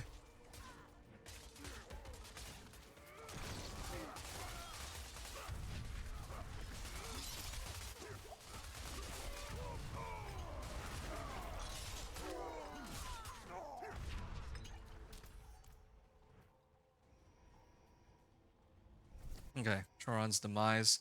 He can hear you. Oh, okay, good. Glad to hear it. You just got your butt kicked by Duriel and Torment too. Well, okay, lair bosses are a completely different demon though, right? Like, when you're going up against like regular mobs in Torment too, that's fine. That's all fine and dandy. It doesn't. It's not really a big problem. It's just like it feels like if in order to be able to comfortably clear a lair boss, you need to be able to comfortably clear regular mobs one Torment difficulty up. That's the way I typically see it. Just struggling over here. Oh. I say.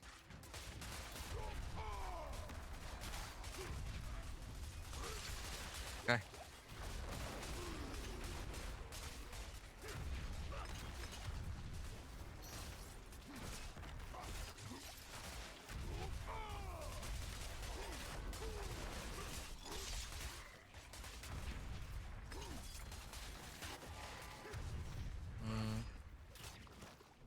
Actually, wait. There was a shrine up there. Dude, they need to get rid of this stupid Hellbinder. I don't... It just doesn't... it is so annoying to play around. Alright.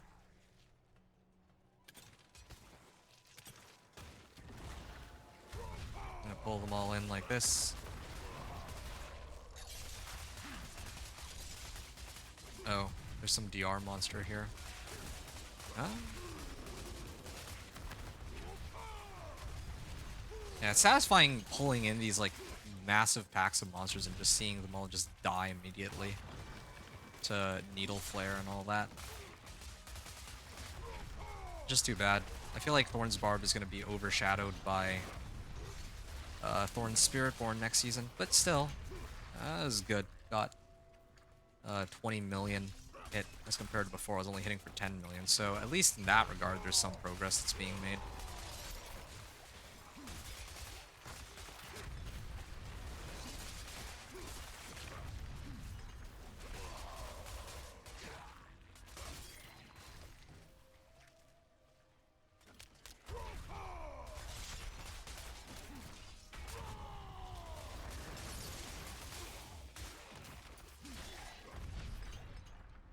Okay.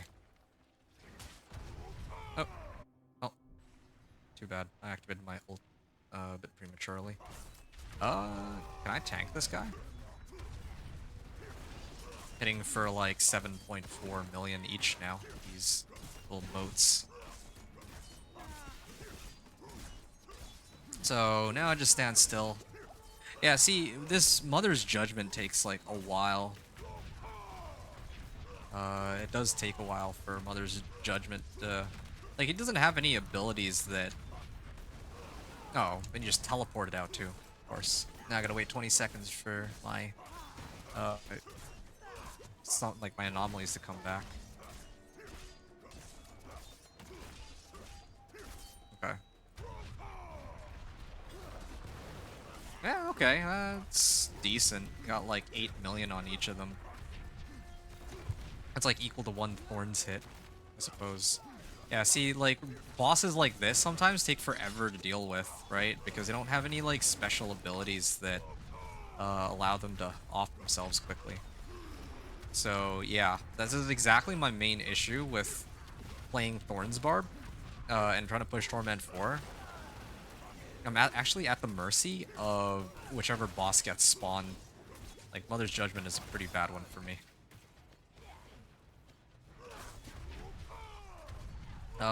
For like Companion Druid and the other ones, it's like pretty consistent, right? Because I'm not dependent on whether or not a specific boss spawns here. I saw there was like a 21 million hit there, so it's getting there. Sorry if I said anything as AFK. No, I didn't say anything in particular. I just said that, yeah, usually if you're playing... Oh, wow, 12 million. Starting to get up there. Yeah, usually if you're playing like a specific build, and you're trying to clear Torment 4 or whatever, right? If you want to do like Torment If you're trying to clear like a Torment 2 Duriel, then usually you need to be able to like comfortably clear a Torment, well, just Torment 3 mobs in general, to be easily able to clear a Duriel or like any other lair boss. That's, I think, is a general rule of thumb the way I see it. 117 level, yeah, that sounds good, but it's actually terrible. The fact that, well, I guess Companion Druid was around this level when I cleared Pit 55, but um, the lower the Paragon level, the better. Because if you're watching me at, like, let's say Paragon level 150, that means I had to get all the way to Paragon level 150 in order to be able to clear clear Torment 4, right? Okay, so this was a Pit 50 or Pit 45 clear. Pit 45 clear with 7 minutes 30 left on the clock, and then I did I think it was Belligerence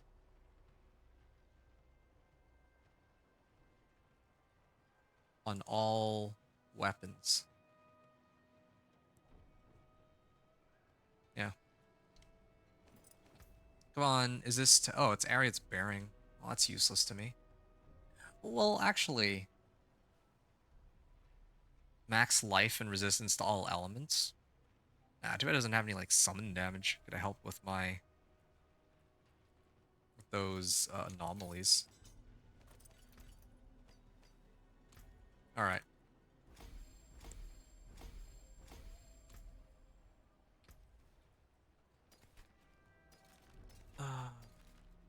Strength, resistance to all elements. Okay.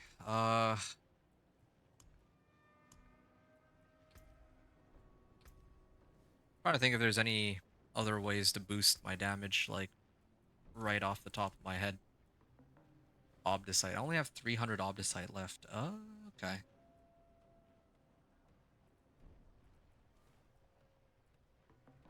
I only have... Oh, I have 2 Scattered Prisms. Oh, okay. I can do that then. I'm just gonna burn my last 2 Scattered Prisms on my helm. I think the reason why I was a little reluctant is because I wasn't sure I'm gonna get a better helm. Actually, that reminds me, I have like a whole bunch of Murmuring Obols, right? So maybe I can get a better helm if I'm lucky. My both my weapons are already in a pretty good state, so or all my weapons. So I think I can leave those. I mean, I have Razor Plate, that's fine. Amulet is acceptable, I suppose. Oh, maybe I should actually do pants.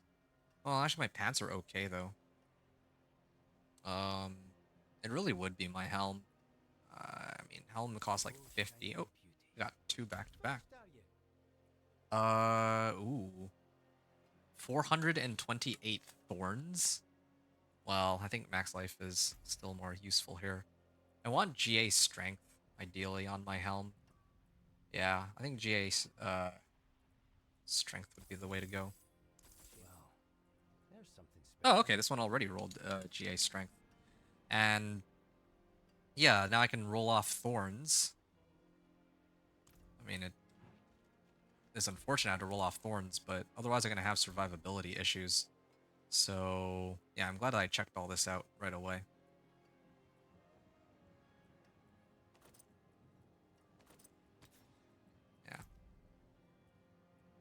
Yeah. Okay.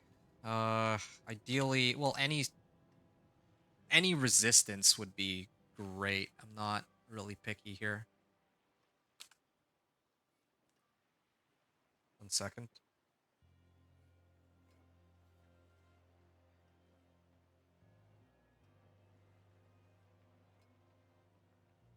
All right, folks. Probably.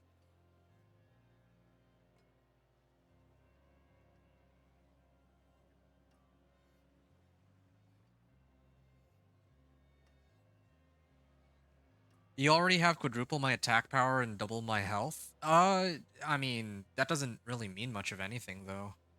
You say like attack power is a worthless stat. Like it's a common mistake that people made that make that, oh yeah, attack power is actually like means much. Double your health, okay, that makes sense because, well, all my equipment is catered towards strength and max life. I'm a Thorns Barbarian, that just naturally would make sense. But the whole attack power thing, I mean, attack power is never all that important. Like, Yeah, the only reason my attack power is so high is because all of the rolls that I've done on my equipment for damage are just generic damage, right?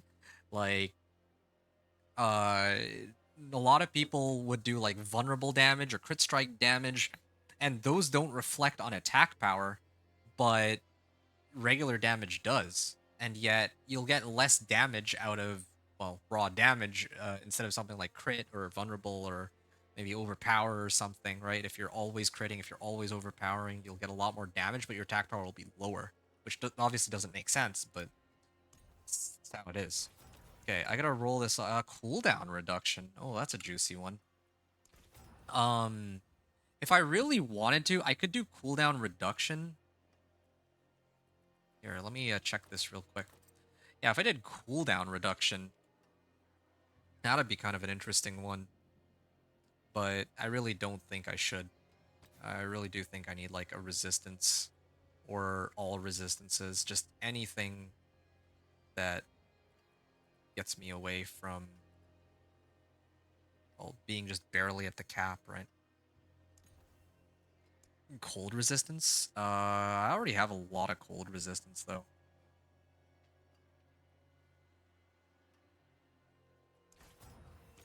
Maybe I'll do, I don't know, shadow?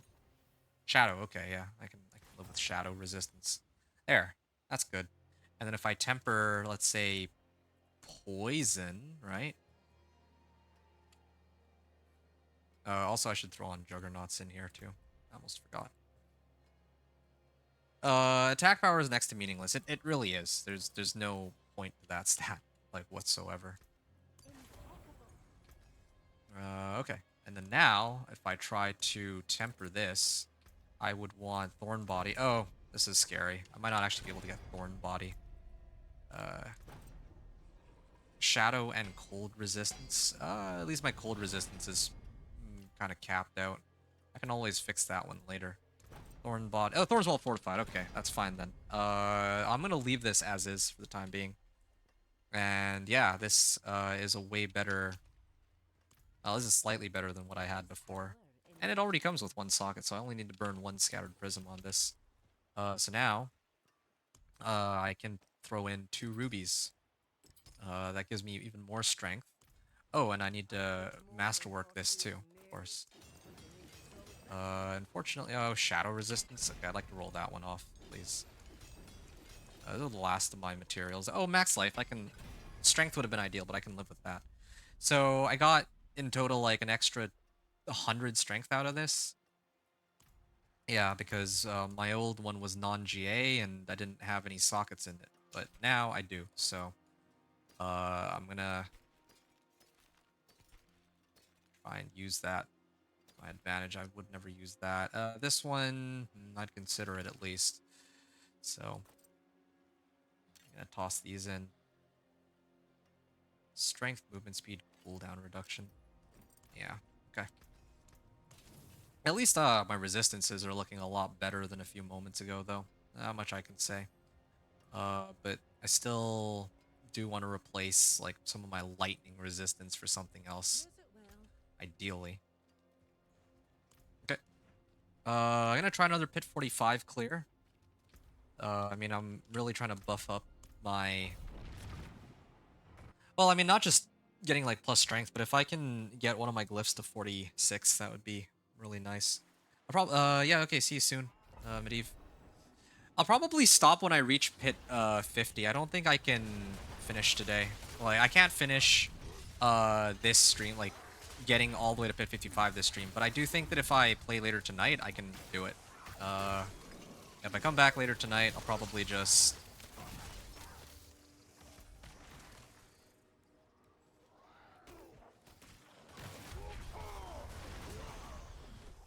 Okay.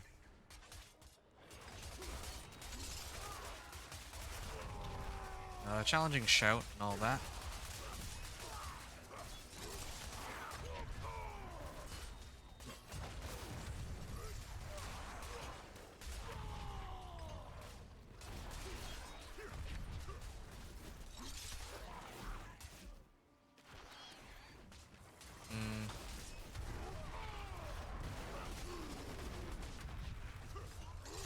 20.6 million. Yeah, I just do need... Oh, man. I need an easier way to pull these guys in with my ultimate, but... There. Dude, it takes forever to, like, kill these individual mobs when they, like, walk around so much. Okay, there. Finally. Do so much damage, though, otherwise. Nothing does damage but thorns on this setup. Oh, I should really be using my basic attacks more. Sometimes I just, like, while I'm doing my rotation, I don't use my skills when I should.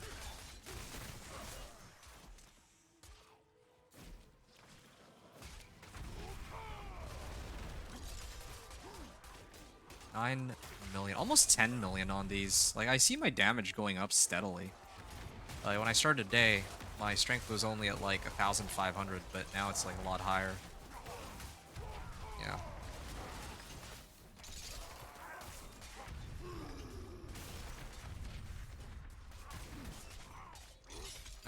Hold on. I need to... Come on, please, just... There. 27.5 million. I didn't even activate Wrath of the Berserker. Or a lot of my other skills.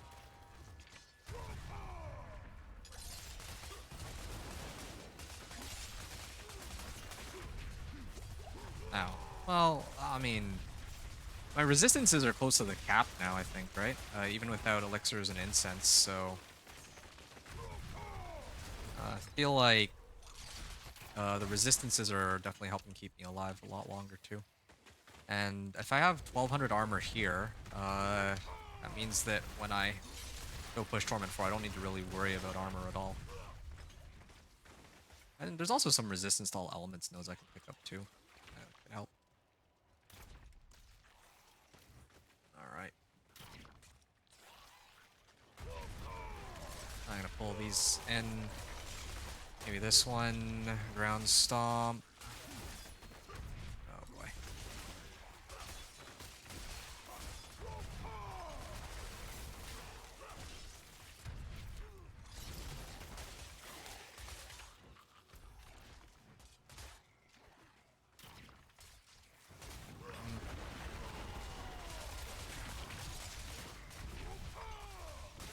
$10.8 million. Well, I mean, I was already hitting for up to like 25 million under the right circumstances. I guess that shouldn't be all that impressive, but still. Okay.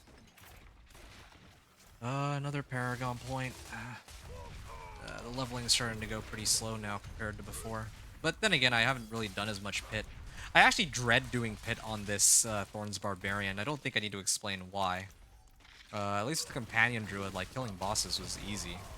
I just had to keep spamming wolves over and over again. But here, like, killing the boss takes forever relative to how much damage I could potentially do. So, it takes a while.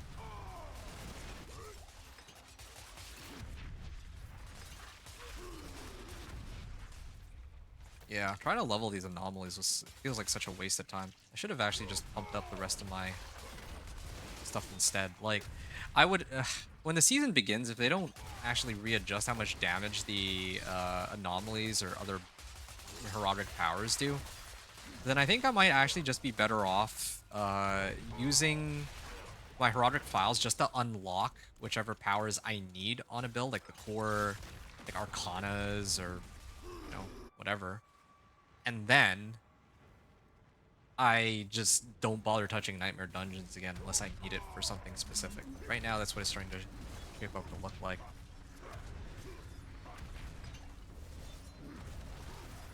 Is there a way of knowing when he's going to try to grab me with the tendrils? I think... Nope, apparently not.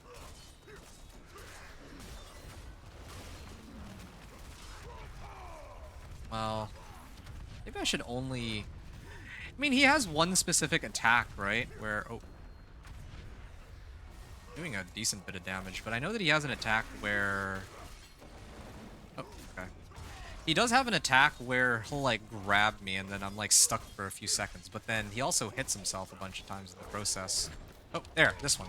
Oh, no, but if I break myself out, then it automatically interrupt the, well, Thorns. Okay, so I can't do that. I have to, like, I guess I just have to let him do his attack whenever he feels like. I can't really control when he tries to hit me with that. Oh, there.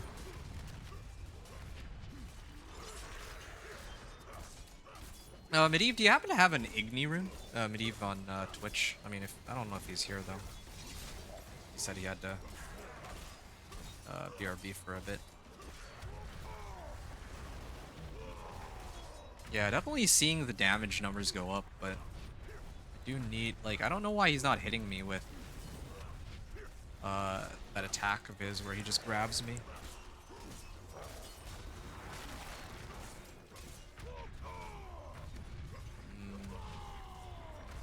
This might actually, I think he, oh, 41.2 million? What? Okay, well, that's good. I mean, Field of Languish. Yeah, whenever I get injured. I don't have all the runes. I actually really don't.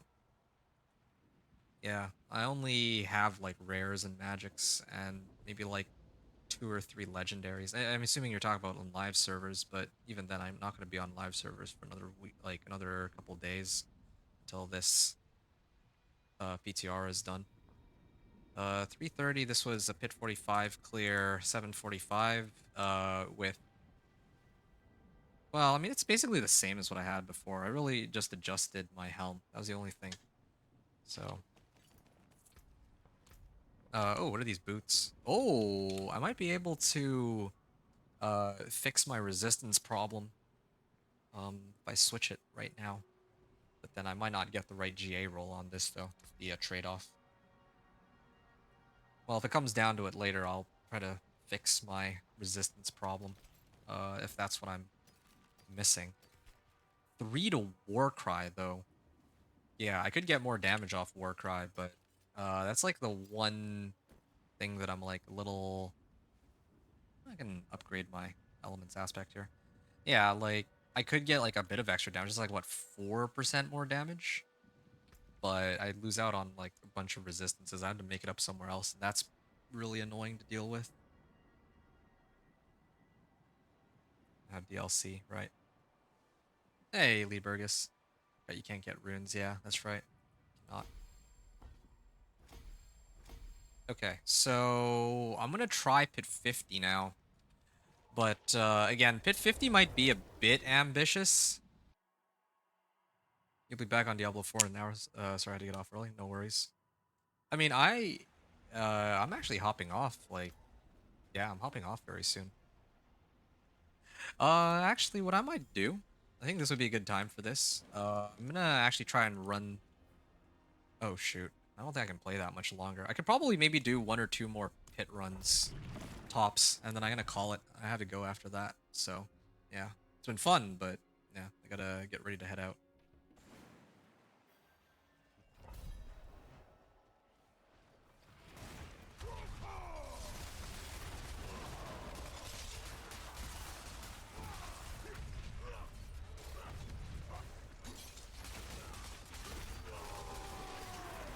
Yeah, okay, 22 million. The thing is, I feel like I gotta keep attacking. It's the other issue. Not attacking as much as I should be. I just realized that I'm getting a lot more damage than what I had before because having the elixirs and incense means I get like 20% more life, right? Well, 20% life from the elixir and then additional 750 life from the incense. And then I get a whole bunch of like plus life modifiers too. So yeah, I should actually be going from, like, earlier I was hitting for like what, 25 million max. It should be a little bit higher now. Oh, should probably activate this. Yeah, I definitely feel the difference. Like 30 million now. I should just perpetually have elixirs and incense active now, since I think that, well, I have plenty of herbs for that. Yeah, this is a pretty massive difference, having elixirs and incense or not. Alright. Like, it matters a lot more than all my other builds. The other builds, this is just for survivability, but this is like a lot of damage that I just gained now. Okay, go this way. And I also have to stand still too whenever I can. Because if I stand still, I get inner calm too. It's a lot of things to keep track of. Okay. Okay, I'm gonna keep moving.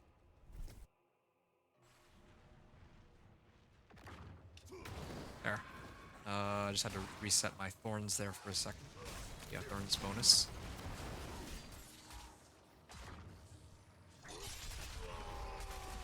There. Yeah. Yeah, it really does make a huge difference, not having elixirs incense. Like, I think my base life now is like 12k or something, and then with elixirs and incense, suddenly it jumps up to like almost 20k. Doesn't sound right. Base life is 12k, and then I have like 20% from the elixir, and then I guess when my rune is active, I get 20% from there. That's why I have like close to 19k. And 750 from the incense. 25 million. How long you be on Diablo 4 tonight? Good, just like you. How so?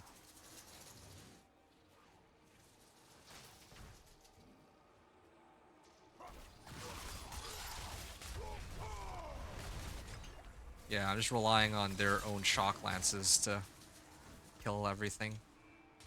Or I think these are the electrified obelisks.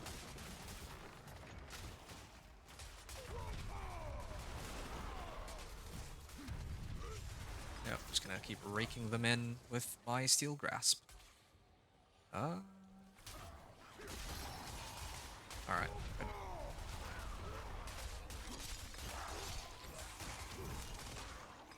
Okay. I think some more to the... Do I have the backtrack? Nope, nope, nope. There's still some leeway here. Why can't I pull these ones in? I used my ultimate already. Should have grabbed all of them. Okay.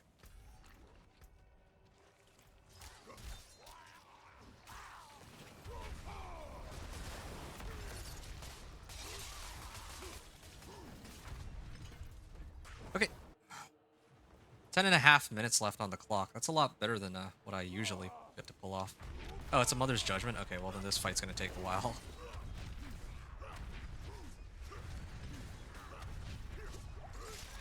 I'm deliberately letting myself get hit by everything right now so that... I'm hoping that the more damage I take, the easier it'll be to do damage to this guy. It really would be nice to have some way to apply Thorns on Lucky Hit.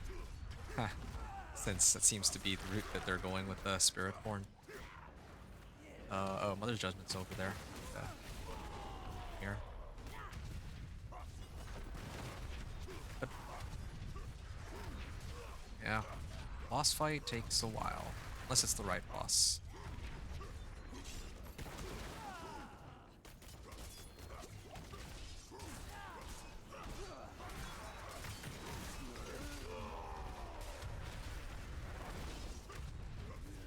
Yep.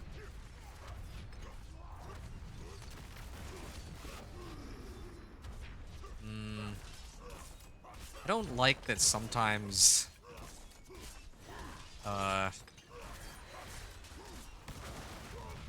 Yeah, sometimes this Mother's Judgment, like... Or, well, any boss, I guess, they get staggered because of Challenging Shout and Ground Stomp, and then they actually stop hitting me when that happens. They're the opposite of what I want, but okay. Uh, yeah. 39, pit 45 clear with 845, with elixirs and incense.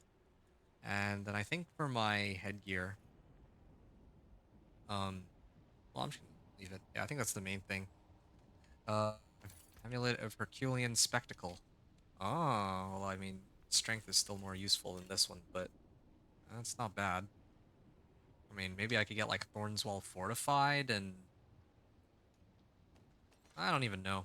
I'm kind of tempted to get like Thorns Fortified with Wrath of the Berserker or something. That could be good. Ugh.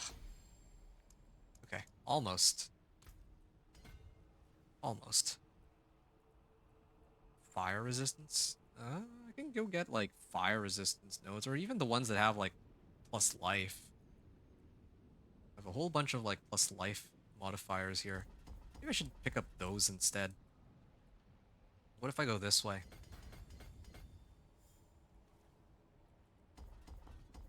14k, 13k. That's actually a pretty sizable difference. I mean, this would make more sense for me to pick up right now. Maybe not the healing received, but... there we go. 14.4k. And then... I think I can start heading up to this set of nodes. Either that or fire resistance.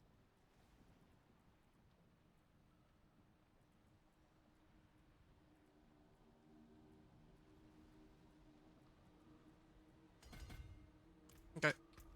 Yeah, back to Karagar, and then... I kind of want to do one more just so that I can get my glyph to rank 46. I think that would be the way to go. So rank 46, and then maybe rank 50?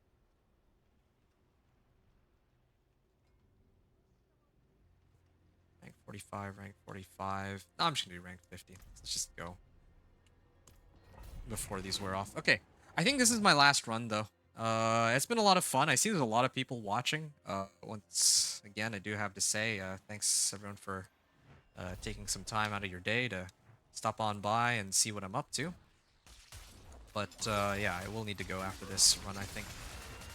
It's about time. It's about that time of the day. I gotta dip out. There we go. Got tons of damage.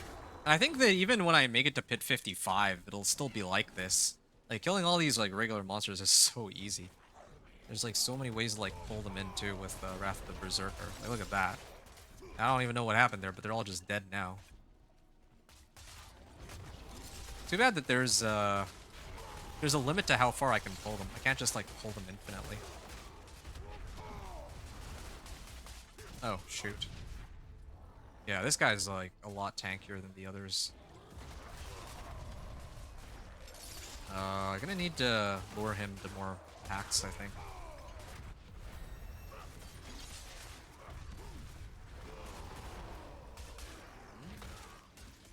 I would like to get more life. Wow, I can actually go up to 20k. Yeah, 20.8k. I gotta get those modifiers for max life, and I think that'd be a pretty big boost what I have.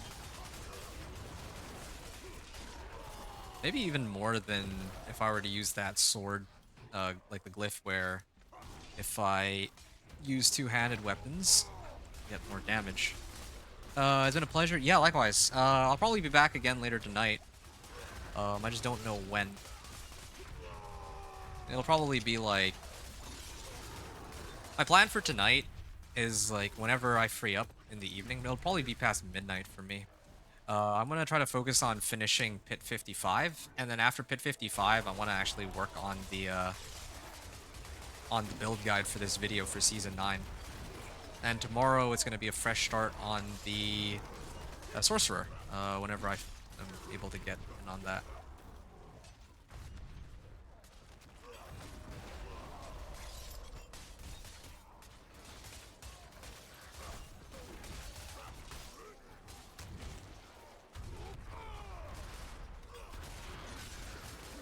Okay.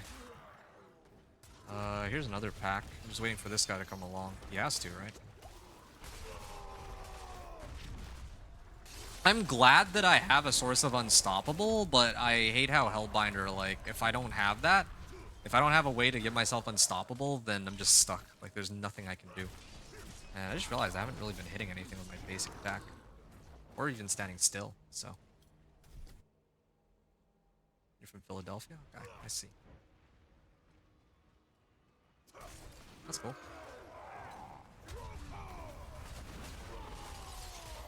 Alright. 26 million damage.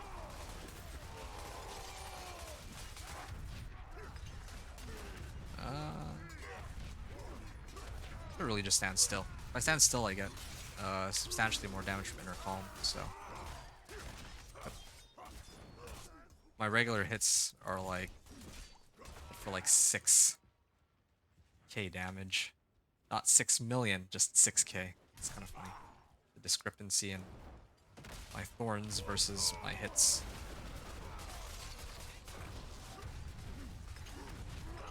Good. 30.6 million, yeah. I think that has to do with the nodes that I'm picking. They're giving me life. I think that has a lot to do with it. I wonder if Warbringer would give me even more life. I think it would.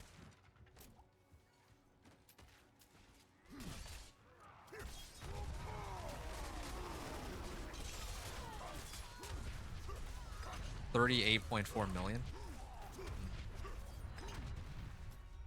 I kind of wonder. There's a rune where if I get injured or CC'd, then I get like I get like 1,000 offering, right? What if I use that with this Zal rune? I wonder if I'd end up getting like 40k life or 50k life or something stupid like that. Because already I am able to push up to like 21k. So if I had some ways to amp up the amount of life I'm getting, that would be even better, right?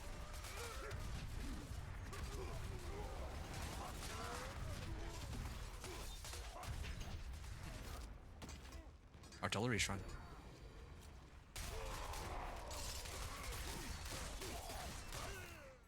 I love this attack speed, but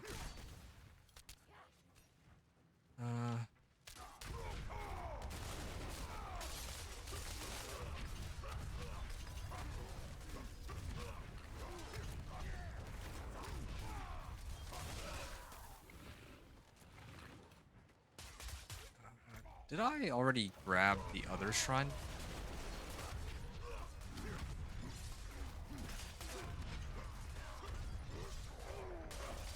Be nice to get another shrine for the boss, but I don't think that would be possible. Also, I think I just got bound by like the Hellbinder modifier. Oh, and I hit for 55 million there, but I don't know where that 55 million is coming from. All right. Yep. I can hit before I.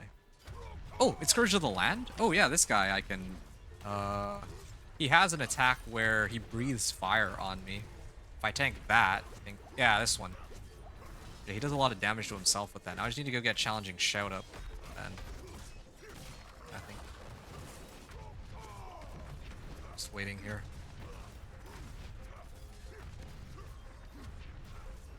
Why is he targeting the other guys? Okay, I'm gonna get out of the flame pool. There, yeah, I see it. Yeah, see that? When he activates this flame breath, that's when I can go in and do my damage. Or I should be using my cooldowns more too. Is he gonna start breathing fire on me yet? This is actually kind of hilarious, the fact that these anomalies are distracting him from hitting me. When I had Subo, I was complaining that the monsters won't hit me for some reason. But... Or I was like saying that, yeah, okay, they only target me, they don't target Subo, but yeah, these anomalies actually do draw aggro, it seems. Oh. My challenging shout wasn't up, otherwise it would have been very helpful here. I should really be using my Steel Grasp every now and then. Too many things to keep track of. Ooh. Doesn't he, like, does he spawn any mobs? He's gonna breathe fire on me. Oh, there it is. 28.9 million. Yeah, this is good. This is actually looking pretty promising. It's just unfortunate. If I had like another hour, maybe two, I could finish this up, but I just afraid I don't have that much time.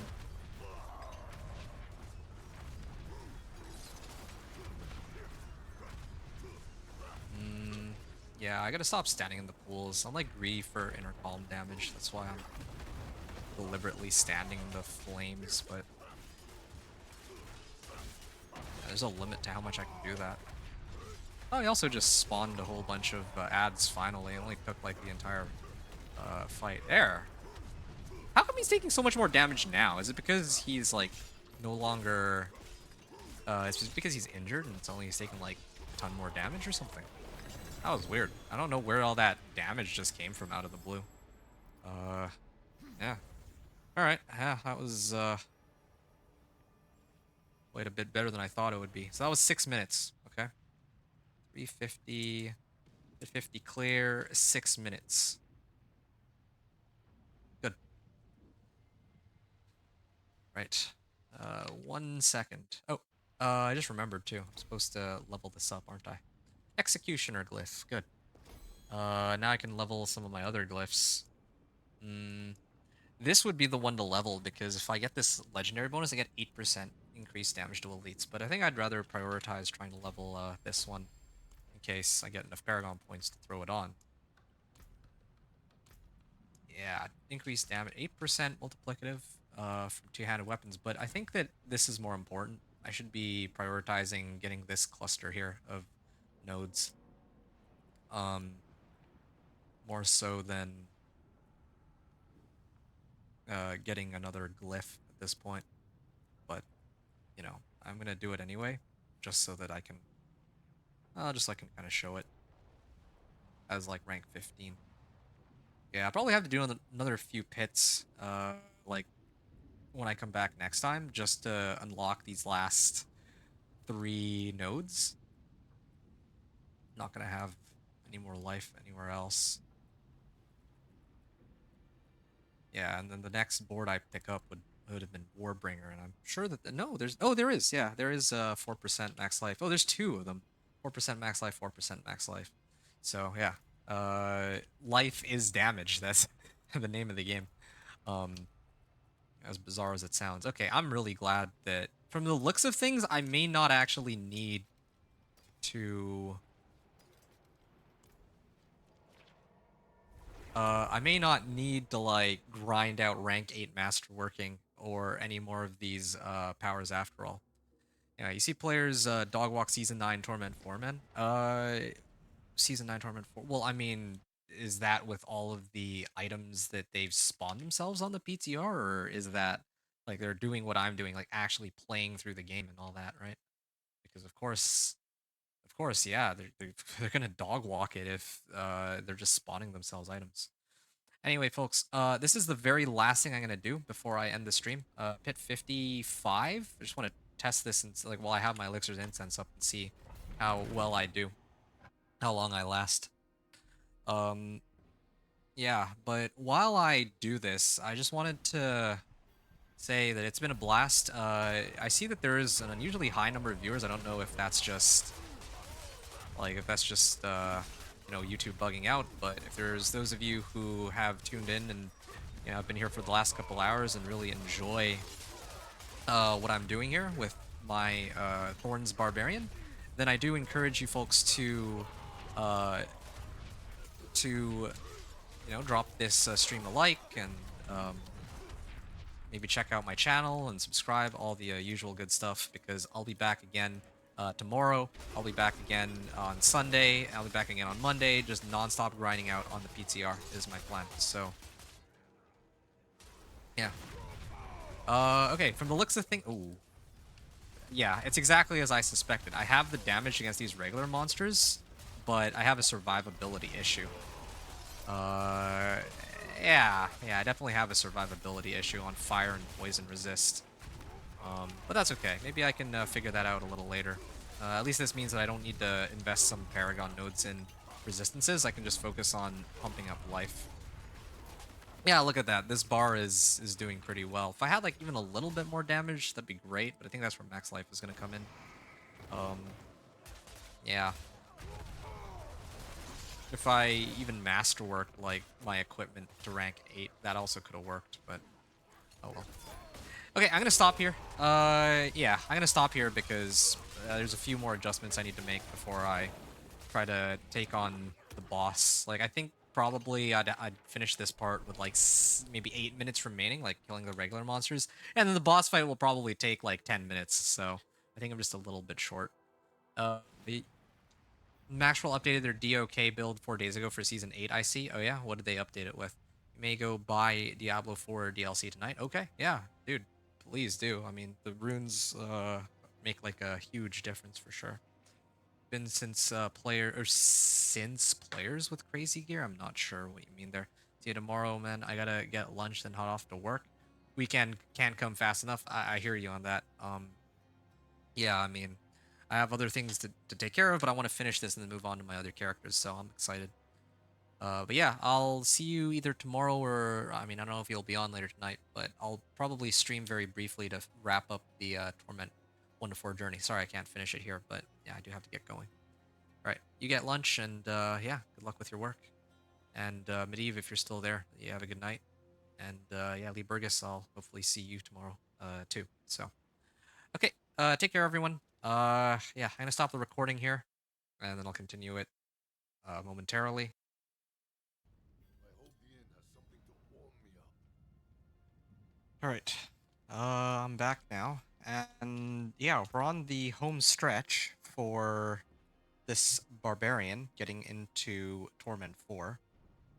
I took some time to think about it while I was also off stream and trying to figure out, like, I guess, well, more or less, like, what I can do for this build to really push it over the edge, right? To get into Torment 4. And there's, like, a number of things that come to mind. Like, just as an example, I think, my glyphs. Oh, you know what? It's not the glyphs, it's this. I actually need to grab this cluster of nodes. Because I think that'll like give me an extra 1,000 life or something like that, which is not trivial. So I'll probably run the pit to get that up to where it needs to be. The other thing I wanted to do is I wanted to re-roll. I have about 100 Obdicite remaining. I want to roll this off, and I need to hit either Strength Max Life or Belligerence. That would give me... Well, yeah, that would give me what I'm looking for here. Reset. I might have to do more Infernal Hordes or something, but... Oh, max life. Okay, that's good. So, that's a pretty sizable chunk of life, but I think I just got, like, a lot of life, if I remember right. Right, it's like 25%, so... Yeah, this is, like, went from, like, 1,000 life to, like, 1,200 life. Something along those lines. And then I get all of my plus life modifiers, so, yeah, that's good. Alright, so everything is tempered on strength or max life at this point. And if I really wanted to take it one step further, I could try to masterwork this up to rank 8. I could masterwork my weapons to like rank 8. And do all that stuff. But, as it stands right now... Ooh, this is tempting. Lightning resistance. I could swap out my boots for these ones that I have, that I got, but then I'm trying to check my lightning resistance right now. Yeah, my lightning resistance is super overcapped. I should actually try to run these boots. It would be nice to get like enough obdicite. I'm already like past like the 10.5 hour mark at this point on the recording, so yeah, that would be the easiest way.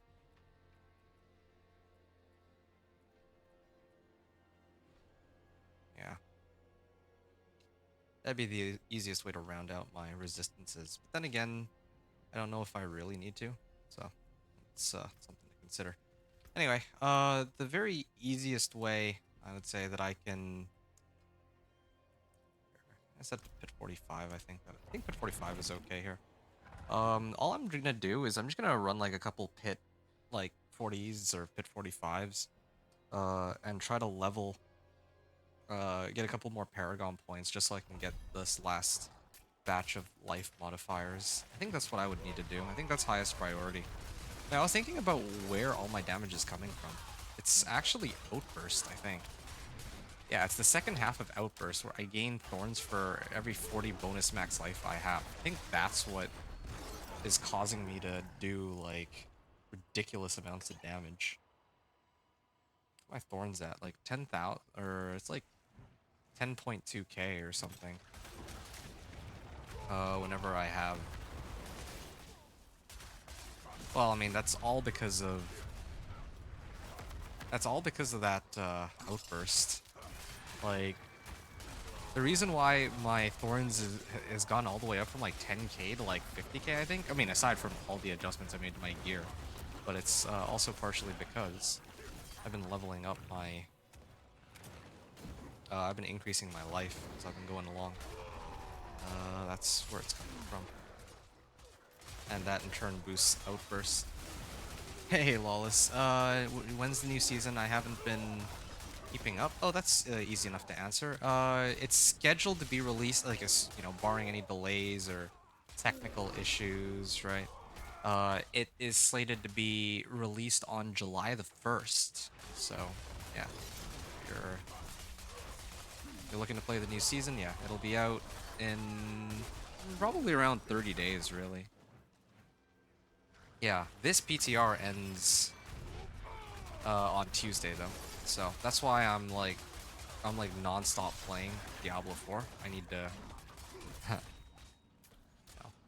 need to actually make sure that I make the most out of this PTR. Then I'm just looking to play with the new season stuff. Right, yeah, that's fair. I mean, it's something to look forward to. But yeah, it's not gonna be. Well, yeah, it's not gonna be up for about a month. I got plenty of things to do for a month. In fact, this season that's still going, like, I still have quite a bit of stuff that I'd want to do. I was like doing some playtesting on my own just before I started my stream, and I realized that Overpower in Season 9 is still very strong. But the fact that it's as strong as, well, it's actually very strong for Season 9. But that's like after an 80% nerf to like Overpower.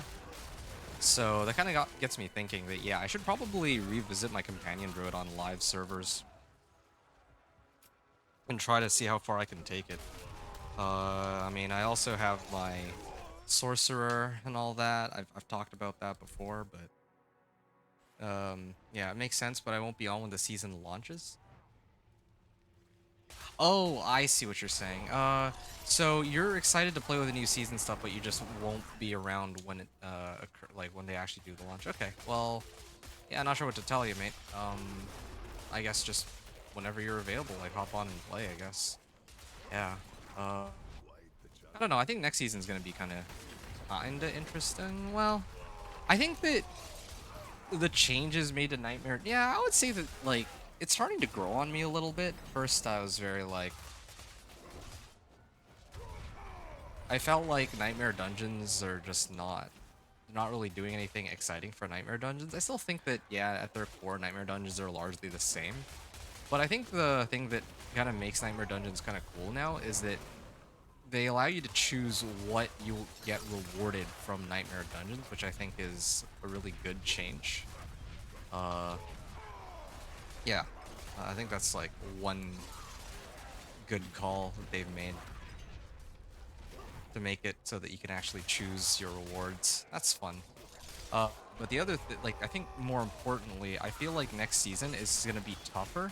Not everyone wants a challenge, I guess, but I think that the fact that there's a lot, like I would think that there's going to be a lot more balance between different builds in the game. I don't know about the between the classes, but like right now, right, like in season 9, the top dogs are like Death Trap and Lightning Spear. I think no one's gonna really argue that. I mean, there's like some other builds that are also pretty strong, but by and large, it's just Death Trap and Lightning Spear. But this upcoming season, you know, they're really tuning down like how strong a lot of these builds are that were dominating season 9 or season 8, sorry. Uh, so yeah, that's like one thing I'm pretty excited for actually. It's not just the changes they're making, not just the things that they're adding. I think for me, having a chance to see other builds shine is interesting to me. Okay. Wow. I should be running Pit 40 then. This is taking too long. Ooh, Seething Hive Master.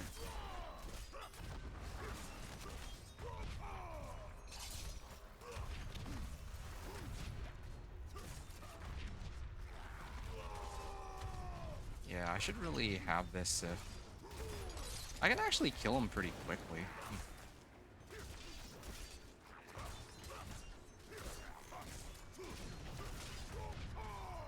Anyway. You're saying all... I didn't... Well, again, it depends what you mean by viable, right? Like, I hear this word thrown around a lot, but what exactly is viability? Like, yeah, I'm not trying to argue semantics, but your definition, like, my definition of viable is whether or not it can reach T4. And your definition of viable might be whether or not it can compete with every other build for pushing the pit. Or it could be whether or not it can reach pit 150 or even, like, let's say pit 100, right? And I think that in the upcoming season, no build will reach pit 150. There will be a few builds that can hit 100, but I think that every build with enough effort can make it into pit, like Torment 4 at least. So, if you're talking about just reaching Torment 4, I think that all builds will be capable of doing that at least.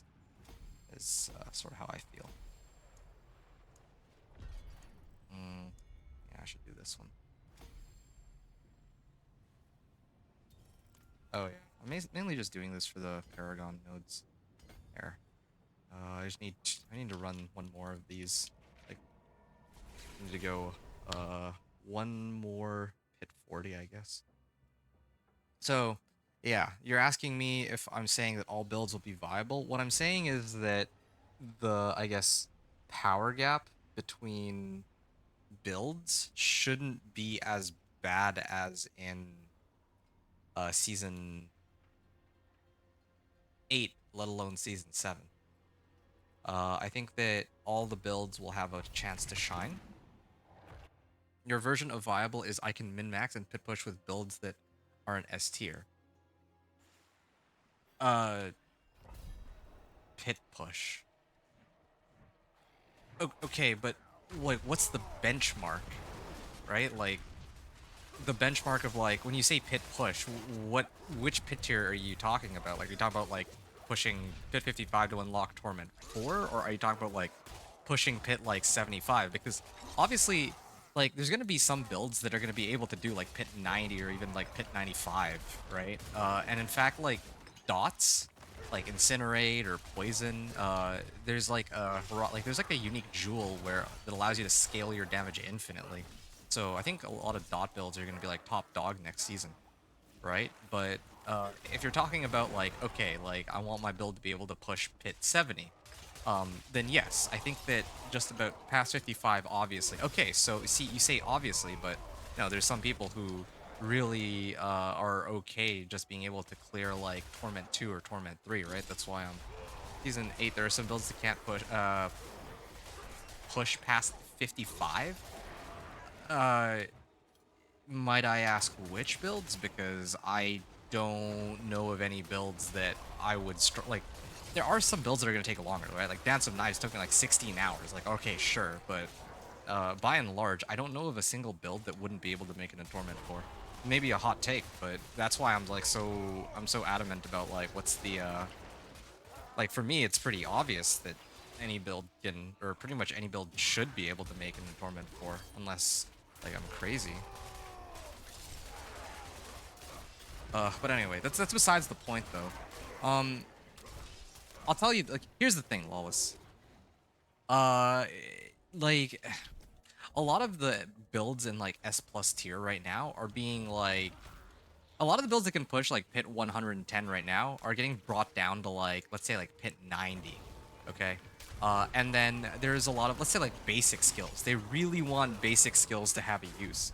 You need to pass 55. There's some builds that struggle to push the 60s and even 70s. Okay, so I can work with this.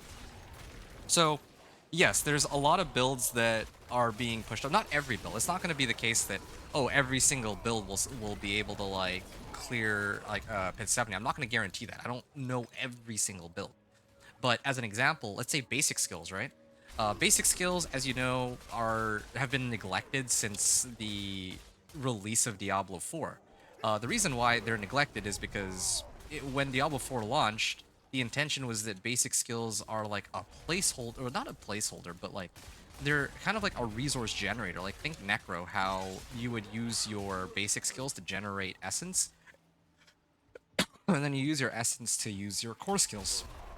Uh, Barbarians have a similar system, and you know you get the point, right? But I think this coming season, one of the things that they are trying to emphasize is that yeah, they're really buffing basic skills. When I say buffing, I'm not talking about like a 20% buff. I'm saying that they're basically like tripling the damage across the board for a lot of basic skills for the different like characters in the game.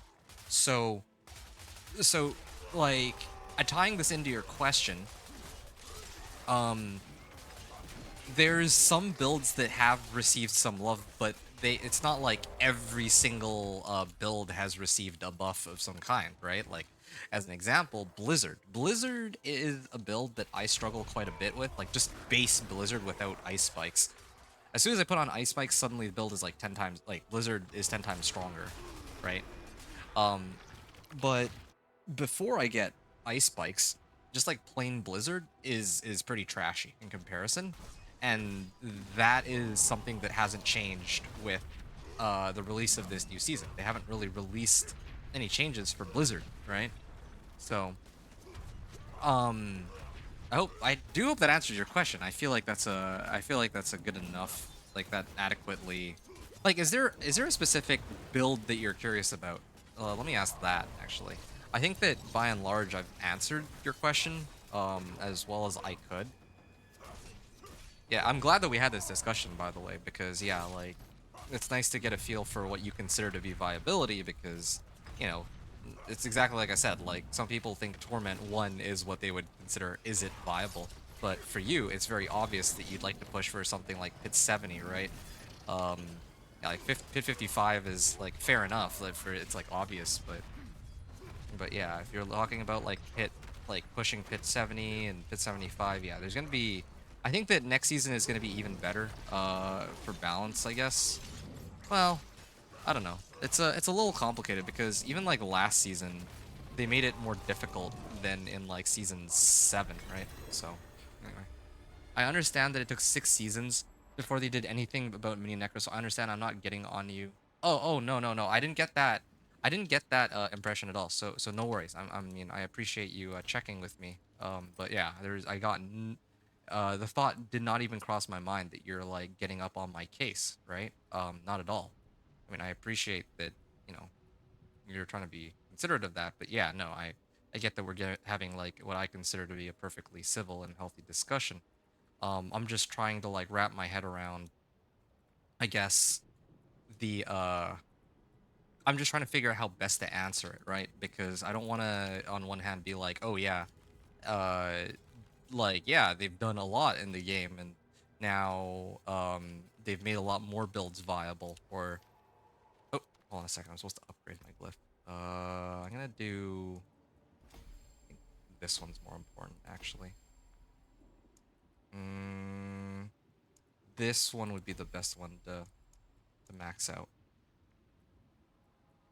Yeah, because this is damaged at least 8% across the board. Okay, yeah. Anyway, sorry. That's yeah. I needed a second there to sort that out, but I was trying to make a okay. Now we're talking. Full familiar sorcerer. Blizzard made them useless unless you use with other things, and I want to play a rogue build. Okay. Let's break this down. Not a fan of exploiting bug abuse slash exploiting abusing. Okay, all right. I'm gonna break down a couple of these, okay? Because that's like 3 different things that you've written here, and I'm gonna go through them one by one. This is good timing too, because I'm still in the middle of trying to level through running the pit. So the first thing is, you're just annoyed at Blizzard for not buffing certain classes and annoyed with builds only working due to snapshotting. That's a fair complaint. I respect that. I think it is silly how, like for example, if you want to do like a pit push with Lightning Spear Sorcerer, you need to like keep re-rolling until like I don't understand how it works, but you need to re-roll until you get like the right um setup. Like I remember, like I don't know if that's still the case this season or if that's what people were complaining about, but you have like re-roll. You have like a 3% chance or something to get Lightning Spear or whatever to always be like an overpowered crit. Um, to like do the pit pushing. I don't know. So I get it. That's stupid. That should have been fixed ages ago, right? So I understand that. And you said not buffing certain classes. I get that too. I think the running gag is that Druid is a forgotten class. I think, to be honest, my complaint isn't that they neglect classes. I think it's that they neglect certain builds, right? Like yeah, here's a good example. Sorcerer. Every season, I see Sorcerer players complaining about Sorcerer, and then there's Sorcerer naysayers that say that, oh, Sorcerer doesn't need buffs, they're top dog. So this is a disconnect in the understanding of the class from 2 different groups of people, right? There's some people who see Sorcerer as an entire class, and there's some people who see Sorcerer on like a build by build basis. So the people who are looking at it from the perspective of the entire, like, on like a build by build basis, are like the people playing sorcerer. They're like, oh, I want to play chain lightning. Oh, I want to play ball lightning, right? And so they're unhappy that, let's say, their lightning spear or their chain lightning build doesn't work, and then they say, oh, sorcerer is a weak class because I can't play any of these builds I want to play. But of course they disregard the big elephant in the room, which is, let's say, lightning spear, right? And that's exactly where all the naysayers for sorcerer come in. They say, oh, well, sorcerer is actually the strongest class in the game, right? And when they say that, what they mean is it's the strongest class in the game for pit pushing if you use lightning spear specifically, right? And that's why there's so many sorcerer, like, I guess, people who complain about sorcerer are really like saying to nerf not sorcerer as an entire class, but just lightning spear specifically, because lightning spear is completely busted, right? Like it is. And it's kind of interesting because, like, if you look at like rogue, um, Spiritborn. Oh no, the Spirit. Not maybe not Spiritborn. Spiritborn is the odd one out. So Rogue, Necro, Druid, and Source. Not Sorcerer. I don't remember the other class. Like Barb, yeah, right. Like they're all within 1 pit tier clear of each other. So it's like pit 105, 106, 107, 108. I think that's pretty reasonable balance, right? Like no, I'm okay with that. I think most people would be okay with that. But then all of a sudden you have Lightning Spear, which is pushing pit 121. So yeah, there's definitely still some disparity there, but it's only Lightning Spear. So I can't emphasize enough that it's always very specific builds. So that's with regards to snapshotting. I'm with you on that. Okay, so now the second thing that you had wrote earlier, you wanted to make a full familiars build. Okay, let's break that down now. So Blizzard made them useless unless you use them with other things. I haven't used familiar myself, so I wouldn't know. But what I can tell you is that one of the reasons why I was reluctant to play Hydra for the last couple seasons is because I know that if I were to play Hydra, at the end of the day, I would need to play Lightning Spear along with Hydra. And if I'm playing other stuff along with Hydra, when I say other stuff, I mean like Ice Blades and of course Lightning Spear. And of course, if I'm going to use Lightning Spear, then I might as well just commit to Lightning Spear, because Lightning Spear is doing like, what, 10, maybe even 100 times the damage of every other tool in my arsenal, right? So, so yeah. Anyway, so full familiars build, I can't really, I can't really comment on whether familiar sorcerer is any good, but here's what I will say. Right now in season 8, Lightning Spear is like top dog. If you don't use Lightning Spear, it feels pretty bad, right? But this upcoming season, they're actually bringing down Lightning Spear to be a lot more in line with the other builds in the game, at least is my understanding. Like they might release something that's more broken, I don't know, but at least so far as I can tell, they actually did nerf. Ooh, ooh, hold on, that's actually a pretty good one. Yeah, they did nerf a lot of the strongest available builds right now. And so since they've nerfed a lot of the big builds, that means it might not feel as bad to try to like push for familiar. But on the other hand, you got to keep in mind that last season, uh, like season 8, right, with the boss powers give like some pretty crazy damage modifiers. Like 150% more damage is one of the boss powers right now, and then like there's like what 25% damage to all elements, stuff like that. You're getting like some pretty insane damage modifiers if you play in season 8, but in season 9 those are all gone. You're actually losing a lot of power that you would have had from the boss powers. So there's some trade-offs there, right? If you're trying to play familiars, then you have to be mindful that, yeah, like at least you have boss powers going for you that really amp up your damage. Um, but on the other hand, you won't necessarily need to combo that with Lightning Spear anymore, or at least if you combo with Lightning Spear, it's not going to be the case that Lightning Spear is doing like 100 times the damage of your familiar. So yeah, I need to kind of wanted to bring that up. And then the second half of what you wrote, yeah, I'd want to play a rogue build, but I know this majority of builds I click you have to snapshot. Okay, so this is an wait one sec. I'm just trying to see if there's anything else I can pick up here that. Sorry. Try to see if there's anything else I can grab that would really help my run out before I go in and begin my pit run. Oh, there's a cluster here. Okay, I gotta do some more. I gotta do some more leveling. There's one other thing I want to check out real quick. 11.2k. Yeah, each set of these Paragon nodes gives me like 1,000 life. Yeah, this one's gonna give me 8% life. Yeah, I mean, another 12%. Okay, yeah, I'm gonna keep pushing here. I'm gonna keep grabbing some more Paragon points. I might even be able to get another glyph up to like 46 at this rate. But anyway. So, yeah, I'm gonna go back to what you were talking about here real quickly. So, talking about majority of the builds you click, you have the snapshot. So, I feel okay. I think that they're actually reducing. I think they're trying to really tone down the whole snapshotting situation. Like, you know, if you listen to if you look at other content creators, they might, a lot of them might say otherwise, right? But just to give you an example, Zan rune, the rune that gives like crit over power, now it only gives crit over powers on like for like 0.35 seconds. Hits like that you do like for 0.35 seconds. So by doing this, they've made it so that you can't just snapshot like an entire skill cast like forever.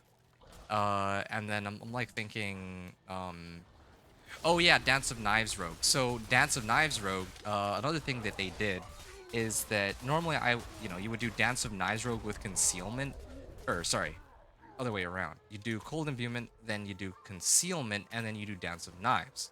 Well, the thing is, now they've made it so that when you like the skill that breaks you out of concealment will cause all of your hits to be critical strikes and apply vulnerable for 4 seconds.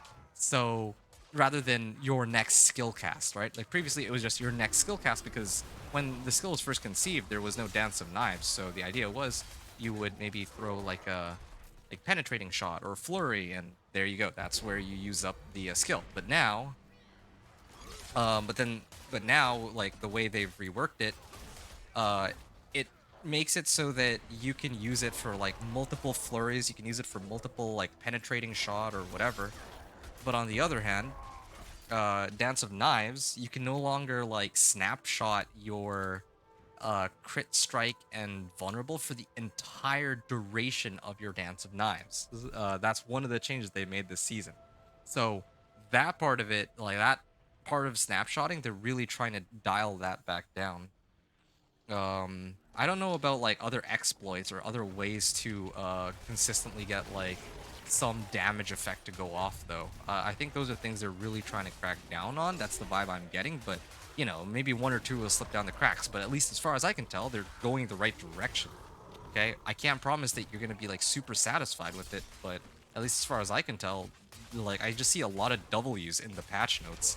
Um I think the Dance of Knives Rogue is going to feel a lot worse, but a lot of builds are going to feel a lot better with the changes that were made in that regard. Yeah, a lot of things are time-based. Like, here's another example. There was a rune where it drains out all your primary resource to boost your damage by like 100%, right? Well, they made it so that that only lasts for 1 second now. It's not like, oh, well, your skill cast, let's say Dance of Knives, triggered that rune, and so now your entire Dance of Knives is 100% more damage. No, it's a hard cap at like 1 second. Same thing with Paragon nodes too, that the Rogue has. They've limited it to like, oh, well, you only have this bonus for 8 seconds rather than, oh, your next skill cast, right? So yeah, I think that they're really trying to crack down on that whole snapshotting thing. So hopefully that answers some of the things that you wrote. Not a big fan of bug exploiting, abusing. Yep, completely agree. Agree with that. The builds are never looked at. Yeah, no, definitely. A lot of individual builds are not really being looked at. The highest I end up getting with ice shards before getting off Diablo. That's fair. I respect that. I mean, I was actually watching like while I was, well, I mean, after I ended my stream, I had to go do other things, right? But while I was going and doing those things, I was listening to Riker's video. I don't know if you ever heard of Riker. He's like a big Diablo guy. I'm sure you have. He's like a pretty big name within the community. Anyway, so Riker was talking about progression, and he pointed out that, you know, a lot of people say there's no end game in the game, right? But that's actually, in a way, that's not really true. There's like many different activities to do in the game. There's infernal hordes, nightmare dungeons, lair bosses, pit, and etc. Right? But the problem is there's no reason to do these things, and the reason why there's no reason to do these things for most people is that the game is most fun when you have meaningful progression. Meaningful progression as in like, okay, you put in some time and then your build improves given the time that you put in, right? There comes a point where, for example, you could grind for a mythic that has like 4 GA, but it would probably take you like, let's say 100 hours to do. I'm just gonna throw out a number. And it just takes the amount of reward that you get for the amount of time you put in is just not really worth it. Like once you reach that point, that's when a lot of people get bored of the game and stop playing.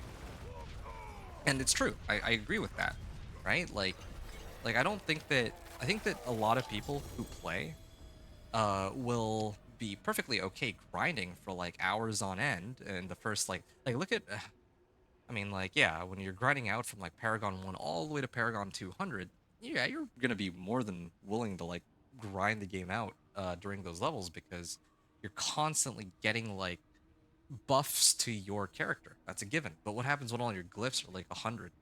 And then you have like, let's say, like 2 GAs on all your stuff, then okay, that's when things kind of start to slow down a bit because you have to spend like 2, maybe 3 days grinding out Obdicite and then trying to remasterwork your gear until you get the right rolls. And no one really wants to do that.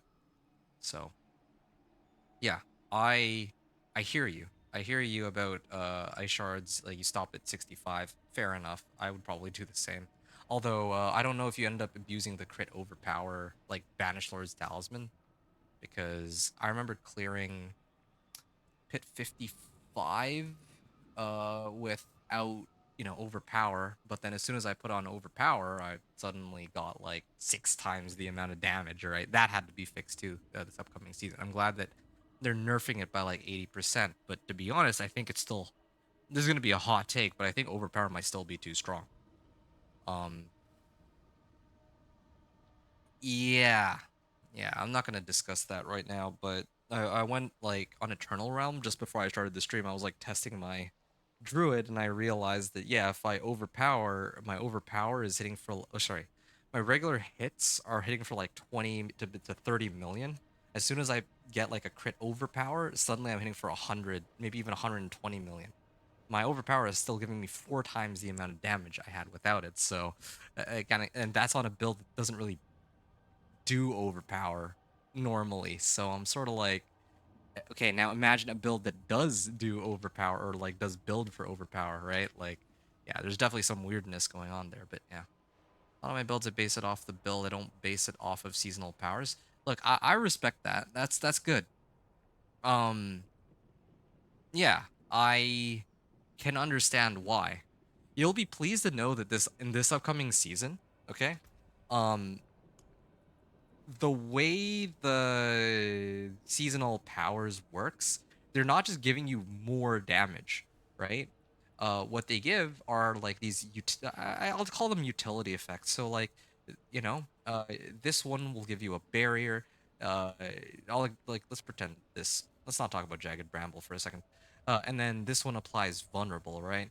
So maybe if your build doesn't normally have vulnerable, you can get vulnerable from the seasonal powers, and then you can get barrier, and then there's another one where you can like execute monsters, right?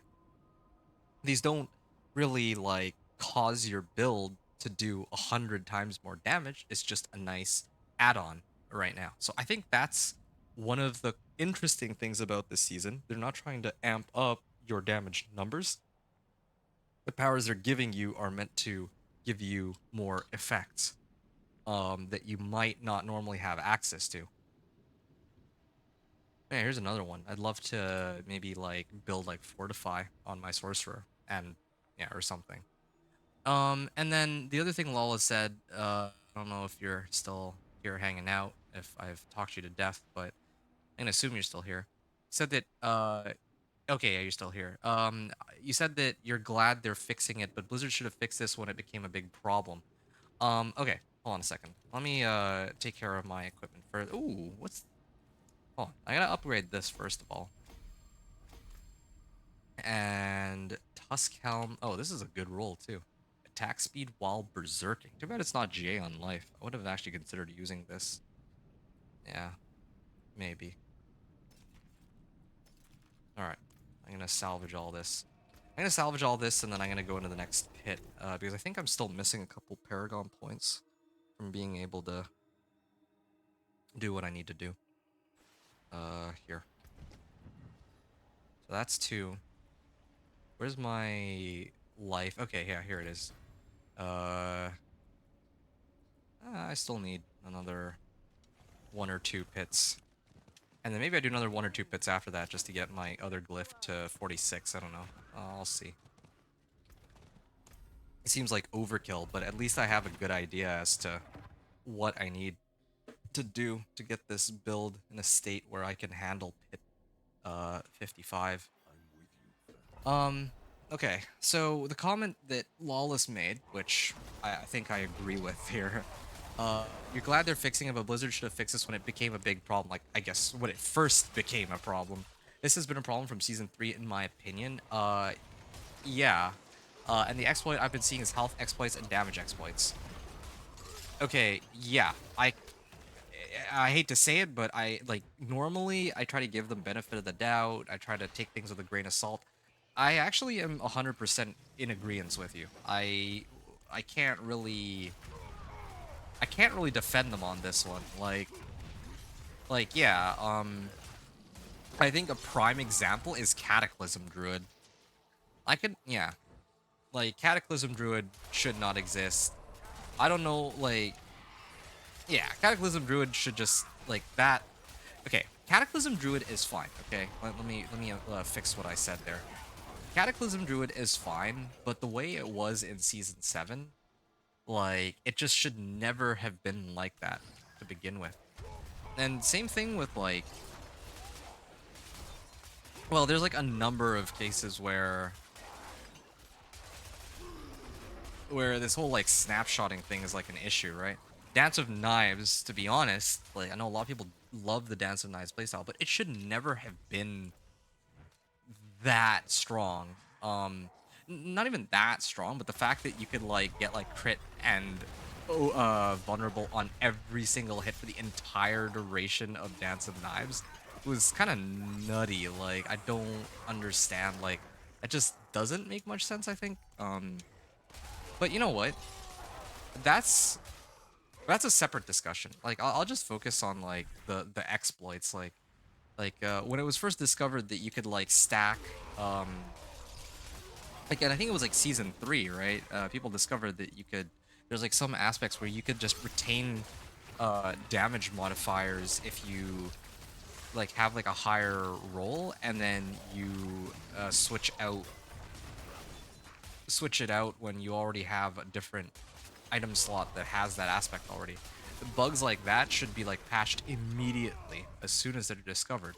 And like, yeah, Cataclysm reached like hit 150 on day 1 of season 7, but that shouldn't have prevented them from actually rolling out a fix for it. Yeah, those should have been patched immediately, right? I'm sure that there's other ones, but you know, those don't come to mind right off the top of my head. Yeah, there's probably plenty of other good examples.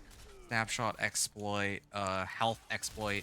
I don't know which health exploit. That one I'm not familiar with. I know that there was like there was like an elixir that gave people like 100,000% life or something like that. But you know, yeah, I mean, obviously, yeah, that one they patched within a day. Like, okay, sure, that was kind of crazy too, right? Somebody made a mistake there somewhere. Anyway. Yeah, which utility is nice? I agree. The other hot take I have. Okay, I'll read this. I'll read the comments in order here. So, which utility is nice than damage add-ons? Because I know the last couple seasons, it's been the powers are too strong versus the build itself. Um, you know what? I completely agree. Yeah, I mean, I agree well, to some extent. I don't agree like 100% on this one. The snapshot thing I do agree with, but the um like because there was like I think there were people saying like in past seasons that the game is not really trying to measure one's capability in some of the past seasons was like it wasn't really people figuring out who had the most skill or which build was the strongest. It was just which build could abuse some bug the hardest in some of the previous seasons. I'm gonna do one more. And that was clearly like a horrible way to balance the game. So, yeah. Anyway, that was just something I wanted to mention, like with regards to what we were talking about earlier. But when we're talking about like yeah, last couple seasons have been too like the powers are too strong versus the build itself. So it really depends. Like season 8 PTR was a prime example of when the powers were super dominant over everything else. Um, Season 7 was a season where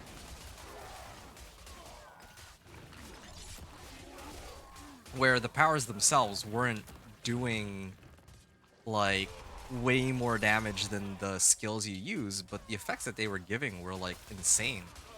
Uh like making it so that like summons could always like have 100% crit chance when you activate your ultimate skill or something like that. Yeah, that was kind of insane. Right? It's nice to have a season in which a lot of the damage comes from just the build itself. And I'm going to tell you right now that aside from like damage, like again, I'm giving you the fair warning on this, damage over time builds for this upcoming season are going to be pretty nasty because of the Herodic Jewel that they're releasing. The way that Herodic Jewel works is if a monster takes damage over time from you, then they will take 0.33% multiplicative more damage over time from you forever. Like, you know, per tick or something like that. So with that in mind, right, there's going to be some builds that can like infinitely scale their damage, and other builds don't have access to that. But aside from that, I don't really see anything which is just super dominant over like skills themselves. Like I know that this disintegrate beam is really strong, but I think that that's like bugged. They're not, maybe not bugged, but it's just like really overtuned. Yeah, that's probably something that'll get nerfed, right? Like season 9 PTR, everything's subject to change, and I'm sure they'll do something about that one, but all the other ones, if anything, could use a buff, I think. So, so yeah, when you say that, yeah, like the powers are too strong versus the build itself, yeah, like past seasons, I think that, yeah, there's like some pretty good examples. Like even like boss powers, like my Thorns Barb was really just dependent on, uh, like the power levels were weird. Most of the boss powers were effectively worthless, even if I had them maxed like as a main power. But then there were a few powers like Harbinger of Hatred's Volley where I was actually able to do like it was just because of that one power that I was able to actually clear Pit 55 on my Thorns Barb, right?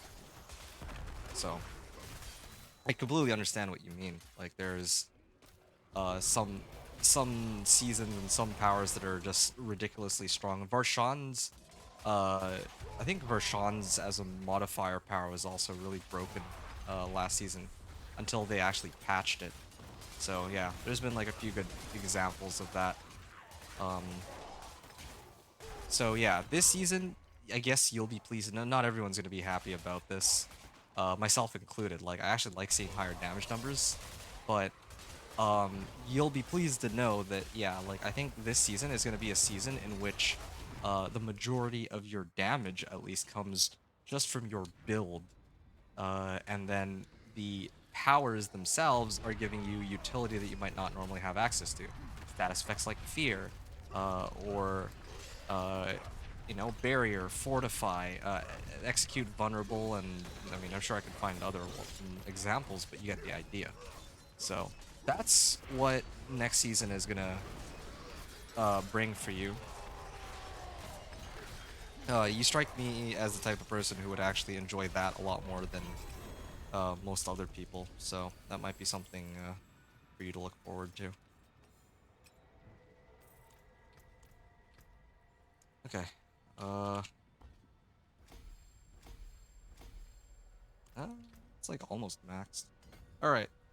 What's my life total at now? So if I take these off, I'm at 12.1k, and then as soon as I put these on, I'm up to 14,000 life. Yeah, like these damage increases are actually pretty nuts. Uh, and then if I really wanted to, I think I should really try to level this all the way to 46.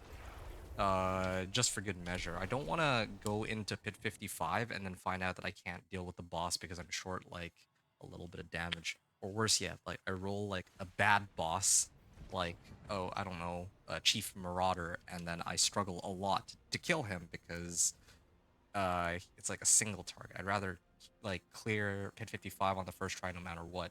So this is a good chance to test to my ability to clear Pit 55 because I have plenty of herbs. This is the perfect time to use them. Two. Oh, no, I should do these ones. Okay. Yep. I'm gonna drink these potions. 1, 2, 3, 4. And I'm just basically just gonna be spamming this until I clear until I get my glyph maxed, so that's the plan. Okay, the other thing you wrote earlier was, I agree, the other hot take I have is, as a community, I think they shouldn't be promoted, but can't control what people do. Whoa, hold on. What do you mean, should... Oh, no, I understand. I see why you would say that's a hot take.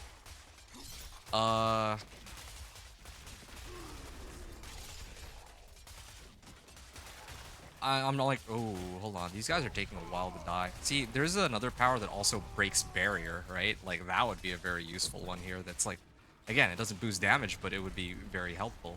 The one for, like, breaking DR, I actually really like that one. Like, the funny thing is, like, yeah, they added, like, a Hydra unique that everyone's gonna get in on, but if they didn't add it, I would have played Hydra this season just because, yeah, if I can play, like, if I can get rid of DR, which, you know, with this power I can, then suddenly that actually mitigates one of the biggest weaknesses of Hydra in the first place. So that's good. Oh, wow. I actually have close to 27,000 life. I didn't even realize. All right. And I could boost it even higher if I wanted to, but okay. I guess I had the right idea here with what I ended up planning out. So yeah, I'm like thinking about it, right? So this is what comes to mind. You're saying that these exploits shouldn't be promoted, and intuitively I agree, but I think that one of the counter arguments I've seen is that the more that these exploits get promoted, the more likely it is that the developers actually have to do something about it because, well, yeah, once everybody's using it, then yeah, then they have to actually try to fix the problem rather than just sweeping it under the rug, right? I mean, not everyone's going to agree with that logic, and but also like it's impossible to completely, you know, ignore that exploit too. Like, think about this: if your goal is to push the pit, would like, you know, some people are gonna say, oh, I don't want to use this bug, or I don't want to do any sort of bug abuse, which is fair. But I mean, there are some people who want to push pit 150 by any means necessary. And in that case, right, they'll put out a video, like they want to put out a video and say like, oh, hey, I hit pit 150, and what are they gonna do? Like, they're gonna just tell people, oh yeah, that the build is just this strong, and then just not pay, like, give any attention to the exploit that they use. It just doesn't seem like a very realistic option. So I kind of understand why they would, you know, like, I just don't know if that one really is a hot take. I can't fully agree with it. I remember in the past, like, if there was an exploit, like in other games that I played, right? If there was an exploit, like, let's say, like the original, like, Call of Duty Modern Warfare 3, I remember that there was a bug where, like, the people who run the game, warned, like, the people who are playing that, hey, you shouldn't be abusing this bug because it's clearly not an intended behavior, and if you abuse it, then you're actually at risk of getting banned. Uh, and because like, it's not an accident, right? Like, you have to go through a very specific and deliberate sequence of actions that will lead you to, well, get a certain outcome, right? So, you know, back then, that's what, That's what they did. They actually were keen on like banning people who exploited that bug, but yeah, in Diablo 4, there's not really any penalty to it. So why wouldn't people like abuse it? And then yeah, if the developers want to do something about it, then I'll let them do something about it, right? So yeah, I don't know. Know if it's I don't know if it's uh like in theory or ideally yeah, like people should just like keep quiet about it, give like submit like a bug report over to the developers and then let them come up with a fix for it, right? Like not and you know not have a bunch of people trying to exploit this bug. But on the other hand, like in practice, that's like that's just not really an available option. Um, and besides, right, like these are also content creators too. Like they want to get some views and whatnot. So I don't know. I understand both sides of it. I personally, as I mean, you've seen my gameplay. I actively avoid using bugs, except for with the companion druid just now, like on during the PTR where the master working was like messed up. Okay, that one, like there's like nothing I could do about that really. So, you know, like whatever, I guess. Um, yeah. So that's like the one time I recall abusing something, but otherwise, yeah, like I'm not the biggest fan of abusing these like exploits and whatnot. Generally speaking. It's understandable though if that power is meant to be used that way. I can get behind, but the power is being used to bug or something that isn't intended. My problem with Blizzard, yeah, for sure, right? And then you said you're a big fan of dots.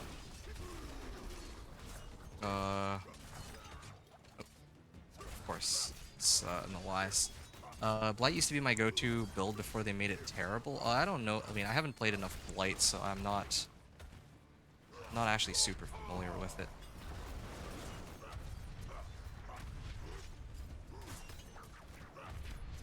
Mm. Can I just tank it? I actually can tank it pretty nicely.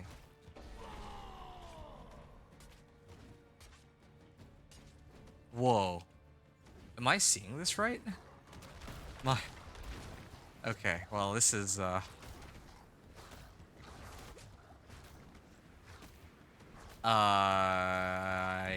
can't... I actually can't do anything. I'm actually stuck in this state.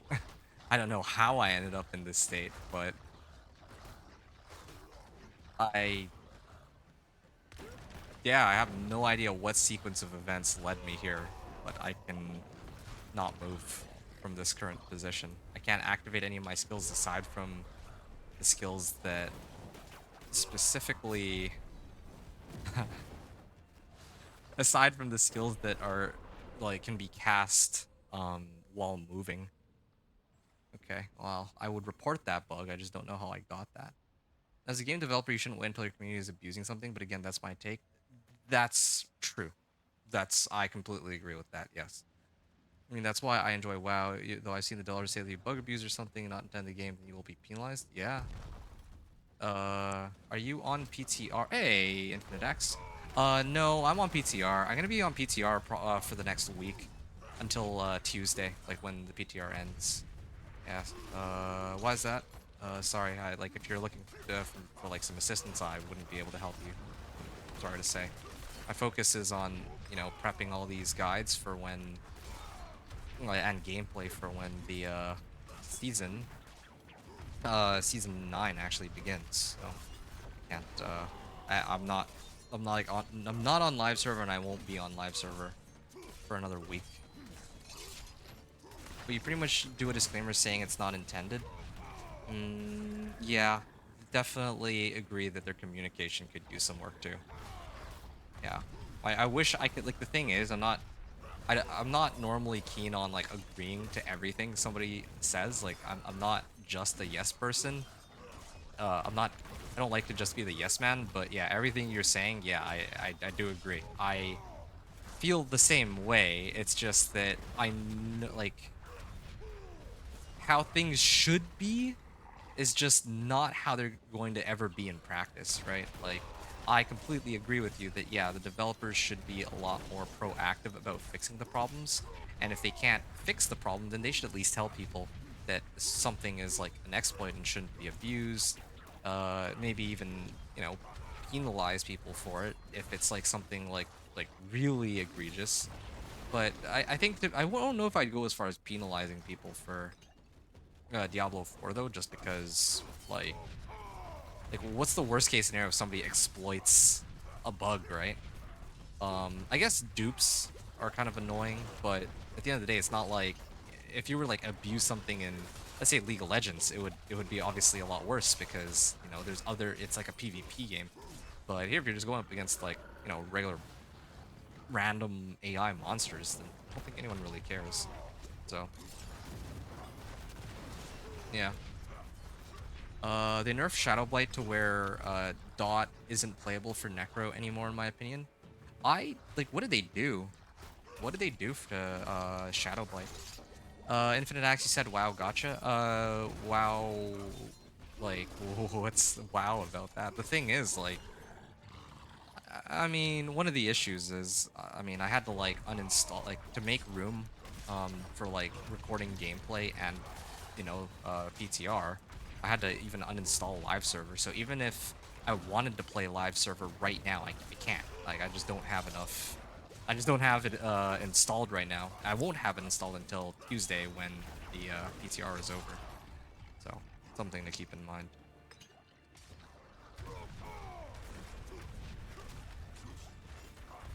All right. Yeah, I can't believe that I had to take a death there because of that bug. But all right, whatever. There, done. Ring of the Moonrise and 50 ovals. Maybe I made a bit of an error here. I should have done pit 45 instead rather than a pit 50. If I did a pit 45, then I could have like probably still gotten a good percentage chance on trying to upgrade. But anyway, sure, whatever. Whoa, that is some lag. WoW was for the stuck glitch. Oh yeah, sorry, my bad. Yeah, that was very unfortunate, let's just say. Uh yeah, that was pretty bad. Gotcha was for running PTR for this week. Oh, I see. Yeah, sorry about that. I'd love to play like on live server. I would like to play live server.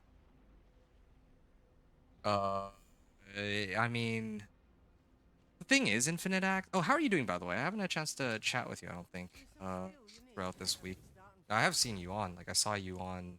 Um, yeah, I have seen you on, but uh, yeah, unfortunately, yeah, like I'm not on live server. No, there. I think there you are. Yeah, there you are. And I think you had your like crazy. Oh, I can't even take a look at your items because I'm on PTR. Okay, I'm gonna do pit 45 again real quick, and then I'll do pit 50 after. Very unfortunate. I'm on live right now because I got sick of the notifications when I tried to do the PTR being constant.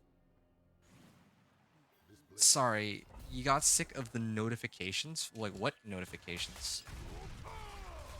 I'm not sure I follow in this case. Yeah, that was a stupid bug, though.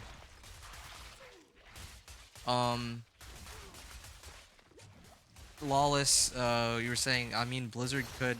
I was talking about you with your companion build or with Dance of Knives, you give a disclaimer.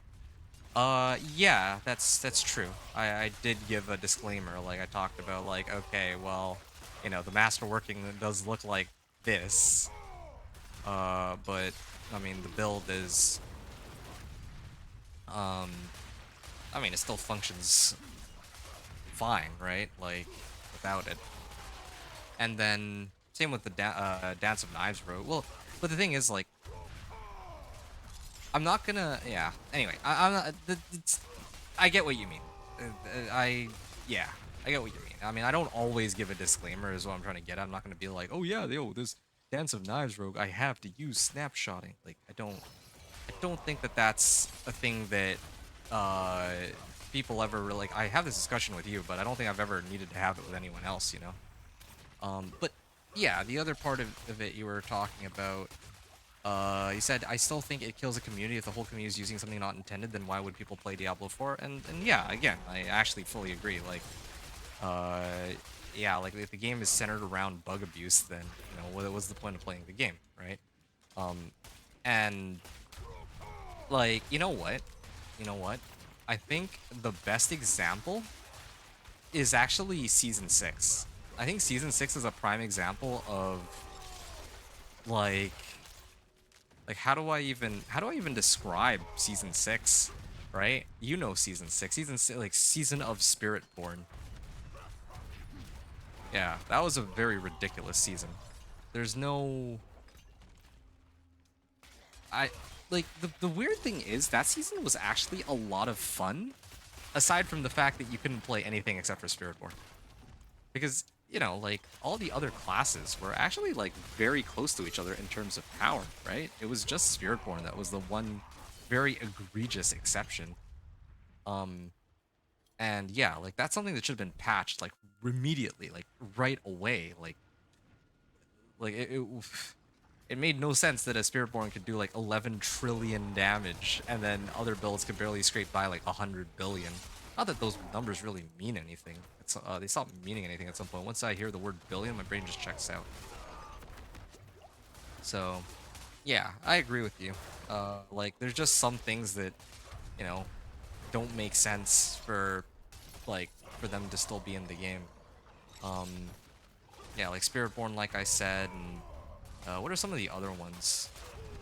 Right? Like the whole snapshotting thing with like what 2 seasons ago, lightning speed or not like snapshot cataclysm, that kind of stuff. Yeah, that was nonsense. No, it was bugged. It was definitely bugged. Like I know because I was trying to make my own overpower lightning or chain lightning build and it was not overpower was not working as intended. My build was actually unplayable because of these bugs, and yet other people were able to make like push like close to pit 150 or even reach pit 150 because they were able to abuse these same bugs. So yeah, I just want to be able to play like a proper overpowered chain lightning sorcerer that's not completely broken, but I guess I'll have to wait until some other season to do that. Except now they're nerfing it into the ground, so I don't even know anymore. It's actually pretty funny. No one's talking about that for Sorcerer, right? Like, the fact that, yeah, like, if you want to play a Chain Lightning Sorcerer, then, yeah, you should just make it overpower. And then suddenly you get, like, a 5 times damage boost. Like, I want to show you something in a little bit. Constant achievement notes it wouldn't stop. Oh, I see. Yeah, okay, fair. Although, alrighty though, brother, it's 4 a.m. I'm off to bed. Oh, okay. Well, yeah, I really appreciate the chat, Lawless. I mean, yeah, this is a good timing for you to go to bed because, I'm actually probably gonna be done within the hour. Okay, well, within a half hour, I think. Yeah, I'm just trying to like level my glyph to 46, and then I'm gonna attempt pit 55 after. Like that's like the last thing I need to do. Just level this last glyph, and then I'll be ready to, you know, I'll be ready to grind up at 55 and hope for the best. So, you know, if you're hopping off, then yeah, you can catch the ending tomorrow if you care to see that for the Thorns Barb. All good, best of luck, man. Yeah, you too, dude. Really appreciate the discussion. You giving me company the last like, how long has this stream been going on for? Like an hour? Allowed me to actually, well, I mean, time flew because we got to chat about all these different things. You raised some really good points. Like, I know, like these are things that I inherently know, but I don't actively think about. If that makes sense. Things like, yeah, like there's like a bunch of people like there's exploiting in the game. Like they should communicate. Like, oh yeah, this is an unintended behavior. You know, things like that. But yeah, I just think that at the end of the day, I'm just gonna enjoy the game for what it is. I think the game can always be better, but at the same time, like, it seems like they already have their hands full as it is. You know me, I always watch your YouTube. Yeah, I just don't know if you care for Thorns Barb. I know you like your sorcerer, but Thorns Barb might be, well, not your cup of tea. Anyway, Dicker, you have a good night, dude. OP is nerf in PTR. That's a funny joke. I like that. Hold on a second. Shoot. I can't do it just yet. I have to wait until I have to actually do my next pit run, and then I want to show you something before I attempt my pit 55. Okay? I also need to restart my game anyway, so that I don't crash during the pit 55 run, so this actually works out perfectly. Can you stay for like maybe 10 minutes, Infinite Axe? Because I need to show you something, okay? You're saying that overpower is nerf in PTR? Yeah, that's kind of that is a joke. Okay, that's actually a joke. And I'll show you why in a little bit. Okay, not trying to sound like a not trying to sound like a jerk or anything, but man, like their nerf is okay. It has been nerfed. Okay, but here's the thing. They said in the campfire chat that the nerf was 80%, but I think that it's still very strong. And I'll show you what I mean. Okay. Because this makes no sense to me. I'm here. OP is nerf for rogue at least. Okay, maybe, you know what? Maybe the nerf was enough that now you're not doing like hundreds of billions of damage or something. But truth be told, it's still a very big like damage multiplier. Yeah, like I want to show you something. Doesn't hit Barb as hard? No. I'm not talking about Barb. I'm not talking about Rogue. I'm actually talking about Druid. And when I talk about Druid, I'm talking about Companion Druid. Believe it or not, I'm talking about Companion Druid. And it's funny because there are people complaining about, oh, like, you know, like there's a lot of builds that rely on overpower and like what they're gonna nerf overpower into the ground by like 80%. Well, I'm gonna be honest, like even a crit, like even them nerfing this whole overpower thing by 80% is not enough to kill most of these builds. Like it was that strong. Even with an 80% nerf, it just feels so strong. Yeah, okay. Yeah, I gotta show you this. Doesn't hit Barb as hard. Rogue DT was overpower center. Yeah, that... I don't know what I, like... I don't know what I can say to that. Death Trap is interesting. Let's just say that.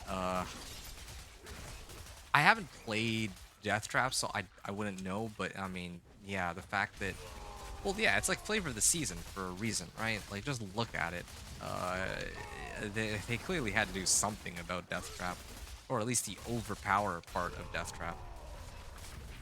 I don't think anyone would bat an eyelash if it was just crit, but yeah. Has the same rogue and hit in person as a main rogue. Still decent, but not much overall. Yeah. Which is fine, I think. So you're telling me that Death Trap is actually still perfectly playable, just not like completely broken like it is right now on live server. Which is how it should be. Like, every build should not... It shouldn't be the case that every build is dependent on overpower to get their, like, all their damage up, right? And one other thing, too. DT drops several tiers. You mean, like, several pit tiers, or you're talking about, like, tier list pit tier, or tier list tiers? Well, I mean, these two are usually synonymous with one another, but you know what I mean, I think. Like, I think there's playable but not mainable. Fair enough. Well, okay. I mean, I hate to say it, but that's how it should be. I just don't think that... I'm sorry, but yeah, I do think that, like, there definitely needed to be some sort of... It might feel bad to see Death Trap go, but no one would want to play any other kind of rogue if they left it as it is in its current state. Was S8 will give it B in S9 PTR? Well, B tier is still fine, and one other thing too. When you say B, like, what is a B tier build? Like, this is one of the issues here. Like, just seeing that letter by itself, I'm like, what comes to mind for me is like an S or S plus tier would be like, you know, doing 10 pit tiers above everyone else, kinda, right? and then A tier would be like some would be the starting point, and then well, actually, sorry. Well, let me try that again. So A tier would be like the baseline, or let's say like pit 90, and then uh like pit 90 with like good gear and everything, and then S or S plus would be like pit 100 or greater, and then like B tier would be like pit 80, C tier would be like pit 70 or something like that. That's how I imagine it, but of course, I'm not really sure like how other people organize their pit or their tier lists and all that, right? Okay, I'm gonna keep going this way. Can't push past 85 on pit best case. That's considered B tier? I'm just trying to run the numbers in my head. Yeah, that makes sense actually. Okay. Sure. To me, I think that's fine. Like, I don't feel bad hearing that at all. Like, why? Well, yeah, I just don't have any reason to feel bad about it. I'm sorry to say. But, yeah, if only I got Seething Hive Master as my Pit 55 boss. Yeah, I just don't feel bad about it whatsoever. S is 100 plus minimum. I guess that would make sense in the context of this season. Because, you know, like 2 seasons ago, like pit 150 would be like the S plus, and then pit 140 I think was like S or something like that. Was that how they did it? I know they did it differently. What am I at? 26.5k? Wow.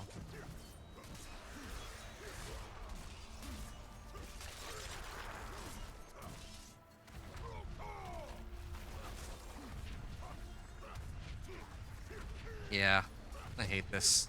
I hate the fact that I'm gonna be running pit 55. Like, this is the most painful part about playing Thorns Barb in its current incarnation. I hate the fact that I'm gonna have to wait until I go through all of the ads, all the like the mobs, and then I fight. I'll end up fighting the boss at the end, but I have to figure out whether or not it's like Chief Marauder or like I think Mother's what was it? Not Mother's Embrace, but like the wizard that shoots lightning. Yeah, that's like the worst one to deal with. Also, I might have some survivability issues. Here, I'm like dog walking pit 50, but like I don't take any damage from this guy. But pit 55 actually is quite dangerous for me. Okay. Alright, I'm gonna upgrade this. Oh. Oh. Oh. Oh, come on, man. 80% chance. I have to do this again. Oh, that's so dumb. Pit tier changed a lot in season 8. Pit tier changed a lot in season 8. Yes. Yes, it did. Yeah, that's very true.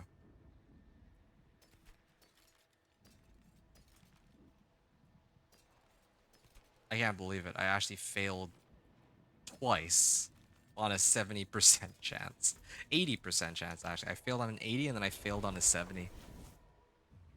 Alright. 1 in 5 and then 1 in...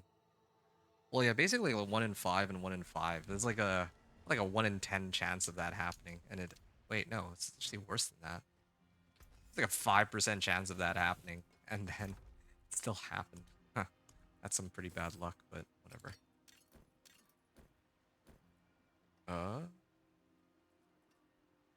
I don't... You know what? I don't really feel like sorting out my equipment anymore.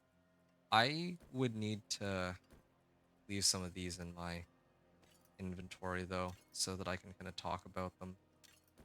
Some potential upgrades. Yeah, these are things I would want to talk about in my video later. About what to look out for when you're doing pit, or when you're trying to like play the Thorns Barb and pit push and all that. I should also repair this. Okay, my elixirs and incense are wearing off, so I'm just gonna let them fall off for now. Because of that failed run, I have to try it again. Like, I'm probably gonna run like a pit 45 after this, and try to upgrade my glyph and hope that I don't fail it like 4 times in a row again. Okay, I'm gonna stop the recording here really quickly, but just before I do, Infinite Axe, your calc is off of S8 scaling. Oh, okay. Oh, you're actually hand making the calculations? That's pretty impressive. I am rogue main and done all types. Oh, okay. All right. So let me show you something. I'm gonna stop the recording here. For Okay. So I got a chance to do the testing on my companion druid.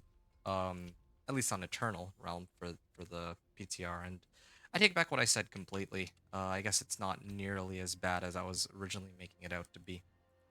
Uh, yeah, because my complaint, what I was trying to explain was that even despite the nerfs, I still feel like I get so much more damage out of having uh I feel like I get so much more damage if I use overpower versus if I use anything else. But it's like the difference between like a 25 million hit versus like a 50 million hit. It's maybe a little less even. Like the difference between like a 27 million hit to like a 45, I guess, million hit. So something like that. Whereas when I tested it before I started the stream, and I guess, well, yeah, before I started the stream, it was like I was hitting for like 100 million on the crit overpower, versus like 25 million on the crit. But I think that's just because really, I wasn't really doing like a fair comparison since there's other modifiers that were taking effect as well. Anyway, that's enough of the yapping of that. I'm just trying to get this fire resistance here, because once I get that, then I can actually replace one of my fire. I'll even do it now, actually. Oh, there we go. Yeah, that's looking pretty good. So I just need to get 2 more, and I can actually cap out on my resistances here. Um, yep. Oh, this is perfect. Okay, good. Pit 50, 45. Yeah, I'm gonna do pit 45 here. Okay, this will probably be the last run that I need to do. I'd already restarted my game too, so I think I'm ready to just do this last pit. And then I'm gonna try to mess around with pit 55 real quick, just to... Well, I don't know if I really need to mess around with pit 55 though. Um,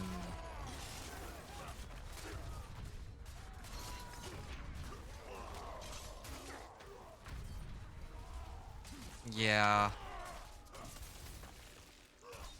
Like, I should just go and do it. I actually think I can do it at this point.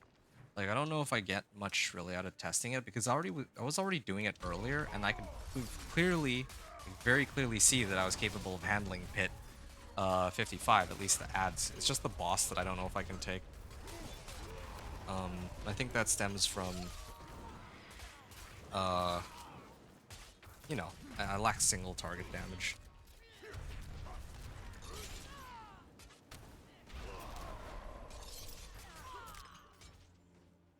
The PTR nerfed a core calc of rogue builds, especially DT builds. Okay, yeah, others not as much, but no real boosting to those builds. I see. Overall lower classing rogue, no build shrines or pulls ahead. Overall review, Season of Sorcerer. Okay, 2 separate... Again, breaking your comment down. Again, thanks for the core calculation. Oh, I understand. Okay, now I get what you mean. Yeah, okay, first of all, thanks for elaborating. Yeah, even though you said yourself that you're pretty tired, I do appreciate it, because now I can actually kind of break this down, kind of work through them one by one. This is actually kind of relevant to me too, because, you know, I'm going to be playing Rogue next season. Like, I'm going to do what I always do, make one of every character, but it kind of pays to know which character builds, in this case, might actually be worth considering. But you're basically saying that basically the takeaway from what you're writing here is that all of them are going to be pretty bad. Is kind of my Well, yeah, that's sort of what I gather. Anyway, but it's not entirely what you said. But let me actually go through all this and then um like I'll share my thoughts. Okay, so all rogue got uh yeah, I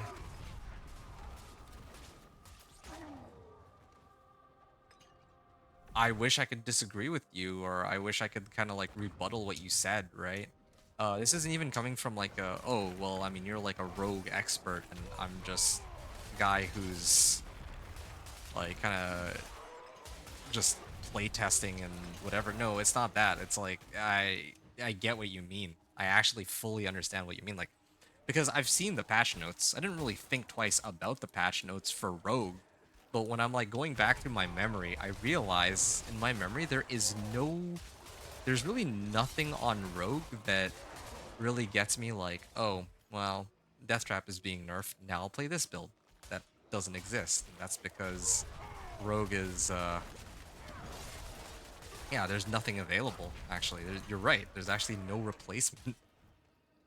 My others is Rogue builds. Uh okay. Oh, that's interesting. Yeah, I get what you mean. So like because this season, Death Trap was like crazy busted, right? Everyone was playing Death Trap or is actively playing Death Trap. And yeah, Death Trap's really strong. Like there's no like everyone knows this, but like uh crit overpower is like crit overpower, as with for pretty much every other class in the game too, like is just so ridiculously strong that um like the way Death Trap is working right now, it's really just pumping up like crit and then overpower and then just doing like a ton of damage like that. But since they're nerfing overpower into the ground, apparently more so for Rogue based on what you're telling me, again, I'll take you on face value for that, sure. Now the problem becomes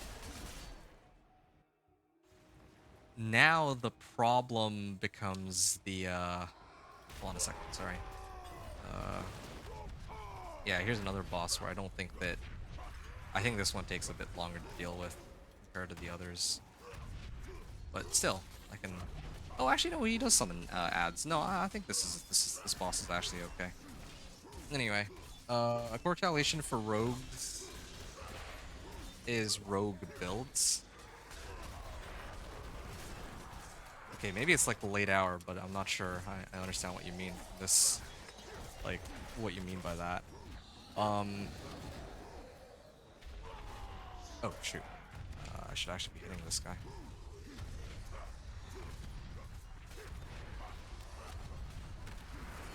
Yeah. Okay, I'm killing him.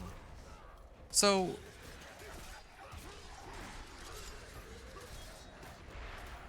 Hold on. Nerf to core calc, especially DT builds. Others not as much, but no real. Yeah, you said others not as much, but no real boosting to these builds. So you know what? I think I get it. You're basically saying that core calculation for overpower is a core calculation for rogue builds and general story tired and combine those two statements. Okay, I think what I'm trying to okay, I get what you're saying. When you say core calculation, because I don't understand that terminology, but I think based on what you're telling me, that'd be crazy if the game already crashed. I just restarted it. Hold on a second. Okay, gotta upgrade this challenging glyph. Here we go. Failed. Okay, there we go. Good. No. I don't have enough amethysts. This, this game. I'm actually actively getting trolled by this game. But I mean, I guess to be fair, I needed to get one more Paragon level anyway, so I can I can figure something out there. Yeah, sorry, I'm getting a little sidetracked, but uh, yeah, I need to do something to fix this problem, of course. I need 10k fragments, so I'll probably just salvage this one. Okay, I think I'm understanding what you mean now. Infinite axe. Okay, give me 2 seconds here, though. So, I have 1 point, so I can get that. I'll get one more point into fire resistance. That'll cap me out, I think, on fire resist, but I guess my... Well, I'll be a little short. I'll still be just like a little bit short when I go into Torment 4, even with the elixirs and incense, but... Well, actually, no, there might be a way to fix that. I'll just do a royal ruby instead. Yeah, I want to do one royal ruby. Yeah. 4%, and then if I use the other node, then I'll be like very close to the cap. Okay, I can live with that. Amethysts, yeah. I'm actually really low on amethysts. Okay, I don't usually do this, but I can totally try to pump this up. Still have some leftover ruby fragments too, so still fine on that side of things. All right, and then maybe I'll do 20. There.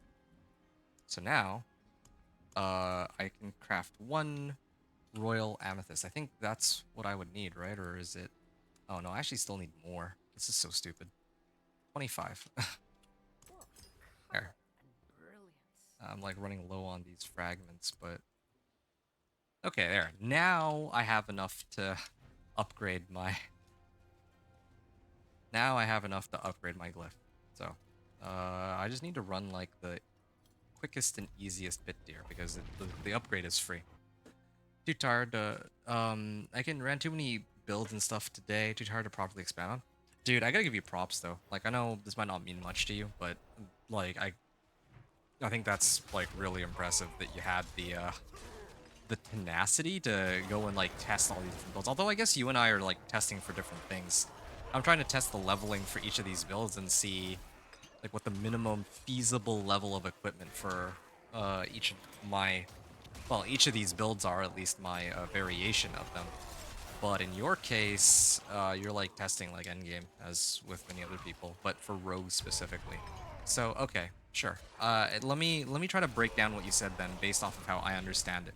So what you're telling me when you say core calculation is that these sources of damage are intrinsic to like pretty much every single rogue build. Like if I'm gonna make a rogue build right now, I very likely will end up using some source of overpower, regardless of if I'm playing Dance of, or well, okay, Dance of Knives is the exception in this case, because it's a channeling skill, right? But if I were to play Death Trap, or if I were to play Flurry, or if I were to play like Rain of Arrows, I'm pretty much gonna be using overpower on pretty much every single one of uh those skills. So okay, right? Like sure. Then almost every rogue needs overpower. Yeah, that's exactly, yeah, okay. So now I think I'm starting to get a better grasp of what you're talking about. So now, if I keep that in mind and I look back at your earlier comment,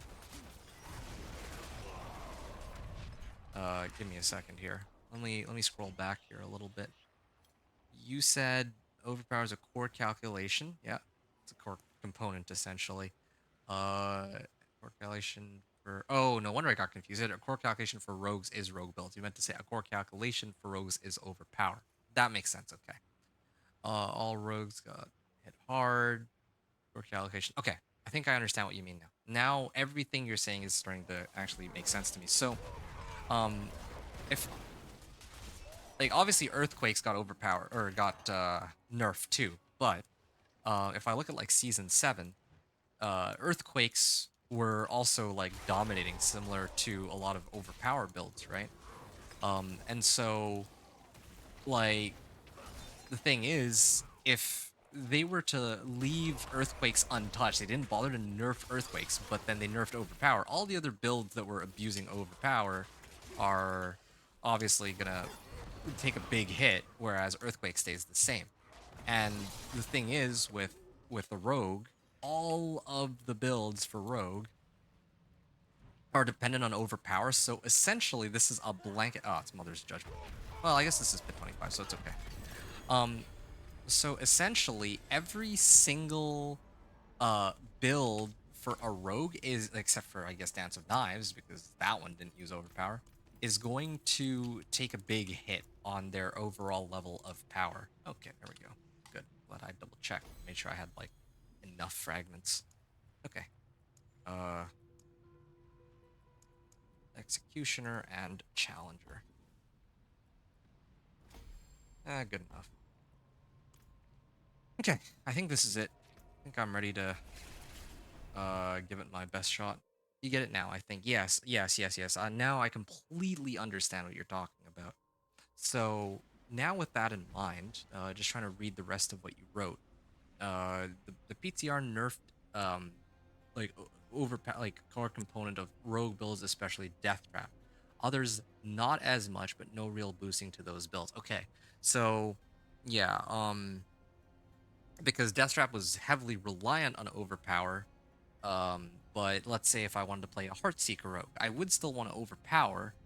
The nerf to overpower doesn't affect Heartseeker as much, but I still lose a lot of damage, and there's nothing to compensate for it.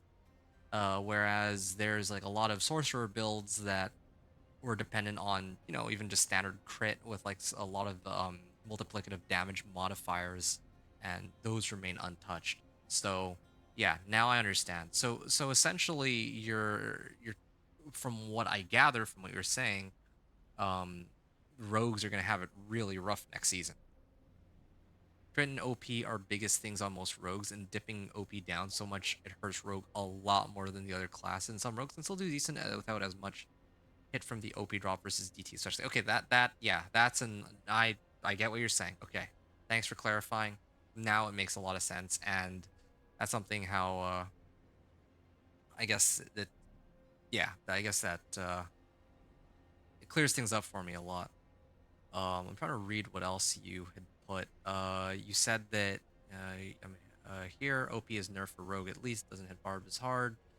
Tested same rogue, did not damage playable but not mainable. Okay, can't push past 85, best case, and then DT got shafted with the changes. Druid has different scaling. They changed how. Okay, so yeah, Druid does have different scaling. Like even without overpower, like my companions, my wolves are still okay, I guess. I'm kind of worried that Barb will still be like, I mean, look at my Barb, right? Like later, like if I activate all my modifiers, I can get like 25k life, and that gets directly converted into overpowers. So yeah, Barb might still be perfectly okay. I mean, they lose out on quite a bit of damage too, but they still have a lot of. They can still gain a lot from overpower, just because they have absurd amounts of life. They did lower the bucket calculation, or they give rogue different calculation. Okay, I see. So earlier you were saying that because rogues use like overpower, like let's say 90 or 100% of the time, then they're of course going to suffer a lot more than other builds that occasionally use overpower. And then the other thing you said was overall review, like no build shines or pulls ahead. Yeah, that makes sense. Like I wouldn't be able to tell somebody what I would expect the best rogue to be. Oh, you know what? Maybe poison imbuement with the stupid infinitely stacking damage over time to Roderick Jewel or something would be my best guess. And then Season of Sorcerer. I can understand why you'd say Season of Sorcerer, because Season of Sorcerer, like, what does Sorcerer have? Oh yeah, they have Hydra. Um, are there any other ones that I'm missing? I think that. Oh yeah, I actually am predicting Season of Barb, because really this season dots are really busted, right? So I have a feeling that barbs are just gonna infinitely stack their stupid bleed, and then they're just gonna keep spamming rupture. That's my prediction. Sorry if I was confusing long day. Oh no, it's cool. It's been a long day for me too. But so I completely understand. Like we've both been doing the same thing, like playing on the PTR. I imagine maybe you did some other stuff too. I had to do some other stuff, but yeah, no worries. Okay, in fact, if anything, you shouldn't be apologizing. I'm thanking you for taking the time to at least like properly, I guess, elaborate on what you're talking about, because it really didn't make much sense to me. But now that you've broken it down, I can better understand and appreciate what you mean by everything.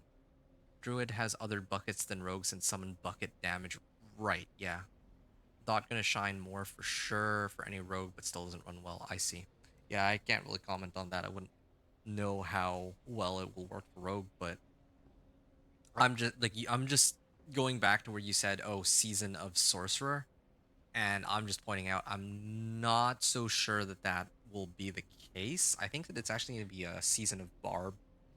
I think it's going to be like Rupture that takes the cake. Although, yeah, like the Hydra, I really hope that they don't keep it as it is. I think that that's way too strong. Well, not only is it like too strong, but like people are trying to do Hydra burn damage right now as like the best way of playing Hydra, is my understanding. So yeah, Sorcerer been looking good on tests I've seen. Yeah, same. Sorcerer and Barb are the main two that I've seen that are pretty nuts. Spirit Thorns Spiritborn looks fun. Uh, Druid feels like the forgotten class, I think. From what I've seen, and then Necro, somewhere in the middle. But I think Sorcerer and Barb are looking really strong. All right. I'm gonna take a moment to hit pit 40. No, sorry, pit 50. No, wait, is it 55?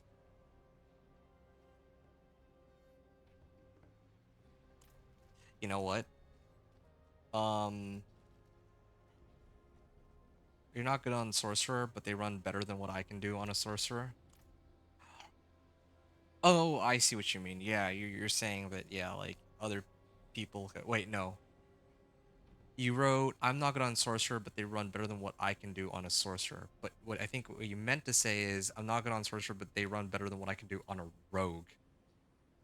Uh, Sorcerer is hard for me. I'm bad at Sorcerer attack. Ah, yeah, right. You're talking about in terms of pit pushing. I don't pit push, so I wouldn't know about these sorts of things. I'm not, like, I don't know these, like, pit pushing strategies, and I don't really care to learn them because I'm really just trying to help people reach Torment 4. That's, like, my main shtick, right? Um, yeah, but that's fair. I get what you mean. Sorcerer being hard for you. They run better than what you can do on a rogue, I guess. Yeah. Okay. Is there anything else you wanted to say? I just so we're clear here, I'm actually really enjoying our discussion. I feel like I've learned a lot from just, talking about Rogue while I'm trying to like level my guy so he can hit pit 55. But I mean, you said yourself you're pretty tired. You've been grinding all day. I assume that you're gonna pass out pretty soon. I want to pass out pretty soon too. And so with that in mind, I am about to hit pit 55. So you know the drill, right? Like I usually mute myself when well, yeah, I like mute myself and then I kind of like go over all my gear and I do the Pit 55 run gameplay with no commentary. So anyway, have a good night, dude. I'm gonna sleep now. Yeah, that's totally fair. This is a good time to do it. If you don't want to stick around for the Pit 55 clear, fair enough. We've had our discussion, and this is like perfect timing because if you're not gonna stick around, then um, well, yeah, like I'm just gonna do this run and see if I can clear this or not. Gonna lurk it? Okay, all good. I'll be back again tomorrow. We can talk more. Funny enough, we're talking about Sorcerer right now. I'm playing Sorcerer tomorrow, so we'll talk more. Hopefully when I get my stream up then. You're if you're gonna be swinging by. If not, then well, have fun with whatever you end up doing, and good luck. Thank you. I appreciate it. Yeah. Yeah. Gonna need all the help or all the luck I can get here. Infinite. Okay. Have a good night. I'll talk to you soon. Anyone who's watching the recording, I'm gonna mute myself, and then I'm gonna start the run in about 15 seconds. So I'll see you folks when we begin this run.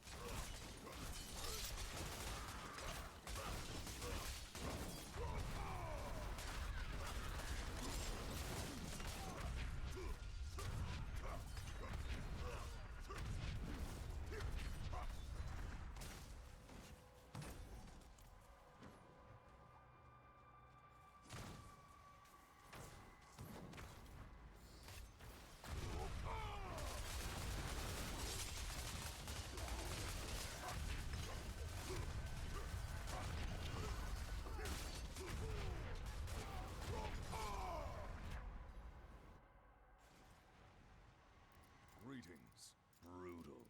Thanks. Till our roads cross again.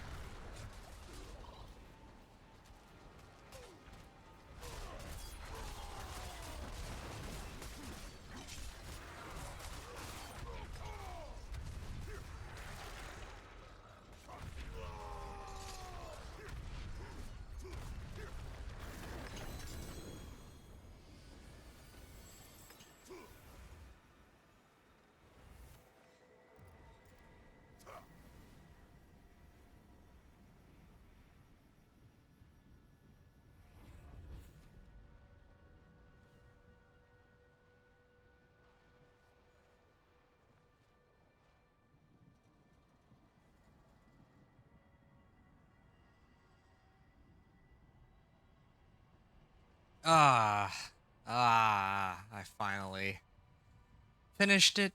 That was that was very troublesome, to put it lightly. Um, yeah, I don't think I have I don't think I have much else to say. That one that was hard fought. And honestly, I think around like the 8 minute mark, I saw how far away the progress bar was from making it to the end. I thought that it was just over. Like I just did not think. I genuinely did not think I'd be able to make it to the end. Um, like I thought that I'd finish killing all the regular mobs with like 5 minutes remaining, and then I'd get to the boss, and then I wouldn't be able to finish it, or that I'd get like a bad boss to fight, right? Like if I get Chief Marauder, then I lose. But I got lucky. It wasn't. Well, yeah, I got lucky, and it wasn't Marauder. So, oh, I should actually level this real quick. It'll be this one, yeah, just so that I can show people that this is the glyph I'd prioritize leveling to 46 first. Okay. Hey, Infinite Axe, you're still here. GG, yeah, thank you. Thank you, really appreciate it. You had said that you were gonna lurk, so, yeah, thanks for sticking around just until I cleared Torment, 4. Yeah, so I'll try to make this quick, like, I kind of do, usually do, like, a bit of a retrospective at the end and talk about, I guess, kind of my thoughts on how the run went. So yeah, this pit 55, like I said, killing the I don't really know if I have much to say. Like killing the ads was uh they did take a while to die, but they eventually died. Really it's just a question of how long it takes me to reach the boss, or how long the boss takes. So yeah, like I think in this run it took me like 8 minutes to kill the mobs, and then like it took me like 6 minutes to fight the boss, or something like that, or 5 minutes. Yeah, 5 minutes to fight the boss, and I guess 7 minutes to fight the regular, or 7 minutes to fight everything else. And I think that, yeah, I mean, obviously, if I kind of like buff up my health a bit more, if I buff up my strength a bit more, my damage a bit more, right? My thorns a bit more. Did I even get the right rolls for thorns while fortified? I do have thorns while fortified on everything except for my amulet, right? Then yeah, my build could have been in a much better state. But I mean, it is what it is. I didn't have enough obdicite to keep going. Like I could have tried to farm more obdicite to get like rank 8, but I figured I could take it with this level of equipment. Then I was, so that was good. Yeah, about that. About that. What?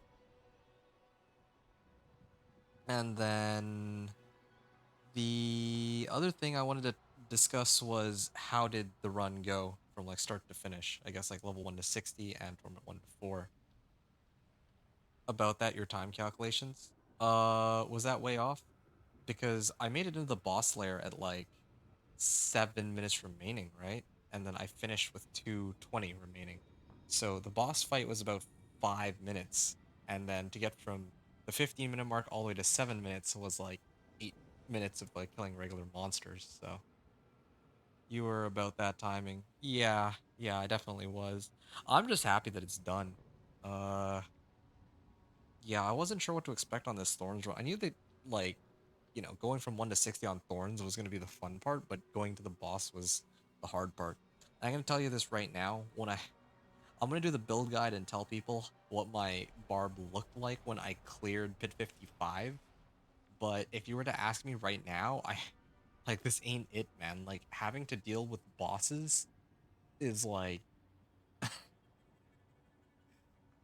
it's pain. I kind of wonder, like, if I might be better off making a Thorns Whirlwind Barbarian. That actually might not be a bad idea. That could be kind of fun. But anyway, yeah, that could be kind of fun. Like a Whirlwind Thorns Barbarian. Oof. Oof. Think about that. You're about that timing. Oh, you're not questioning me. You're telling me that that's roughly accurate. Yeah. Yeah, I think so. I mean, 2:20 for sure, because I literally wrote that down. Like, I went back and I checked how much time I had left. But, uh, as for the exact timing on everything else, Okay. Yeah, good night, man. If you're hopping off here, then have a good rest. I'm just gonna be yapping for like another couple minutes to talk about what I'm yeah, just my thoughts on the whole Torment 1 to 4 grind and what to expect from here. So yeah, you don't need to hang around for that. I really again appreciate the support a lot. It was a tremendous help having you here talking about things, just discussing stuff. That was fun.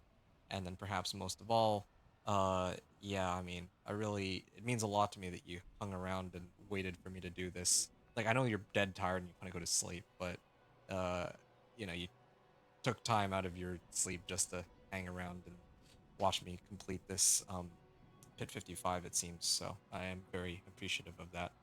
Okay, you have a good night, and hopefully I'll talk to you tomorrow. So yeah, let me wrap this up. So Barb build, Thorns Barb, um, could the build have been better? Yeah, absolutely. There's so many ways in which I could improve it. Of course, I'm missing at least one board. I could have gotten uh yeah, I mean, I could have gotten a Warbringer board, right? Warbringer board.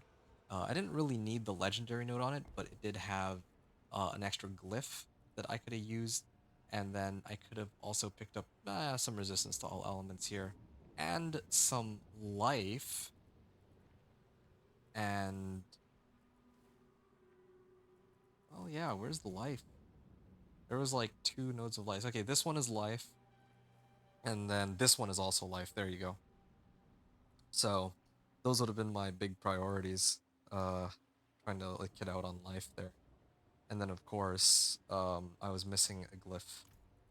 Uh, yeah, I was missing this might glyph that would have also given me a nice boost to damage if I have two-handed weapons. Two of my glyphs weren't even legendary, so there is still plenty more room for this build to grow. Plenty more damage that could be done. But at at the end of the day, like I said, it did comfortably clear pit 55 to unlock Torment 4, and that's what we were aiming for. Welcome to my home away from So yeah, my gear, most of them, like every item that I had was an ancestral. Okay, every item I had was ancestral. Every item also had a GA roll that was relevant, either strength or max life. I think everything was. Oh wow, everything was actually strength except for this one. Yeah, pretty much everything was strength except for like strength GA except for this. Although that actually makes my gear very easy to talk about because I'll just say, yeah, prioritize strength, max life, and then probably some resistance to keep myself alive. So that'll make it a little easier to talk about my Thorns Barb in the video. Um, yeah. Unlike last season, I don't have the boss powers that carry me for the boss fights, so I have to do things the old-fashioned way and just start beating them to death with my attacks. And I have to get lucky with which boss I spawn, because if it's like one of the Mother's Judgment, there we go. Yeah, if it's like a Mother's Judgment, that thing does not hit me that often. Right? There's like a couple other bad ones, but haven't memorized them all. I just know that Seething Hive Master and like I think Seething Hive Master is best. Den Mother is not bad. But yeah, if I got like Drowned Sea Hag, then I should just quit. Like I should just Alt F4 out. Because I'm not topping that, or I'm not gonna beat that. It would take like forever. But I got lucky with which boss I rolled. I think that's the main thing to keep in mind. Okay, so that's for my Pit 55 clear. I don't know if I can say much there. Expertise. Yeah, I got my two-handed axe and polearm both at rank 10, and I'm using a polearm. That's just standard procedure. I would say abilities. Well, yeah, my skill tree was fine. I have everything that I wanted. Steel grasp to pull, flay to gain resource and spend it. Ground stomp. Or no, wait. War cry to increase damage. Challenging shout to get a substantial amount of thorns, and then of course Wrath of the Berserker, um, to get to do a pull and to get more damage and to get unstoppable and berserking. And then ground stomp to reset it. So, oh right, and Wrath of the Berserker also helps with the Vehement Brawlers. That was the other reason why I'm using it. One other thing I'm kind of curious about, my thorns. How high could my thorns go? Oh, I'm actually out of fury here. 1, 2, 3, 6, 7, 9, 10, 11. I think I'm...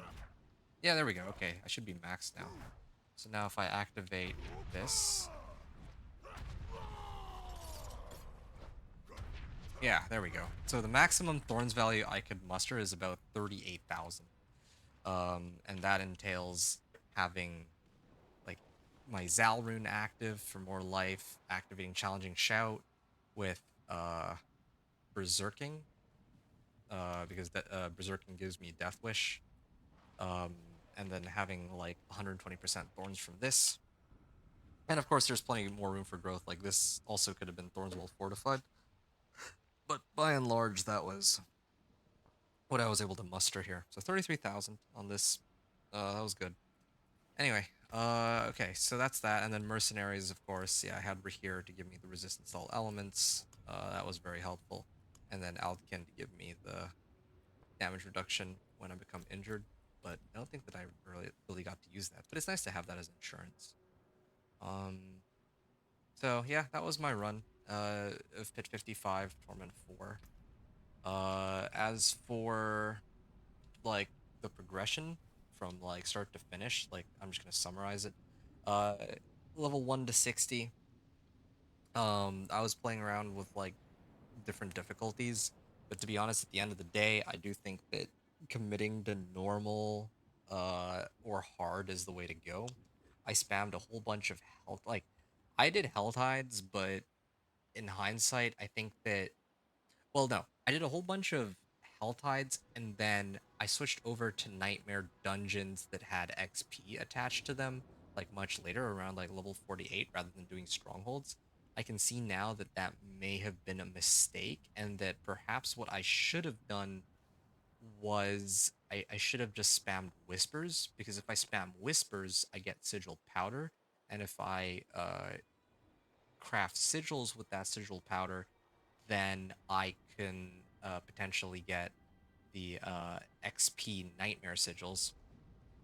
Um, yeah, I think that would have been the much more efficient way to level. So, yeah, that's just kind of my 2 cents on how this went. That's I have to play around with that more tomorrow with my sorcerer. Although this information might be outdated after the PTR, but still, I want to see if like how quickly I can go 1 to 60 if I'm like actually trying to do the most optimal conditions on sorcerer. That's kind of my plan for tomorrow.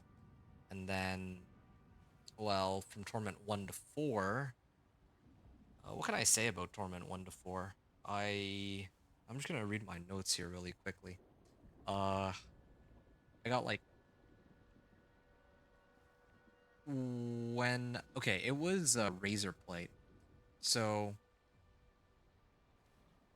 I upgraded some of my gear to ancestrals, and I got a razor plate, and then that brought me to like pit 25. Wait, no, hold on. Same gear as pit 10. So my gear going into like Torment 1 pit 10 was enough to get me to like pit 20 with like 6.5 minutes remaining. I needed to unlock Torment 2, I needed like Weapons Master Legendary Note. Like basically like I guess it wouldn't be very easy for me to summarize how my Torment 1 to 4 journey went. Like normally I would say, "Oh yeah, I just need like 1 or 2 legendary nodes and all that." But all I can say is I had some ancestrals, and I had 2 or 1 or 2 legendary nodes to unlock Torment 2. Um then I got a razor plate, and the razor plate I think got me from Torment 2 to like pit 35. And then I needed to like masterwork all my equipment uh and get Shard of Varathiel to unlock pit 40 for Torment 3, right? And then after that, I pretty much upgraded all my equipment. Um, well, not just my equipment, but I leveled my glyphs and my got a bunch of like Paragon boards and nodes and all that, right? So yeah, yeah. I guess the easiest way to put it is get ancestrals for Torment 1 to 2, get uniques from Torment 2 to 3 with, you know, filling out the rest of the ancestrals and also masterworking. And then to get from Torment 3 to 4 is just a question of damage. And in order to get damage, that's like why I had to level 2 of my glyphs to 46 and beyond. And I also picked up, surprisingly, max life. Oh wait, no, that's the wrong one. Here it is. Max life rare nodes, or max life Paragon nodes, because that directly boosts my life, which in turn boosts my challenging shout. So that's basically how my run went. And then, of course, from there, it's just a matter of picking the right boss. Because if I'd gotten like Mother's Judgment or something, I could have been, I would have been for a very difficult time. I would have had to re-roll the boss, but yeah, I got lucky and I didn't have to re-roll it. That is an unfortunate drawback of Thorns Barb without the boss powers from last season. Um, yeah, the nature of the build is just that, yeah, I'm kind of at the mercy of whatever the game throws at me. So that's too bad, but that's how it is, I think, if I'm playing pure Thorns. And then, of course, the Herodic powers, maybe if I were to max this out, it could have been really good. Maybe when the season goes live, these will be buffed. I don't know right now. But what I can say is these were largely underwhelming, at least in terms of raw damage, but they did give some pretty cool effects, like applying Vulnerable, so give and take. Um, at the end of the day, boss powers made things so much easier. Like, I think my run in the previous season was only like 8 hours long. Now it's like 13 hours, so just to put into perspective just how much of a difference the boss powers made. But anyway. Alright, that's enough talking for me. That's enough yapping. As is tradition, I'm gonna go to Kmart, aka, or sorry, Kovashad, aka Kmart, and I will be ending the stream here, and probably gonna call it for the night. Uh, yeah, and I gotta do some uploading of videos and all that, so fun stuff. Alright. Well, folks, as always, uh, hope that those of you who joined in had fun watching. I'll be back again live tomorrow with some Sorcerer gameplay, probably Incinerate Sorcerer, but I'll finalize it tomorrow morning, what I decide to play. But until then, yeah, appreciate y'all tuning in. Oh wait, no, I gotta switch the difficulty first. There we go. Torment 4, finally. Ah, done. And then I can move on to the Sorcerer. So, appreciate y'all tuning in. Hope y'all had fun watching. Thanks everyone for watching, and venture out.